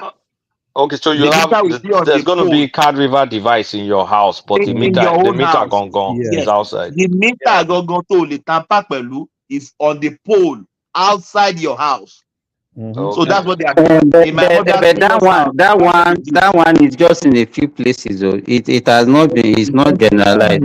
I've never seen that one in Kwara at all. This is in the Yanopaja. Because my own is still in front of my security house. So Simba, if they criminalize that, I know Nigerians very well. Nigerians don't like jail. If they criminalize that thing, I'm telling you, in a particular neighborhood, they know that, okay, Mr. Something, they carry Mr. Something to court. They gave Mr. Something 3 years. They carry Mr. Idowu. 3 years is too much. Larry, now. You know Nigeria people like Owambe. They like Igbadu now. No, you think if they say, oh, what about Mr. Jacob? Somebody will tell you, oh, do you know that Mr. Jacob in that other street, they carried him to court. They gave him. He went to jail for 6 months. They gave him which jail for 6 months? They gave him 4 years. Larry is too much now. I'm telling you, people will be the one to tell you. People, even if you want to do it, they'll tell you. Do you remember me? And Thomas and like, you know the funniest part of it? If you go to prison for 2 months in Nigeria, that stigma will be there for 10 years. I'm telling you. People in Nigeria that stigma will kill you. Mama Baji, I don't like what you met. But Nigerians are very, very funny. People that have been fighting for electricity, we want power, we want now the electricity came. They are saying no, and please, you we know that don't, we But don't want my 24. brother that lives in Srule told me the same story. Olata, Say that you know all that our freezer, we are begging them, they are giving us more We're than enough. begging them, just give us 18, shed it a bit. you I know say, that if they any don't people, Isha. do you know that if they don't I even Kulata, when we say that Nigerians don't know what they wanted, I They don't said know what they want. you know what happened when I went to visit my brother. So my brother entered the house. He saw the freezer off. He just checked the freezer when he entered. So when the freezer was not working, he felt that there was no light. You understand? So Woma, like two or freezer ni. the wife already off the freezer before she left the house in the morning. So when the wife now came in the evening, you understand, we're in the darkness. The woman was now saying, tono ni. The man was now replying that there was no light. That he said, no, there is light. That phone long per freezer. What? Why are you offering your this thing? Oh, he now said that when they are bringing bill, when they are paying almost 40,000 naira, that's why she's say, I say 40,000 for a whole month. Simba, wait now. Simba, let me say something, Larry. Let me tell you, Larry, because Nigerians don't know, we don't have accountability. These same people unknowingly might be spending more than that 40,000 before on generator. On diesel Because they are generator. not, you understand? They are not, but that one, they are not even recording it. Maybe we just come and say, okay, when you are coming, you buy one gallon of fuel when you are coming, or we buy this. They don't take record of those things. Nigerians, we find that when it's difficult, you see, I have a barber that says that he cannot even pay 5,000 naira per month. And this same guy is spending almost 1 million monthly on fuel. Well, no, that's you understand? Simba, the That is the mentality. The band bills is like 200, 250K. If we get to that, then yes. The band-aid be Kolata is not be wasa. No be small thing. Everywhere I go, you couldn't reach me. I say, no, I go one place for Island.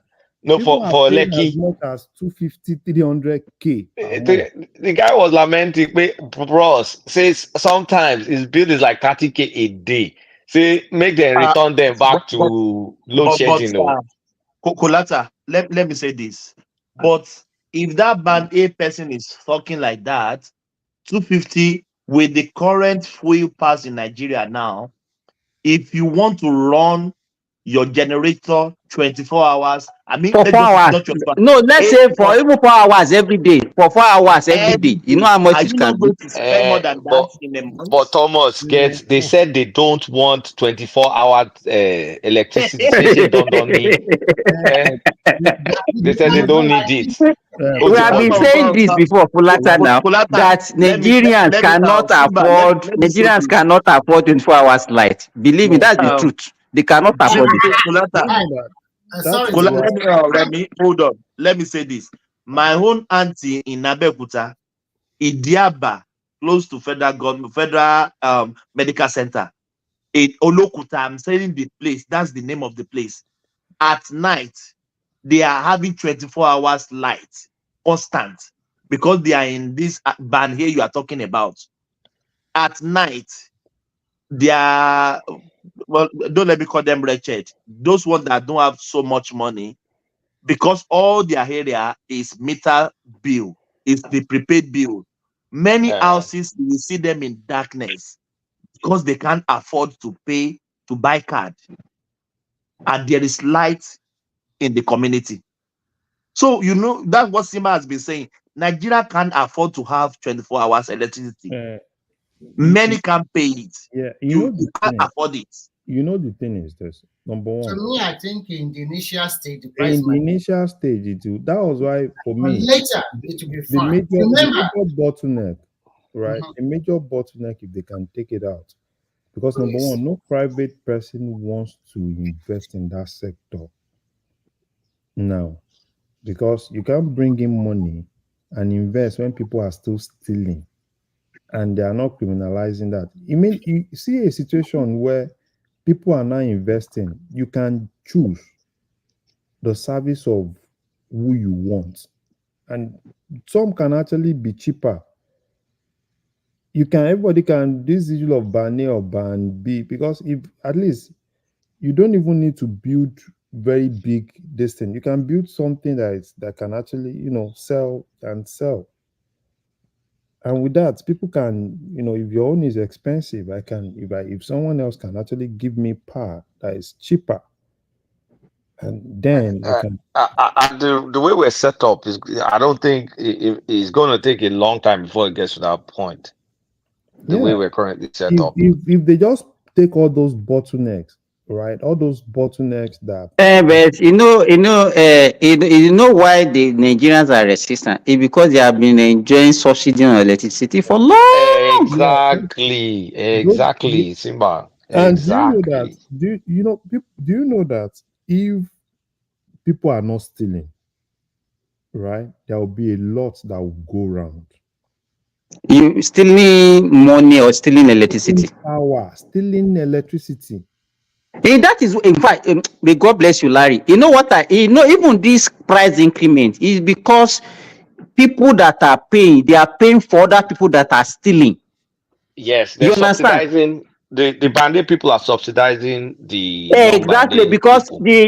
when the Genco release, okay, we have sold this amount of electricity to the power holding companies, and the power holding company, they are not getting money for what they are putting out. You understand? They will still be thinking that, okay, maybe they are underpricing. That's why they are not making money. And that is what it will be leading to incessant increment. Do you understand what I'm saying? When a majority or maybe a large sum of people are not paying, they are stealing it. So if governments are the subunit, everybody can, criminalize that. Put it I into agree with you. If they can make people to pay, at least even if you are getting 24-hour supply, you can regulate what you are consuming. Let me put it this way. If you see people's light starting to improve, fear don't they start now, because that's the beginning of the transition to band A. Because they won't tell you, they'll just move you to it. So areas that they're transitioning to band A, I can tell you there are no illegal connections in those areas. They're removing all those things because Mhm. that's where they're getting the money to pay for the gas supply that everybody's using. So if we get to that point, even this issue of there is no power, there is no. I'm telling you, if everybody can make profit, because we'll talk about Nigeria.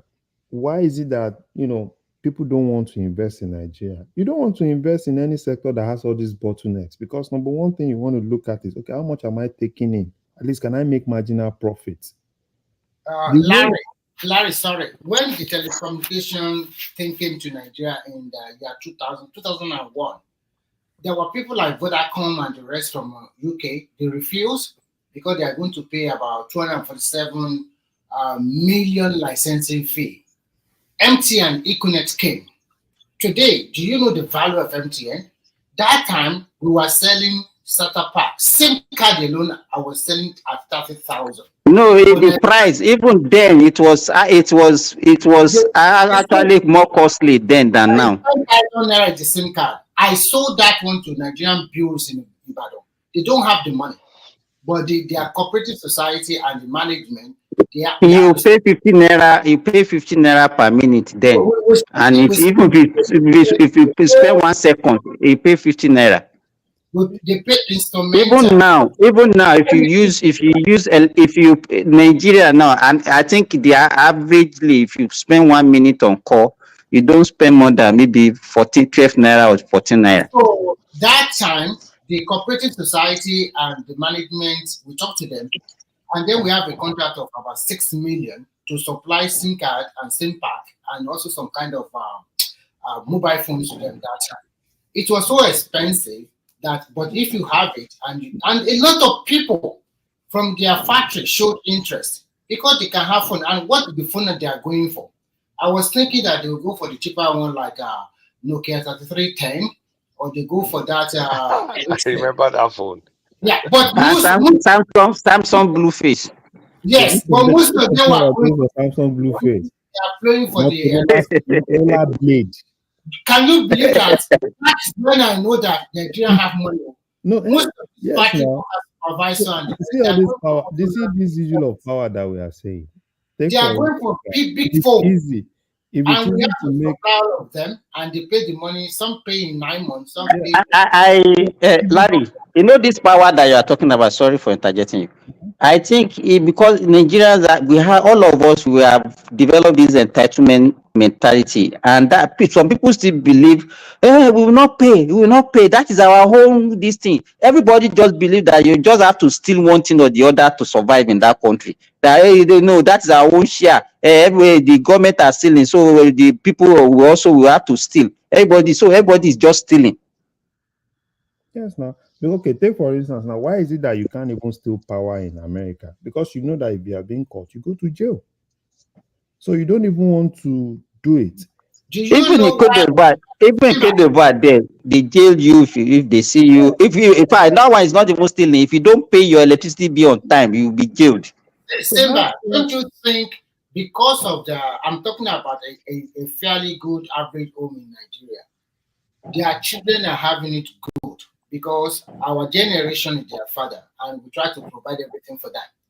So they are having it good, and sometimes they became so lazy because they know that my mom or dad would surely give it to me. Even if I want an iPhone, they will give it to me, send me to good schools and the rest. So we are breeding a new generation. Do you know that That's this electricity that we are saying? One time I was talking to some of my friends, and we were kind of like, okay, fine. Can we put money together, at least do one or two? Like if probably we are at least if we are plenty and we can pull like 1 million, take it to Nigeria to do some of all these things. And when we did the analysis, right, we might not even be getting anything out. Because with all this bottleneck, because if there are no bottlenecks, I'm telling you, people can come together. Like you can see 10 people coming together and put like 1 million, take it to Nigeria. You can still build something. 1 million what? Dollars? $1 million. Yeah, yeah. It cannot. $1 million can't do shit. It can't do No. anything. If you no say in that's I'm not even talking about large scale. Right? You can still do something that's minimal with 1 Maybe million. 1 million will buy you a generator. I don't think it can do you anything. No. You can because we did some little things then. If if you take 1 million, you mean this 1 million in terms of generating electricity, or what are you talking about? you can build with 1 million at that point though that we did that analysis because we brought somebody that apparently works here with one of these power this thing, and he was like, okay, fine, these are I little. don't know why they cannot if they fully deregulated, you can even be targeting why a lot of estates here and there. You That's can what just even pick one estate and yeah, sell your proposal to them. that's people can come, even let's leave 4 million people like all of us now that we're abroad, right? People can come together, Simba, they put are ready money to do together. that. A friend of mine has a house in Mowe area off Lagos, and they have their own electricity. They have 24 hours supply. They So are not what's their source? so people are doing it already now. What source? Is it gas? I will ask him more questions. He told me A lot of them use gas. A lot of them use gas. that's what they are doing. So that's that's exactly if it's easier, if it's utmostly deregulated, and you can pull your money out. Take for instance, people can come together. Even a lot of there are people in diaspora. If you know that, you can see people pulling. say this I, line, don't, I, don't- I maybe because to see, me. you are talking about regulation. Do you think you now make it total deregulate everything? What do you think Nigerian will say? No, This it will be, so-called Mr. no, Foley no, and no. the If telling you you, do that, no, see, Remy, another story. if you do that, it will, when a lot of people are doing it, it will be cheaper. It will be cheaper. If you have choice, there will be reason for you to negotiate. Take for instance, now if a particular street has like four companies that can actually give them power, at that point there's competition. At that point there is opportunity to negotiate. Not you like, oh, we are just talk to these same guys. And that's exactly what happened here. If you have a house, you can actually say, okay, this is where I need my power. These guys are the guys to give me power, or probably this other guy. Okay, what do you guys have? Right? Look at everything, and you're like kind of like That's what's also happened here. And they will come to you, even in the street, they will come to you. Yeah, they will give you different offers. But to me, no, from my little experience, so I don't think if I'm in the areas where Kulata is talking about, those at least the people that are living in that Ikeja area, we can say they are middle class people. Me, I will be upgrade. I will not even be using any of that, because to me, from my little experience with solar, I will not pay 300, 250,000. It doesn't pay me. It's cheaper for me to remain on my solar Estiba, than what they using do that. is this. Do you know they already have inverter systems, right? So Mm. they charge the inverter and then turn stuff off and just switch it to inverter to run. Okay. So they Okay. use the electricity to charge the inverter and then switch the And electricity so off with and that, run they off battery. consume less. With that, they will consume less. They will consume less. But then when we have a guest coming from abroad, we have to use AC. We have to use AC AC. everywhere. Okay. Okay. So Wọ́n fẹ́ tọ́jú ẹ̀. wọ́n máa tọ́jú mi now, abroad person. Wọ́n fẹ́ kó rúmù ẹ̀. So it's still that sector. That sector is a sector that now You know, another thing, Larry, you know what I noticed? Now, as you say, necessity is the mother of invention. I was with my friend who are actually major in all this solar thing. One day I was in a shop and three people came. You know, there is this pumping machine now that are solar powered. Oh, Yes, solar power pumping machine. yeah, I like that too. You understand? And the farmers are already keen. They are buying those things now. So most people like me now, in fact, the one I'm using in my farm now, it costs me almost 11 million naira. You understand? I'm using 52 solar panel, 500 watts, 52 solar panel. But the kind of water that I'm getting is far more than what I was spending almost 1 million naira monthly on diesel that I was getting. So can you see that within 1 year or maybe 1.5 years, I'm going to recoup my money. You got your you got in your savings. Exactly. Yeah, you see. And what I'm getting, let me tell you, what I'm getting now is like times 2 or times 3. The water that I'm getting now is like 2, but times 2 or times 3 or what I used to get with my former diesel engine. So that's why for me, there's still that sector is a sector that every day when I wake up, I look at this is a sector that's gonna, that's gonna really be big in Nigeria if everything is all right. Like that solar that you said now, right? At least you've used it, right? Now look at the situation where you are able to build something in large scale and you're able to sell and you have people that are willing to pay. So all you just need, and you kind of like amortize, the whole thing, and you make your money because you've used it. You have a farm, you've used it, right? And you know how much you're actually getting. But the problem I have is this issue of people willing to pay. Because if there are different sources, if gas is not working, now you are using solar and it's effective for you. At least it powers everything you need. And even the power, another problem I have is with this power in Nigeria. So now, when I first came to the US, I was using a clipper in Nigeria, right? I was functioning well. I came to US, I tried that same clipper, and I think the power was, it wasn't even working. And I was wondering what was actually happening. And I noticed that I think it's the power. Probably what in Nigeria it was, it was really working. We So use these 240 volts in Nigeria, and in the US we use 120. Yeah, we use 120 here, right? Mm. And 240 in Nigeria. So And 240 in Nigeria.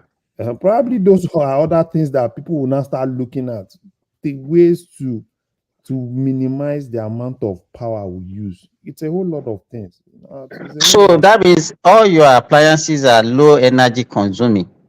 yes, That's what it means now. yes, in the US. Because that clipper, immediately I came, I tried it. It was not working. I just threw it away. Some of them used to have that voltage regulator that you see 240 on one side, 120 that you can switch. Some of the appliances used to have that. So I couldn't. So that since that time, I knew, okay, there is something wrong with Nigeria. That this thing is not even working here. Right? So it's a whole lot of things. Because for me, I want that sector to work because that sector is going to power a lot. No, actually, for if anything in this Tinubu government, in as I've abused this Adelabu guy, I think we're finally getting it. No, But now, like anything we're getting, it's not going to be cheap. mm-hmm. You have to pay for it. So I've seen it now in Lagos myself. We're going to get power eventually. The better part of the country that can pay for power will have power. I think I can guarantee that now. That's very obvious to me. Now I remember that $800 million is for that meter. Okay, they are going to meter majority of people, and They just got another deal, 800 million. Yeah, you're right. They will spread the payment for about 5 years. Okay. Yeah. I just hope they're able to, they're able to get, at least they're able to get all those things right. Because it's but the thing is, people are going to complain. It's just like petrol now. If Dangote, if we don't subsidize and Dangote, we will never get Q again. But people are going to say, Oti want you, power, blah blah blah. People will complain, but what will happen is, at the end of the day, people will look for ways to minimize whatsoever. To change the habits, the usage But habits. the issue is that our political elites will be lying to the people. Anybody that tells the Nigerians that they are going to get anything free or cheap is a liar. But they tell lies. All of them, they tell lies before to get votes. By the time the reality now is done on them, by the time they get there, then that is when they will now know that all this thing that they are selling the people is not possible. It's not possible. And people will start seeing them as liars. But it's a whole lot, right? You understand? One of the major problems that this administration is having and the APC is having is all those jingles that they did in 2015. We are going to bring the price of this thing down today. You are going to be, which is not, they are not feasible things. If they didn't say all those things, would they win election? It's a normal election winning strategy now. So you think you want to say, it's a normal election winning strategy. But if anybody comes now, it's because that's what Nigerians also like. If anybody comes now and say, okay, I will give you light too, but it's not, this is the price you are going to get it to. I will make sure that petrol is available, but at this cost too. Nigerians will not vote for the person. No, do you know that this petrol that we're actually saying, if the old way they are implementing all those things, if they had worked well, petrol would just be luxury. And it will just be more like, if you can afford to power your car. And that's why for me, I'm more like, how about we investing so much in all those things that are public, that people can have alternative? If there are alternatives, I'm telling you, nobody will even care. They will just you are talking about improvement in public transportation. Yes, put money in that thing. Put money is not difficult. But Larry, if you look back, I think we have tried all those things. Why did we fail? I remember even in the 80s, early 80s, we have this in Oyo State that time, if Kulota can remember, Trans City, TTC or what, something like that. TCTC from Ibadan, that they will just be, they are everywhere. that thing we operated it for some years. After at the end of it collapsed. But So many. that is the short-term solution now. Because if that one is Larry, there, Larry, let me explain something to you. mm-hmm, All these things you're talking about, the only way it will last is if we remove subsidy, because then there's more incentive to keep it going. You that can't, is, I mean, Kolata, Nigeria is not a place where you say you build the infrastructure first and then you can then remove subsidy. It will not happen. Kolata, if you do that, it will be easy to hands off subsidy. Because at that point, you now turn to, you know what will it will turn to? You know Nigeria now, it will turn to now you get money, now we've done all this before, Larry, since the 80s, late 70s. but this is it will not, it doesn't last because the alternative has not been the primary driver has not been removed. See, wait, do you think this subsidy of a thing? We all know it's not sustainable now. And we've reached the stage now. We all know that it's not sustainable. And in as much as this dollar issue, we are not even if we can't solve it, it will still keep. We can't even. I'm bought initiatives in my own lifetime alone. Yes, even if the way dollar is going, that is fluctuating, almost every week or every month, right? That's you will be having increments. Let me put it this way: we need to focus on stability of the forex, but we need to forget about the. But the only way the forex can be stabilized is by increased productivity. Yes. If you are not producing anything, we are just rely on this small. You know, sometimes it baffled me. You know, look at Saudi Arabia with population of just over 30 million. They are pumping 12 million barrels every day, and they are refining 5.5. That 5.5 million that they are refining is not with that 12.5 million and 12 million that they are selling out of. They are refining 5.5 million barrels every day. So that means probably they are even exporting refined crude, join with the crude they're refine petrol, John. Of course, they will be doing that now. How much can 5 million population consume? Yeah. Do you know that if we can just at least make exchange rate stable, right? At least let's you know the only way it can make it stable is for you to be able to generate the money now. Let me tell you, okay, all this we do is Eastern country, Larry, they fixed their money. Saudi Arabia fixed their Saudi riyal to dollar. It doesn't change. It's 3.75 every day. Check 3.75, 3.75, 3.75. Because they have the reserves to back it up. Exactly. You know, the thing is this: we don't have reserve. At least we know that we don't have reserve, and that is why we are at 1.6. Kulata, I can tell you that if we can maintain 1.6, it's not a matter of wish. How can we do that when we don't even have the wherewithal? So, Larry, let's put it this way: for us to do any sort of pegging right now, we need to build up our reserves. See, Kulata, that not building up our reserve is why we are at 1.6.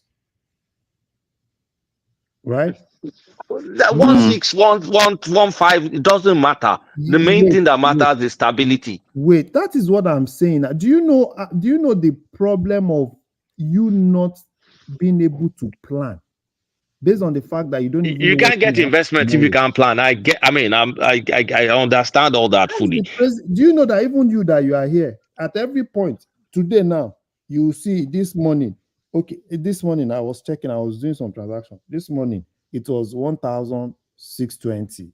I was using Lemfi. After 2 hours, 1,625. But look at it this way. The reason, I don't want to keep doing this floating argument and all, but we needed to build reserve. We needed not just reserve, we needed liquidity. We had no liquidity. So and NMPC wasn't kind of like a money generating, dollar generating thing anymore. They kind of like ruined the thing. So our options were limited. So before we can get back to kind of like, okay, let's peg or let's change to peg or change to if it's crawling peg, and then I mean, which is peg it but gradually devalue or gradually value it. But we need some reserves to be able to back it up. We don't. NNPC is not making money. NNPC is telling us because of this stupid subsidy, $6 million in the BC. That's where NNPC just gave us now. Billion, 6 billion. $6 billion worth of BC. I understand Like, that. is that the environment? Kulata, you know what the government did immediately they came in. It just if they don't take all those decisions, that country will have collapsed. Believe me. Kolata, whatever these guys want to do, we just need to find that equilibrium and stay in that. See, I've talked about I've talked about what can help us.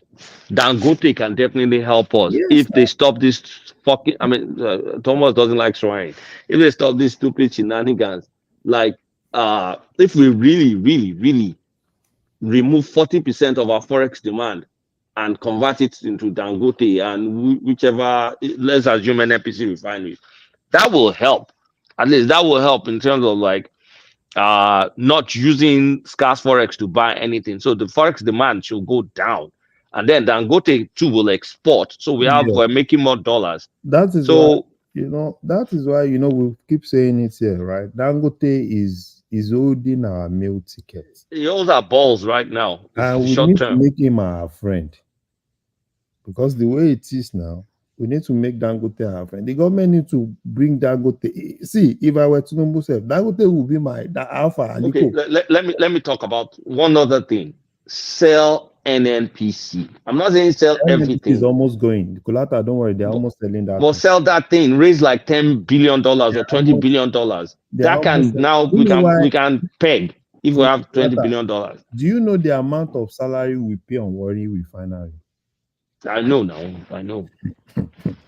And that is why NNPC is doing everything now. Because they know. Even all these recruitment that they said they are doing, at the point I'm like, what are you recruiting for again? Because I don't know why you are recruiting.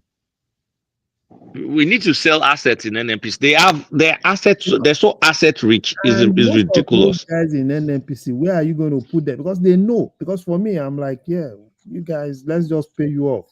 The old ones pay you. Let's pay you. If you sell like $20 billion worth of assets in NNPC, or let's just say 25, you pay that $6 billion basic that they said we owe, so we don't have anything to do with swap anymore. That is why and then you put the money for the fact that Tinubu didn't even audit all those for stability.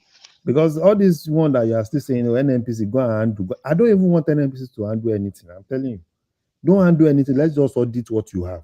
You said 6 billion. Let's audit it. No, that 6 billion they need to audit it. They can't just take it for. Let's audit the 6 billion. You'll find out like half of it is fraudulent. I'm expecting Wale to be the one to champion all this deal with Dangote. I don't even want NNPC to hand, because at the end of the day, you know what will happen? Oh, we are still helping. We won't pay that money by December. Even the 1 billion fuel importation that they are talking about is a fraud. NNPC will come. They just want to take the last. They just want to take the last district before they stop. NNPC will come back in December with a $9 billion bill. Go and write it down. If we continue this, NNPC. If we continue what we're doing, honestly, by the end of the year, NNPC they'll finish out with basic. I'm telling you, but luckily for Nigeria, we are no more importing now. You know, we are seeing. Import more. Don't be too sure. September, forget that thing. NNPC believe. Forget that thing. That is why for me, I'm like, Tinubu should champion this. You see what they're going to tell you, Remy, is that $6 billion BC that they still need to swap, and swap means we need to import because of one thing or the other. That's what they'll say. I want power broker Nigeria to cut across to try bring what if you No, we all know what is happening. That is why I said this was Dangote thing. Because now those time that Dangote was shot, I was like, Tinubu do something. I read the report. Tinubu going support Dangote. to be frank. He's supporting also. See, Remy, I'm not saying he's not supporting Dangote. Surely Ubokini, to any Bubunkota answer, pay Wale Edun is as useless as anything. You understand? That is when we talk about somebody, the coordinating minister of the economy. This issue of Dangote, Wale Edun. Wale Edun is supposed to be at the forefront of this issue of Dangote. Have a nice deal with Dangote.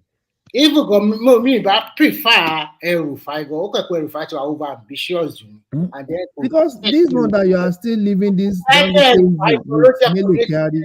I take you more than when Mele carry finish, when even Tinubu will blame himself because I'm even sure Kulata, this 6 billion. I'm sure that Tinubu will be like 6 billion how? And Mele carry. Mo fi pe Mele carry yẹn candidate àwọn danta time. Àwọn ọbẹ̀ ṣe bí Tinubu lórí appointed. Bí torí pé àwọn yẹn náà gbówó lẹ̀ na all those big men. That's why for me, like people were saying, like even Dangote, I'm even happy that Orlando even bought this their because it's a very good thing for Dangote to now work closely with Orlando. Right, if you can work closely with Orlando, like what all those other guys are doing in Rwanda, I'm not expecting Orlando to do the same thing. Tinubu just needs to like call Orlando, call Dangote. All of them are your boys now, and be at the forefront. Leave Mele Kyari. Mele Kyari cannot even be at the forefront of all these things because the more you leave Mele Kyari, that guy will give you a bill. You know what he does? If you say, "Oh, Mele Kyari will always come with all those bills to blackmail you," like, "Yeah, Nigeria is owing us this." They are owing us this. To checkmate, no. No profit of the Tinubu does not even have a choice than to checkmate Mele Kyari because the bill Mele Kyari is even giving him that bill. I'm not sure. One thing I don't understand is that before this Dangote came out, just like 2 or 3 months ago, all the independent marketers they were like having a meeting with Dangote to come to like have an agreement about what price is he going to sell to them as a group. They went to him as a group, not as individual. So they went to him as a group, but probably maybe Dangote also saw that they can also backstab him. No, that is why. You know what happened, Remy? They went to him and they also wanted to blackmail him. You know, they came and said, "Oh, probably 600." Yes. Immediately, Dangote released Dangote Refinery. They released a statement that they don't have anything to do with them. Yes. So Dangote too is also trying to be smart, and at the same time, because all those independent they are very crafty. By the time you know them now. Yes, now, and you know Dangote too does not even want to be in the black book of these guys, and that's why for me, I think Wale, this old Dangote issue, Kolata, if Wale had been that person that is upright, that can do all these things, Wale will be at the front. Dangote will not even shout. But hasn't it been Wale negotiating all along? It was recently until Dangote shouted and busted out that they now said, "Okay, committee of Wale, Lokobiri, and all those things." But Kolata, why are you talking like this now? But at the end of the day, I know that. And even the whole thing. But the issue now, we are only focusing on Dangote. We have what about the other upcoming refineries? But if you don't create an enabling environment, how would those ones also be able to be successful? They say for now, those ones will not work until we say that thing. It will not work. Even Kyari knows that it will not work. No, I'm not talking about the NNPC. I'm talking about something like the Boas refinery. Now they are still the refinery. No be one day thing now. But there are some other. I think the guy was talking about 2025 or whatever. No, 2025 for even Dangote. You know how many Man, because spend 35 We can talk now. When even Dangote, do you know the is it not since when Dangote have been saying 2020, this 20, the refinery is not really easy like but, that. but I feel Betty Dangote by established finally Woma get top 10 in the world billionaire. Yes. I get top 10. Yes. I get top 5 because I'm even happy that Dangote is focusing on quality. that Because focusing on quality, myself, at least to make American standard by. Then European standard. Meet European standard. Meet European standard. You know, he deliberately did that thing because of what they put out there before that the quality was this, was that.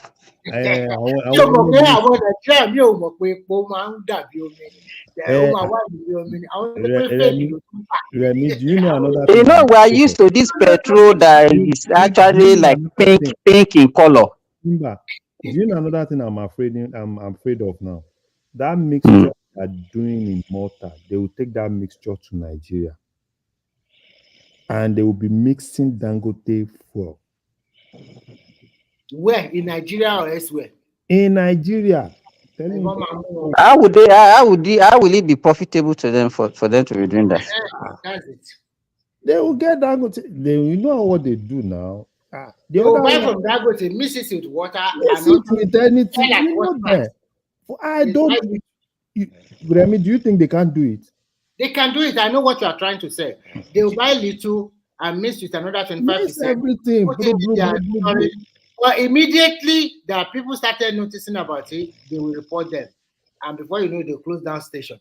What I know that it happens in Nigeria now. You know all these legal refinery. I'm talking about these local refineries that are basically they are not producing petrol. Most of the thing that they produce is diesel. I think it's easier to produce diesel than petrol. I think there is something there. So but you know what they are now doing? The marketers, they go and buy those ones probably at maybe 500 naira or 600 naira per liter. Mix it, I mean. And mix it and be selling at 1-2. So it's a whole lot of things, and that shows you. So what you get in Nigeria is actually the final consumer that will pay the price of everything. So Dangote, that's why I want to ask, why is an average Nigeria so dubious like that? Everything is just like why are you talking like that now? You know them now. You know them. They want fast money now. You know Nigeria. And they are the one that also come together and be telling the government. You know Nigeria is so wired in such a way where there is a lot of expectation and fast money. You know, I read a report. I know a video that South Africa complained that how come that Nigeria can come from all the way from Nigeria and take over everything there. I was just laughing at that. You don't know an average Nigerian. You guys, Nigerians are so proud and so dominant. They don't even care. They go to your country, they want to take over. No, they don't even. What are you saying? See what is happening see what is happening on the port. They said to open all those ports. Open now. On the port. They open on the ports now. Now they started smuggling ammunition. Ammunition. Why are they doing that? To where? It's all about fast. They want the fastest money. Sometimes, do you know that sometimes, when I look at something on Facebook, I'm like, these Nigerian guys, how do they make this money? Yes, so because sometimes there's some money you can. No, okay. The one that I just painted, the example I just painted for you now, Larry. You know that, okay, let's say you buy 3,000 liters. You understand, and then you buy for 500. You adulterated it with maybe the one that you buy for 1,000 naira. You understand? So you get an average price of 1,500. Then you now sell at maybe probably 2,400. So that is 700 naira. 700 naira times 66,000. Multiply it. Multiply 700 naira times 66,000. So you're already a millionaire. No, it's just a whole lot of things, and you kind of like, look at things and you're like, okay. So that's why for me, I even like the fact that Dangote is I want him to work to get the European standard. If you can get European standard, then our neighboring African countries won't have any choice than to buy from him because it's still the same quality, right?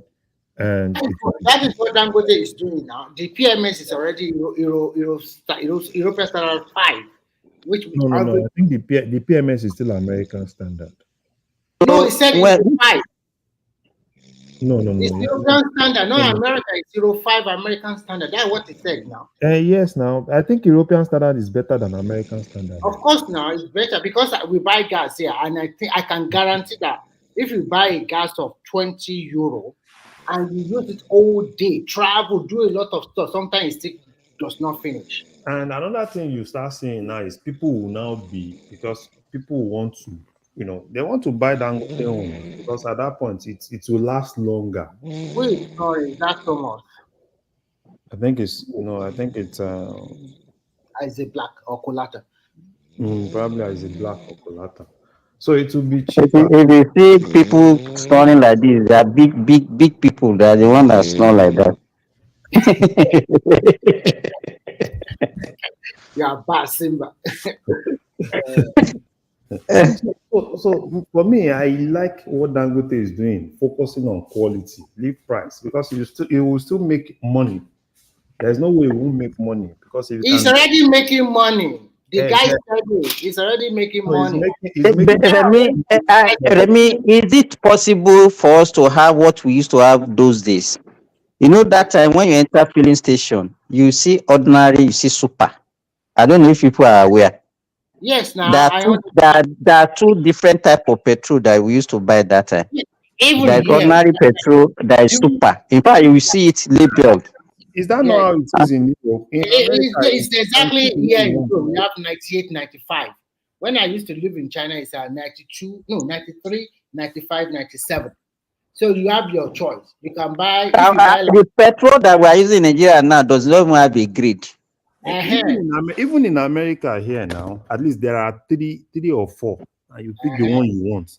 So I think that's what Dangote should do, or the petrol station should do. This is the cheapest one. Go for it. It will burn faster. Okay, it's the cheapest. Maybe I don't know. Maybe 500 naira per liter. This is high grade one, 800 or 898 naira.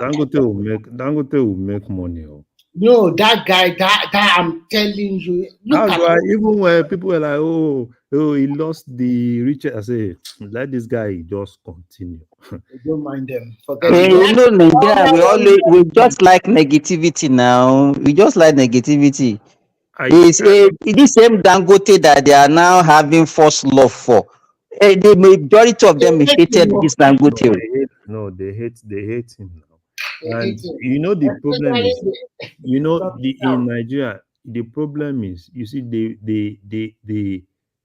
they try to deceive people. You know, there's a way they kind of like that orientation. Oh, Dangote is the problem of blah, blah, blah, blah, blah, blah. And I've even seen, even on this platform, I've seen Pansat said it very, oh, Dangote is not even building anything, blah, blah, blah. I'm like, what?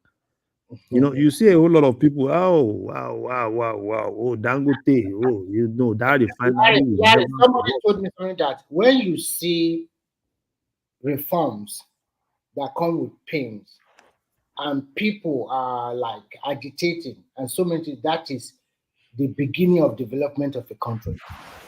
Because what this guy is doing, is not perfect. I'm not saying that what he's doing is 100%.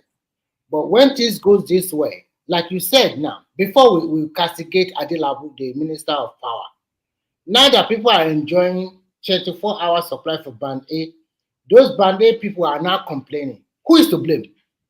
And when we talk about the regulation of the petroleum sector, the PMS, and then the real thing is coming out. By the time that we have deregulated diesel, nobody is complaining. Kerosene, nobody is complaining. You know, Remy, even if all of us, we have to be sincere with ourselves. Even when we are paying subsidy, I'm asking, even when they said, okay, they put it at one something that okay, officially, how many people are actually getting that fare at that official price? No, not at all. All of them is either Okay, you can have maybe 1 month of regular supply, then the next 2-3 months there'll be scarcity, then they will buy for 300, 350, 400. You understand? so Go to the north, you cannot even get petrol at the filling station. You have to go and buy in the black market, right from Kwara up there. That is what normally happens. why is it like We are that? not just being sincere with ourselves. You know, Then we always like giving excuses. Oh, it's because everybody will jack up the price. Hey, because there's an increase in petrol price. Well, to me, that insincerity is an issue. that insincerity, it's normal, and you always still see it. That's why for me, why I'm afraid of Dangote, right, is I don't, because Dangote is going to take a lot of those guys out of business, and don't expect them. You already did now, and they are fighting, but that is the Don't last. don't expect them to just go like that. They won't go. But what can they do? Do they have refinery? You see, those guys. It's you know, Oteda was kind of like trying to like advise them. It's mocking them now. Because he has a big stake in that refinery, so he's mocking all those. So he has a big, no, the guy was smart. So the guy was actually one of the sole importer of diesel. Otedola was the sole importer of diesel before. All of them were there. Now, even this governor, this is not governor for Ogun State. He was one of those guys. Pawaraja. No, this Ogun State governor. Ogun State land. No, you pay Pawaraja now. Dapo. Ṣé òkúpa ni? Òkúpa díẹ̀ náà. Òkúpa náà. Dapo òkúpa. Ó dẹ̀ ń kún. Mo rò pé ó ń bóra gan. Àjápò náà ṣiṣẹ́ dáadáa. Èèyàn burúkú ni òun lọ ẹgbẹ́ Dàpọ̀ ó ń dojú sí ìwájọ. Ó ti pọ̀ jù. Ó ti ń dojú sí ìmú. Let me tell you, I was making jest of. I said I went to the boundary between Ogun around Alagbado, and everywhere. It's just like being in Dominican Republic and being in Haiti. That's what I can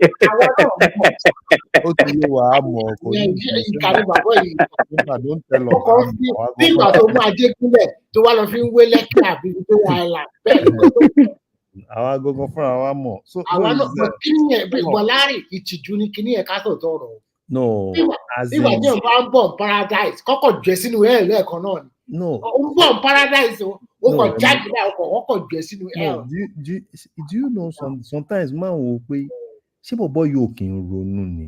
Kò tí ẹ̀ ń ronú rárá àtọ̀. Because ó easy now. Lagos State ti bẹ́ẹ̀ ṣe débi kíní ìwọ náà tiẹ̀ ṣe díẹ̀. Wá dẹ̀ máa lọ tó àwọn ẹ bá dẹ̀ fẹ́ ṣí nǹkan wá máa lọ bẹ̀ wá máa lọ fẹ́ yín síbẹ̀. Owó nìkan lẹ́nu kọ́kọ́ níwájú kò tí ní wọ́n lọ dúró sí ẹ̀yà. Ó ti ẹ̀ wo pé ojú ò tiẹ̀ tí wọ́n tún máa fọ̀rọ̀ gún. Kò lójútì ni kò lójútì. Wọ́n tún máa fọ̀rọ̀ gún lára we are waiting for Ogun State to wá tẹ̀ tó jókòó sí wa máa fẹ́ yín. Ṣé ojú ò tiẹ̀ ń tì ní? What's part of it? Àwọn ará Ọ̀ṣun tí wọ́n ní nǹkan kan wá máa fi wá pa. Èrò l'Ogun State ẹ pé gbogbo owó kún bẹ̀. Okay, imagine that their cargo airports that they did. What is the benefit of that thing? What's the benefit to? Need the airport in Ogun State. Well, instead of building, I'm telling you, instead of building more warehouse, that means if you don't have a situation where they export the street. Are they connected? You know, in the midst of the scarce resources, we are still wasting the little one that we have. Believe me, there's a lot of wastage. And it's because of politics. They do all this thing because of politics, and they don't care. That's the problem. How can you be managing the little resources that you have, and then because you don't like the face of somebody, you can get in billions of worth of resources. Just wasted it like that. Highly industrialized. It's a very good state. You need, if you go to Shagamu now, go anytime, like if you visit Nigeria, visit Shagamu, you see that Shagamu now is not industrialized. Yes, now believe me. It's his own place now. He wants it's his own place. It's not him. Because let me tell you, Lagos is already choked. And the Yeah. advantage Ogun State has is that Lagos is You know choked. that There is no land for manufacturing again in Lagos. that train, that Lagos train, if this guy can extend that train from Alagbado to somewhere around E4, right? That E4 will be so, as in, there will be a lot of activity going into that place because a whole lot of people are moving to, because Lagos is becoming more expensive. They are leaving Lagos to come to Ogun State. And all they need is, if it's easy for you to, okay, I can quickly get to the train and I can go from E4 to somewhere in Victoria Island, right? Like maximum in like 45 minutes. What's the essence of staying in Victoria Island? And even if they can even be operating that the train 24/7. Yes, now. If You understand? So you can wake up at 5 a.m. and you get to your work conveniently. Even in America, how many people live in New York? Most of the people that work in New York live in New Jersey or Connecticut. People that work in New York, most of them. Like Lagos, because of the facilities provided by Lagos, my younger brother who work with Senior Erickson in Lagos Island, he stays in Ikorodu and he doesn't even use his car. He will just take a ferry from Ikorodu. Within some few minutes, he's already in Lagos Island. Because there are alternatives. Your brother is not even wasting his time to go and use his car. No, he doesn't use his car. He will just park his car at the terminal there. Then when he comes back in the evening, take it. It's going to be what is happening in New York. Because even if you having a car in New York is expensive. Because you don't even have where to park it. Because if you are parking, that means you are paying. So you don't even want to drive your own car in New York. So you rather want to use the train. And the easiest thing for this guy to do is just like, Larry, what I used to tell people is that if every Nigerian, if you can turn a new leaf, we at least you can make that country better for ourselves. Let me give for example. The little thing I learned recently, my daughter is schooling in Canada. And initially when she got there, she was taking Uber and that one cost her a lot. So she has to go and they have this thing that they buy monthly for bus this thing. And she will pay only $60 ticket. She will pay only $60 for a month. Unlike what she can even spend in a day on Uber. Do you understand what I'm saying? Yes. And I've experienced such a thing also in UK before. So, but if we want to do such a thing, Nigerians will be the one that will also spoil everything, sabotage it, they will do. It's to me. Yeah. Why are we like this? Simba. Nigeria, there is nowhere where people will not want to spoil it. And that is why the government need to be genuine with some of the things they are doing. Right? We've talked about criminalizing things. We've talked about ensuring that people want to do the wrong thing, but immediately they know that there is. But the issue is it our culture that you remember what the way we do things in Nigeria, the way we run things. Somebody will do a wrong thing, then he will go and meet somebody and beat somebody. Okay, you know all those things. That was why we rejected Buhari 1, because we have two Buhari regime, Buhari 1, Buhari 2. Buhari 1, during the Buhari 1. That was why we rejected Buhari 1. Because we are not used to doing things normally. We don't even need a lot of people that want to do the right thing. We just need some people in government who want to do the right thing. You see all these things we are saying about criminalizing this, criminalizing that. Let me tell you something. You put infrastructure, some people will go there and go and break it and everything because they know that at the end of the day, nothing will happen. Nothing will happen. There is a talk about second Niger bridge. Yes. Talk about removing the railings. Yes. Now, okay. At the end of the day, if you arrest them, now they look for a lawyer. They'll tell you it's a bailable offense. And they'll look at Femi Falana and he started quoting right on It's a bailable offense. How much is bail? They'll say, okay, fine. Is either you do this or probably you pay this. They will let them go until we move away from all those things, criminalize this thing. Any small thing, go to 3 years. I bet our because our politicians are they ready to do that? That is why I said we don't even need a lot of politicians that wants to do that. We just need some. Because all these things, because of the kind of democracy that we practice, we need them, all of them. Okay, look at what happened, Larry. Do you watch that video where they are saying, and there was one funny video now that they said, was it about military something that they are talking about? I've forgotten that they voted, all of them voted no. Something that is everybody will expect all of them to vote yes. I think maybe that the military university should be. I mean, I've forgotten. I don't know, but something that is. Where do they vote? In National Assembly? National Assembly, yes, now Senate. Forget those guys. In fact, Akpabio repeated it. It was wondering that is it that I'm having hearing problem? Simba, he repeated it 2 times, but they still said no. One of the problem of Nigeria, you see this issue of you're a politician, you can go 2 times, right? Is a problem. 1 term is okay. Nigeria democracy does not need 2 terms. So that at least you can face it, and then you know you are not coming back to them, so you can damn all the consequence. Yes, Nigerian democracy, fine, it can work in America. Nigerian democracy does not need 2nd term. If you are going to use 5 years or 6 years, good. Use your 6 years and go to your house. At that point, if I know that I don't have anything at stake, I want to work. And all I'm interested in is writing my name in gold. But when I know that I still need to do some things, I regret that for that 6 years. Remy, do you think that if Tinubu is not thinking of 2nd term, Tinubu will not do some things?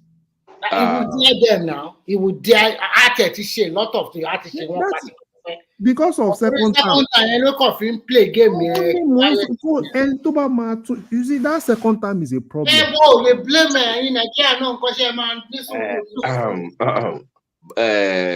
Balogun Larry, Balogun Larry, Chief Remy. So Simba yẹn, once you start discussing that's where he wants to talk. He enjoys basketball. I think that is he enjoys it. But on a more serious note, it's a sad story to cut you off, Larry. It's a very sad situation. We deserve better in our state. We don't deserve what we've gotten. No. And just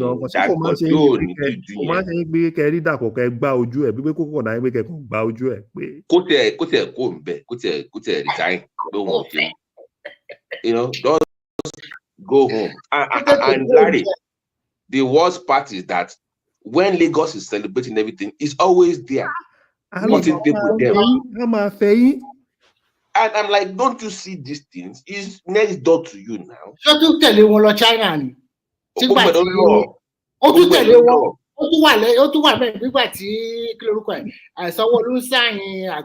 from green light àti gbogbo ẹ̀ wọ lọ́mọ ọba kí ló wá lọ ṣe ń bẹ̀ ó gbé nǹkan kan wá sí ilé Ogun State. Maybe it's going to bring black line to Ogun State. Black line. Simba, give the problem.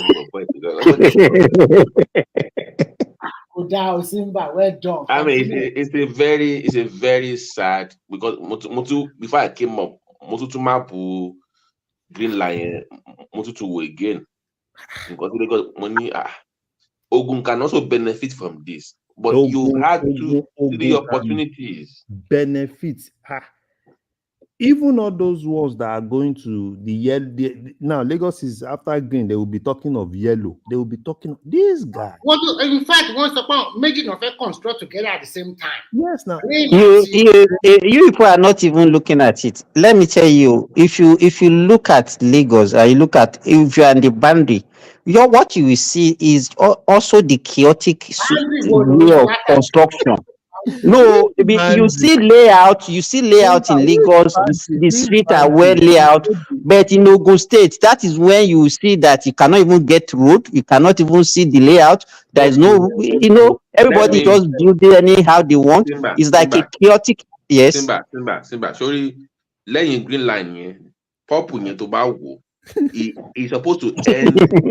It's supposed to end in Sango Ota. I'm telling you. The yellow is supposed to end in Redeem in Ogun State.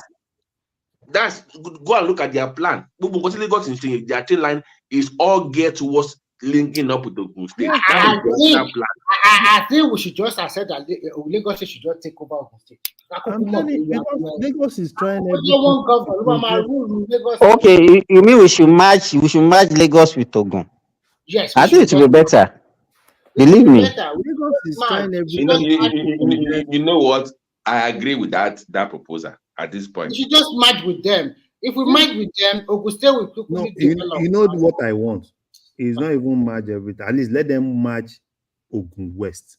Merge Ogun West with Lagos. No, Boko Oguni, I would have all Ogun. Just merge. Abeokuta Mala Vedadu Ejo. Sorry, no, Larry, on this one, I do more as independent. Because level time we go in law, the high school, we therefore to our local state. No, Ọlọ́run kàn fi Sherry, Ọlọ́run fi Sanwo-Olu. Sanwo-Olu is a good guy. No, apart from Sanwo-Olu, and Lagos State, they always have lucky to have. Larry, let me tell you online now. People are clamoring for the guy to go for third term. They continue to love wèrè bá wà ń bẹ̀ ẹ gbàgbé pé Lagos tí wèrè bá wà ń bẹ̀ wèrè á ṣe wèrè ara ẹ̀ náà. Wèrè will not get there. They will not allow wèrè to get there. That is it. Simba, Chinedu yẹn tó bá débẹ̀ nísìnyí, á bá nǹkan jẹ́. No, yẹn máa tẹ̀ dá gbogbo. You know what? We use bad belly to spoil a lot of things. Yes, it's just bad belly. Most people want to groom successor Sanwo-Olu as we are talking. They know already now. Don't worry. And I like them because they always walk.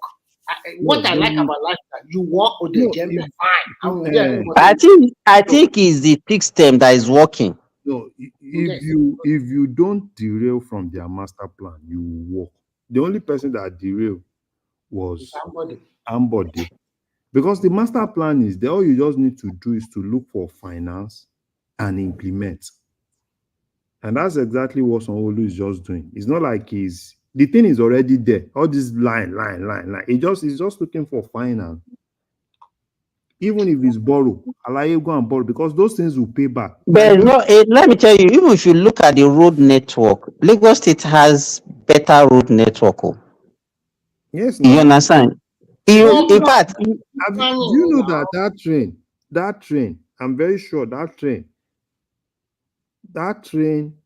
for them to recoup their money from that train, this thing, it's not really going to take long. Larry, if that red line, if that one starts, oh my God, they will make a hell of it. I'm gonna make one now. I want you call motto one then. You know the way we use vehicle in Nigeria. I don't think people use vehicle like that in Western world. You see, you be on the third mainland bridge. You see one person inside one car, and that is what you see all over. It doesn't make economic sense. You can understand in Nigeria like show off. It's like I'm a car owner now. Nigeria want to tell you, I've arrived. Yeah, all these things. It's not about. If the red line start working, and you are comfortable, you are comfortable, you are in the train, and you are comfortable. You won't even want to drive to work in Lagos because Why of do the you have to drive? The major places that Lagosians go, Oshodi, Yaba, Oyinbo. Look at the Yes, route now. now. It's that red line route is almost tó bá all the wo way. Rẹmi tó bá wo purple line yẹn ó cross red line Agége ó wá já lọ sí ọ̀nà Ògùn.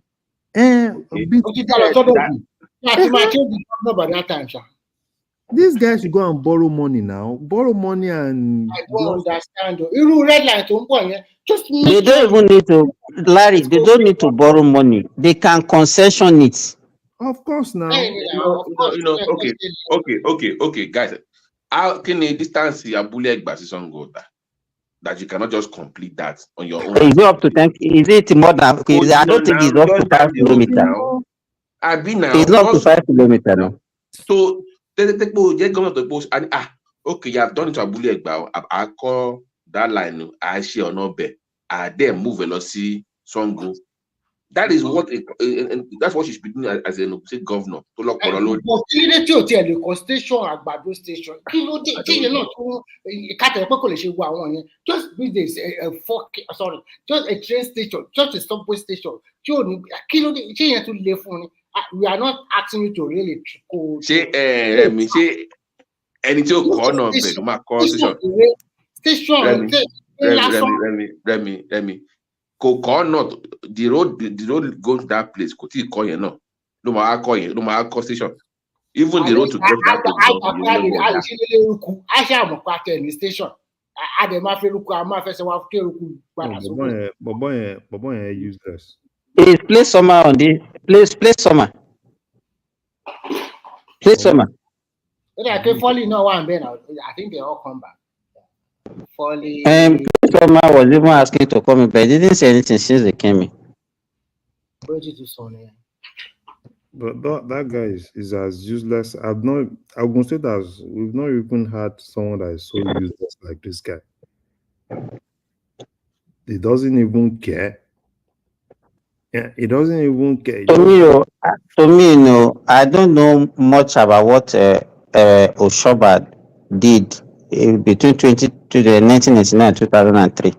But I saw some things that Benga Daniel did during his own time. Oshoba, in terms of Oshoba, what Oshoba did some roads. It is Amosu that did a wonderful job. Yeah, and Oshoba did more of rural electrification. I think Benga Amosu did turn Abeokuta around a lot. Yeah, Amosu turned Abeokuta around, but still, Amosu was. We are not lucky too. Just mediocre, on the average. Amosu, no, he just did shady jobs. Babati was the governor now. Eh? Monique Babati was contest for governor. Amosu just did a lot of shady jobs. And all those guys, I don't know. Even all the roads that Amosu did, go and check all of them. I think Ogun, Oyo, Oshun, Ondo, even the so-called Ekiti. You do a road that won't even last a year, that won't even last 7 months. Who is that? Is that road? You do a road in 6 months, you start patching. Yeah. And you tell me it's millions of these dollars that you use in doing all those things. So for me, I don't even know. All those guys are the same. Even Amosun, this same Amosun, do you know the number of business that Amosun took away that made them to take away from Ogun State? This same Dangote refinery that would have been sitting nicely in Ogun State. But just because of this guy's greed. That was what made us lose Dangote refinery. Greed. What did Lagos do? Lagos is not even disturbing the guy. Alaye just pay us for the land. And he said he pay $100 million. Pay us for the land. Go and just we'll give you everything you need. And that's exactly what we're asking for in Ogun State. Even the Ibeche, do you know the problem that this guy gave Dangote with Ibeche? That same Amusu. They were busy fighting on Ibeche. Fight tomorrow. Fight.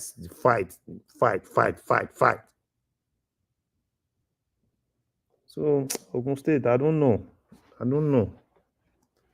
Daniel was better, Sha, but the only problem with Daniel is his own was too much of cultism.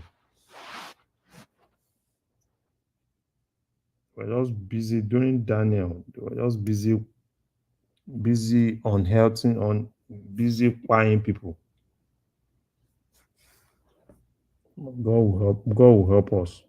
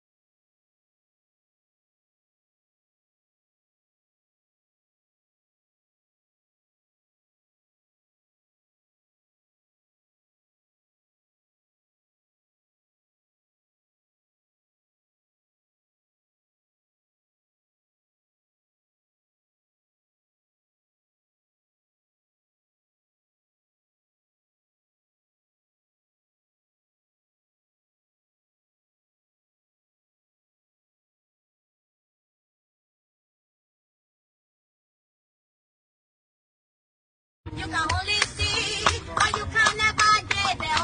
You can only see, but you can never get there. You can only see, but you can never get there. You can only see, but you can never get there. You can only see, but you can never get there. You can only see, but you can never get there. You can only see, but you can never get there. You can only see, but you can never get there. Listen, you can only see, but you will never walk there. You can only see, but you will never get there. You can only see, but you can. These recent elections, it's unfortunate that because the two things happened. First of all, one party took over the labor movement, which is one of my favorite movements also. And then it became a regional party, more than, whereas it was a marvelous breach into the established two camps. Peter Obi achieved something remarkable there, that he broke that mold. Yes, however, he did not win the election. In addition, my own organization has a monitoring unit. You know the one I'm talking about. And so I could say categorically that Peter Obi's party came third, not even second. And that the leadership knew it. But they wanted to do what we call in Yoruba, gbajue. That is, you know, you have force of arms. You also have force of lies. And it was gearing up towards violence. They were going to send some of the hard... My convoy is 5 vehicles. And you cannot buy fuel unless I'm inside the car. So I will pay them. No more. I know. The governor was paying for petrol himself for his convoy. When they get to a gas station, he will come out and bring out money and pay. In fact, at Oka government house then, when he was governor, forget about drinking champagne, what they are now doing there. Then he gave out old newspapers as substitute for toilet roll. If you are going to the toilet, you just to save money. Yeah. He was going to run somewhere. He said he's going for interview for job. Peter, can't you give him a job? Peter, can't you do this? The boy doesn't even have. I said, none of my children have car. I was the only person who is governor and bank chairman, not to them. Isn't that mesmerizing? But I know that Peter Obi, I know that he's a smart man. You know? But the governor, that Obi, did he say anything about that 200 million from security vote that he was caught? His convoy was trying to smuggle out of the country. Did he say anything about that? No, he didn't. No, but he talked about that 72 billion he left behind for his handpicked successor. Because when you hear that Peter Obi left 75 billion, if anybody doubts it, call me. I know where the money is. I kept it. Did he talk about? Yeah, he did. Yeah, he did. I know the man that he's now fighting. You know, remember? Yes, I know. Of course. Did he talk about what is it called again? The liabilities he left behind. Did he talk about that? No. Like signed contracts that were not paid for. Did he talk about? No. Like thousands of workers that he hired during the last weeks of his administration without provision for their pay in the budget. Did he talk? No. But definitely he must have talked about the millions and millions he was dashing out to schools, churches, town hall, traditional. Yeah. At the end of the administration, he was just giving out money without appropriation. He talked about that, huh? Of course. Of course. Okay, one last thing. Did P2B finally explain how bodies of Biafran activists ended up floating on Anambra River when he was governor? Did he explain that? No, he didn't. Why? It must be an omission.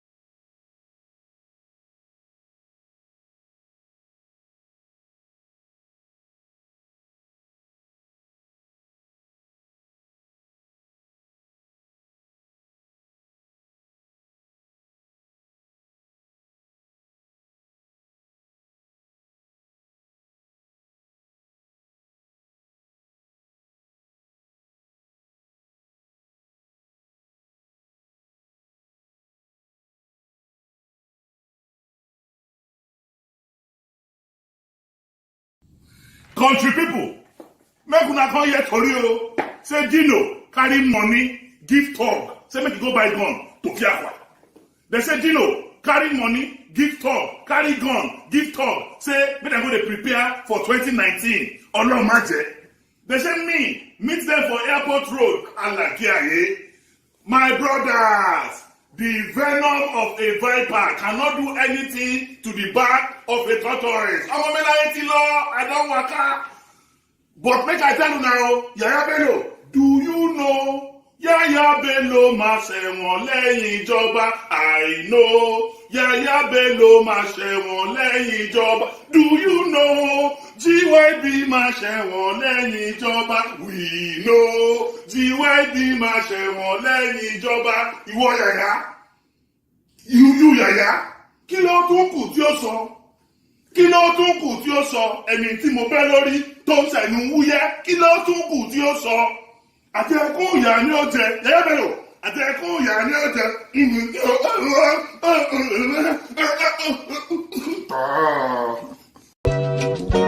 Ìlú le o, kò sówó lóde. Ìlú le o, kò sówó lóde. Ẹ̀yin ará ẹ máa gbọ́. Obìnrin kígbe, ọkùnrin kígbe. Kálukú ló ń kégbe owó. Obìnrin kígbe, ọkùnrin kígbe.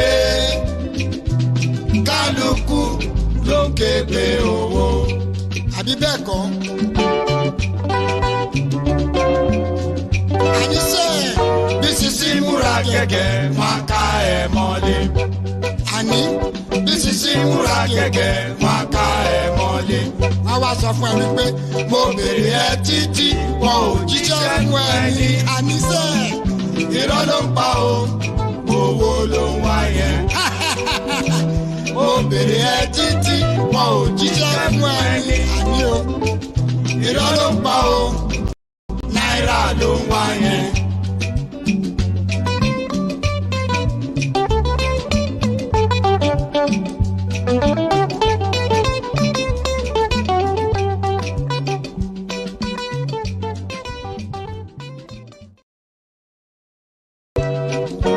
Ìlú le o, kò sówó lóde. Ìlú le o, kò sówó lóde. Ẹ̀yin ará ẹ máa gbọ́. Obìnrin kígbe, ọkùnrin kígbe. Kálukú ló ń kégbe owó.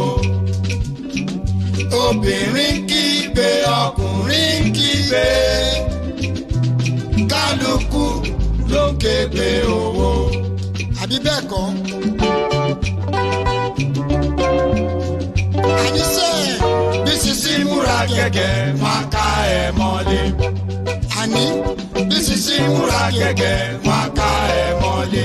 Wọ́n wá sọ fún ẹ wípé mo bèrè ẹ títí wọn ò jíṣẹ́ fún ẹ ní. Àníṣe irọ́ ló ń pa o, owó ló ń wá yẹn. Mo bèrè ẹ títí wọn ò jíṣẹ́ fún ẹ ní. Àní o, irọ́ ló ń pa o, náírà ló ń wá yẹn.